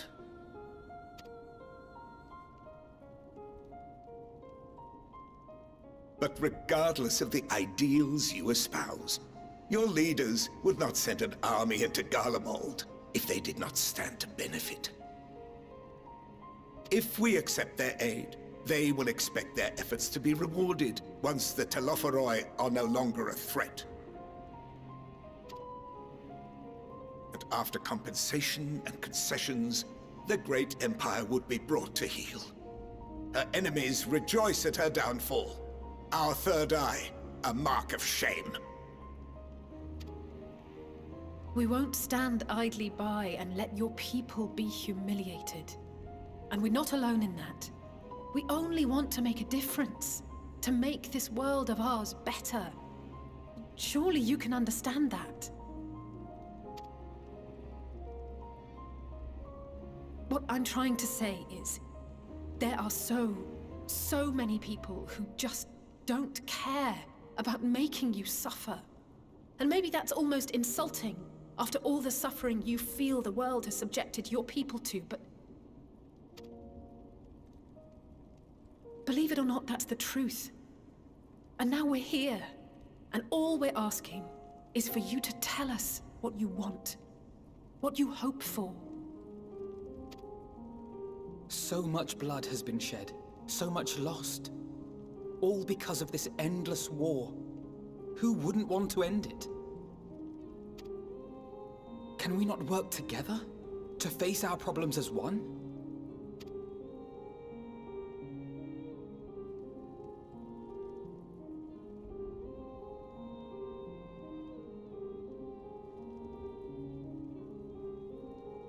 Answer me this, young peacemakers.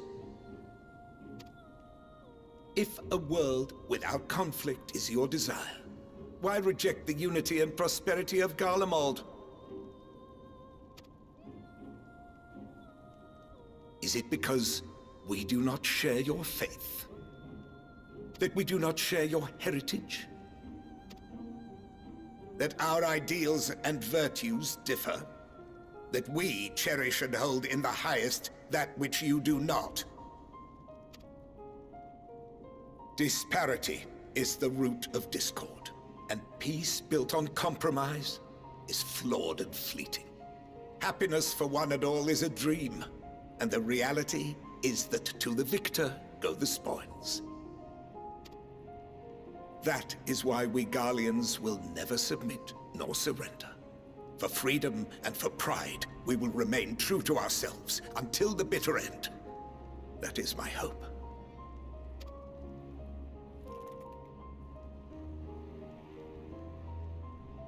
It seems there is nothing more to say on the matter.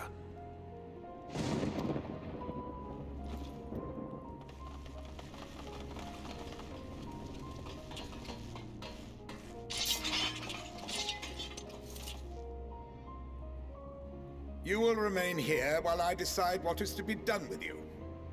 Do not be alarmed. No harm will come to you, if you cooperate.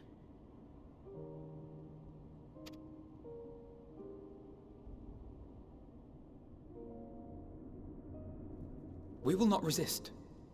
However, as your guests, I ask that we be allowed to speak with the other members of your group. As you wish.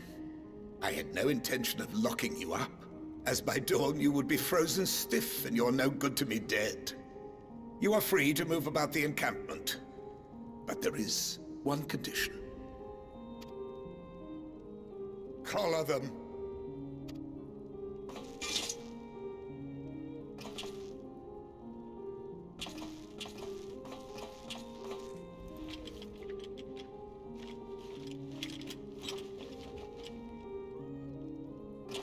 What are these?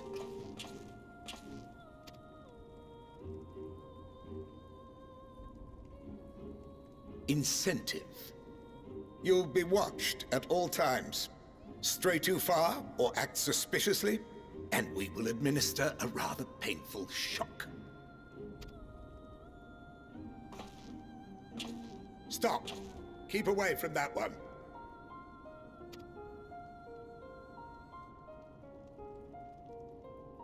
The champion of Eorzea is not so easily cowed.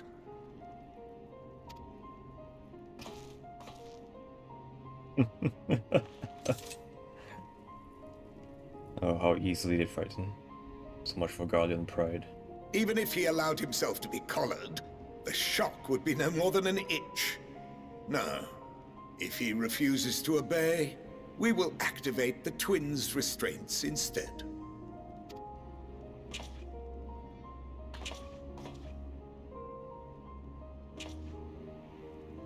You needn't worry about us. We'll forget we're even wearing them soon enough. Even now, you still... Why go to such lengths? What is it all for?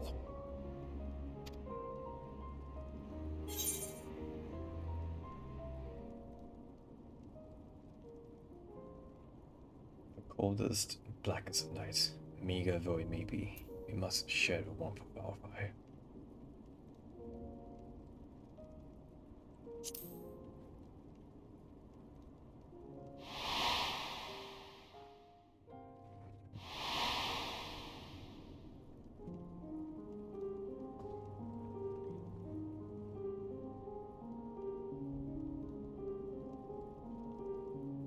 You are a curious one.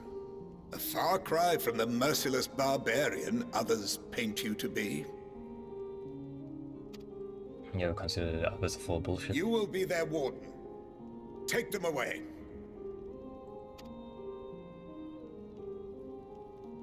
Yes, sir.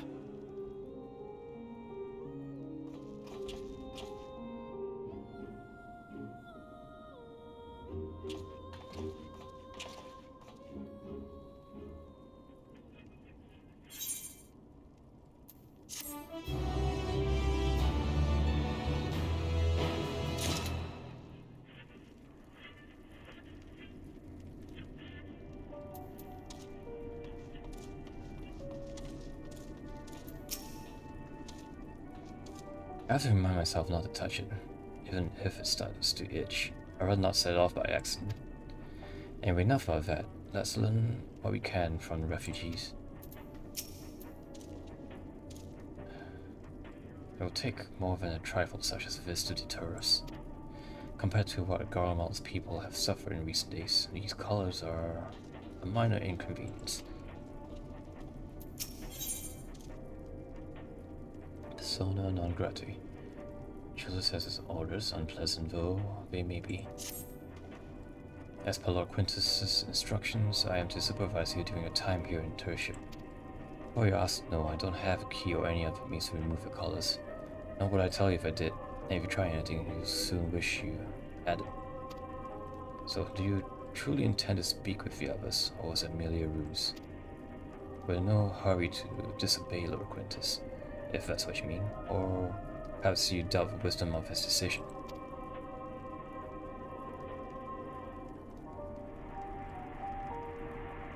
Do as you will, but remember, I'll be watching. You'll catch wind of you doing anything untoward, trying to trick our people into turning their coats and the like. Those shock collars would be the least of your worries, understood? Oh, we're somewhat compromised, to put it lightly.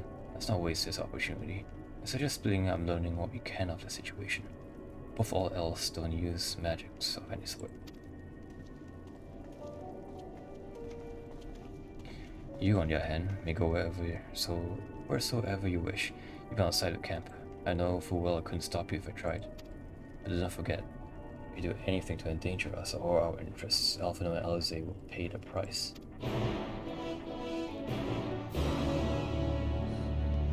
And I'm just saying, I'm your guest like such, and I will leave this place nothing but a corpse hole.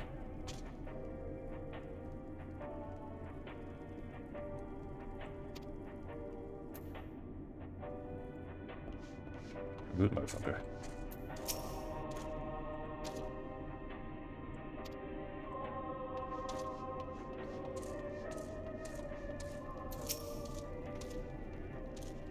It's you, Sylvaen Demonbane.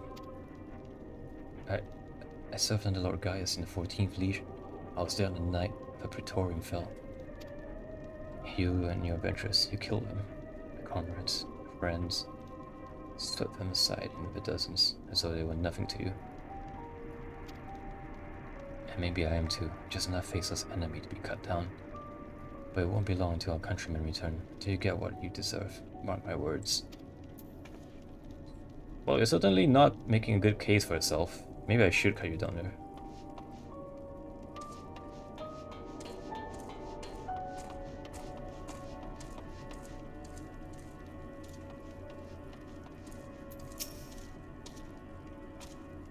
I know who you are.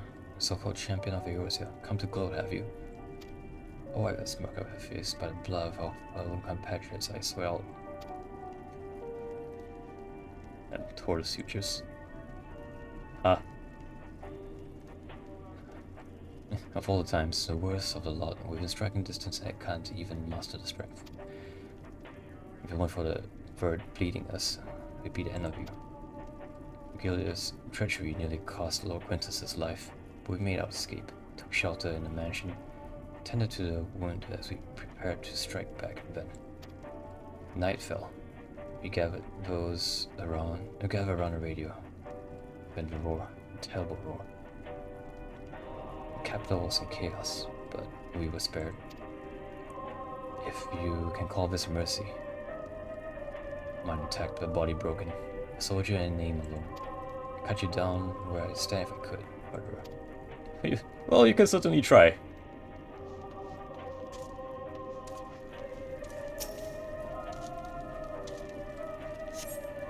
This radio is the same model as the one you used at Victor's spoils. Perhaps it was what saved the soldiers here from being tempered.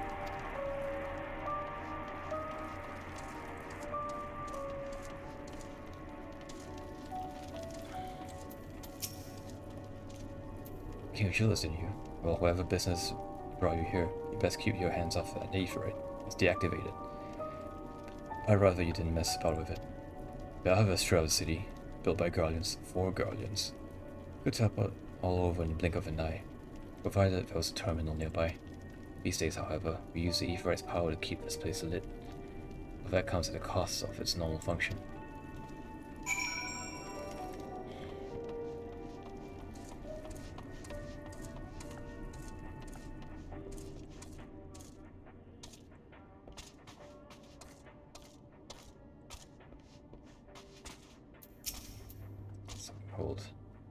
And probably hasn't had a proper meal in days. If only he brought some food with us. Perhaps I could use a little magic to... No, I mustn't. Gosh, this is so frustrating.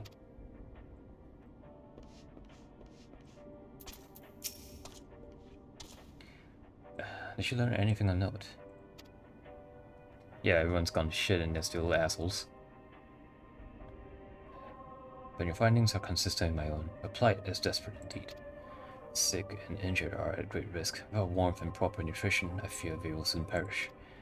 I realize there is precious little we can do for them at the present, but I cannot bear to see them suffer. Please, will help me tend to them.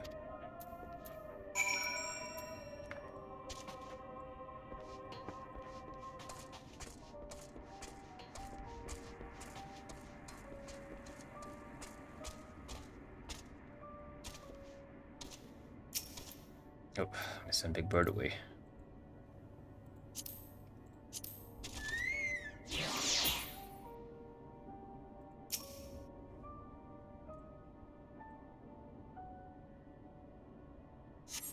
Who's there? My eyes, I can't see all that well.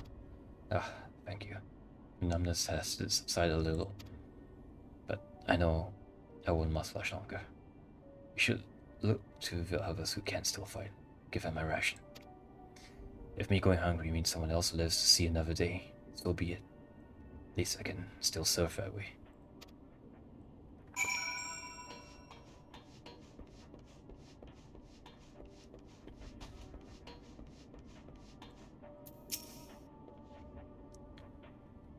Suppose you met fare no better. I was afraid you would say that. I know we were warned against meddling in their affairs, but we can't leave them like this. Perhaps we might gain permission to have a contingent deliver supplies. Quintus may have made his feelings on the matter quite clear, but even he must recognize they are not in a position to refuse help. Maybe Julius could persuade him, but we need to persuade Julius first. Oh wait, cunt.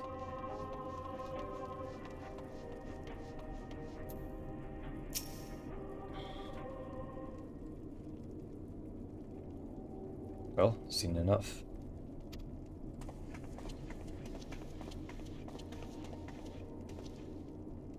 Julius, the people here have barely enough food and fuel to survive. Have you and the other soldiers have been able to procure any more supplies? We've been scavenging provisions from the nearby houses, as most families kept rather. Some stored away in an event they were snowed in. Still, going out and getting is dangerous work, and we've a lot of mouths to feed. Fuel is a greater concern. Well, we had some cerulean set aside until it was stolen. We haven't identified the culprit. Could have been the other refugees or one of the afflicted, for all we know. Either way, we're down to the last dregs. Without the heating we need, those in poor health are only going to get worse instead of better.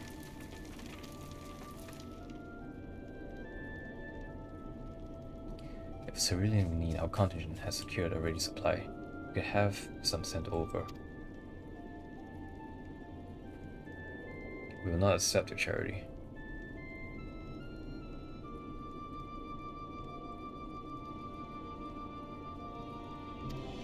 If we can hold on a little longer, the situation is sure to change. Aye, everything will change.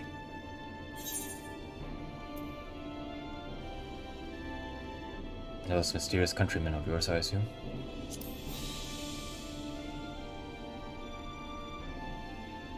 Heard something of it, have you? Well, I see. There's little you could do to interfere, though there's no harm in telling you. One of our scouts spotted a hooded man issuing instructions to the afflicted, or in ambassador's words, loyal servants of the Telephoroi. Then he made his way inside the Imperial Palace, or what stands in its place. We identified the seat of the enemy's power.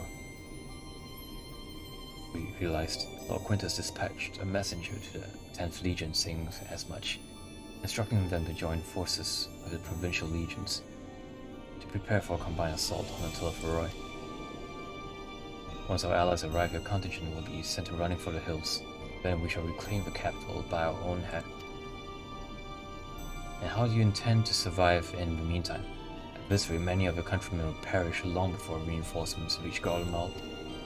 We need help now. Say the word and we will bring you cerulean.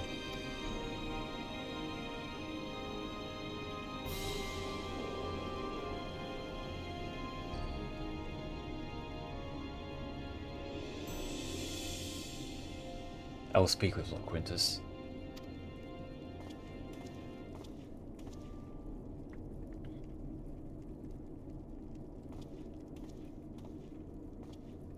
So, did he agree to it?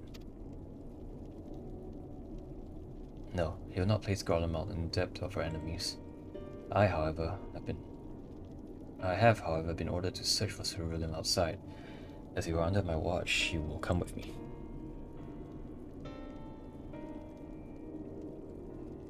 Very well, after all, many hands make light work. You have a lot more trouble than you're worth. Once we're outside, you will follow my instructions to the letter. We depart shortly.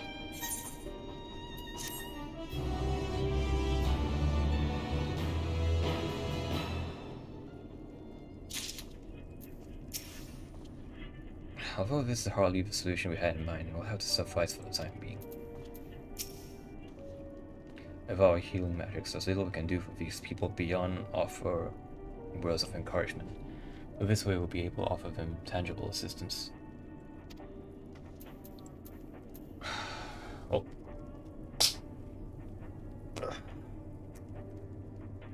I guess I'll sort this out another time.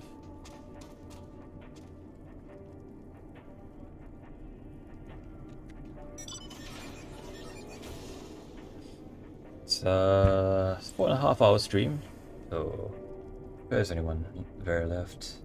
Thank you for stopping by. I'll see you all sometime. That's not tomorrow. Or maybe tomorrow. Who knows? Well then. Until the next time we meet, I bid you safe travels. Goodbye.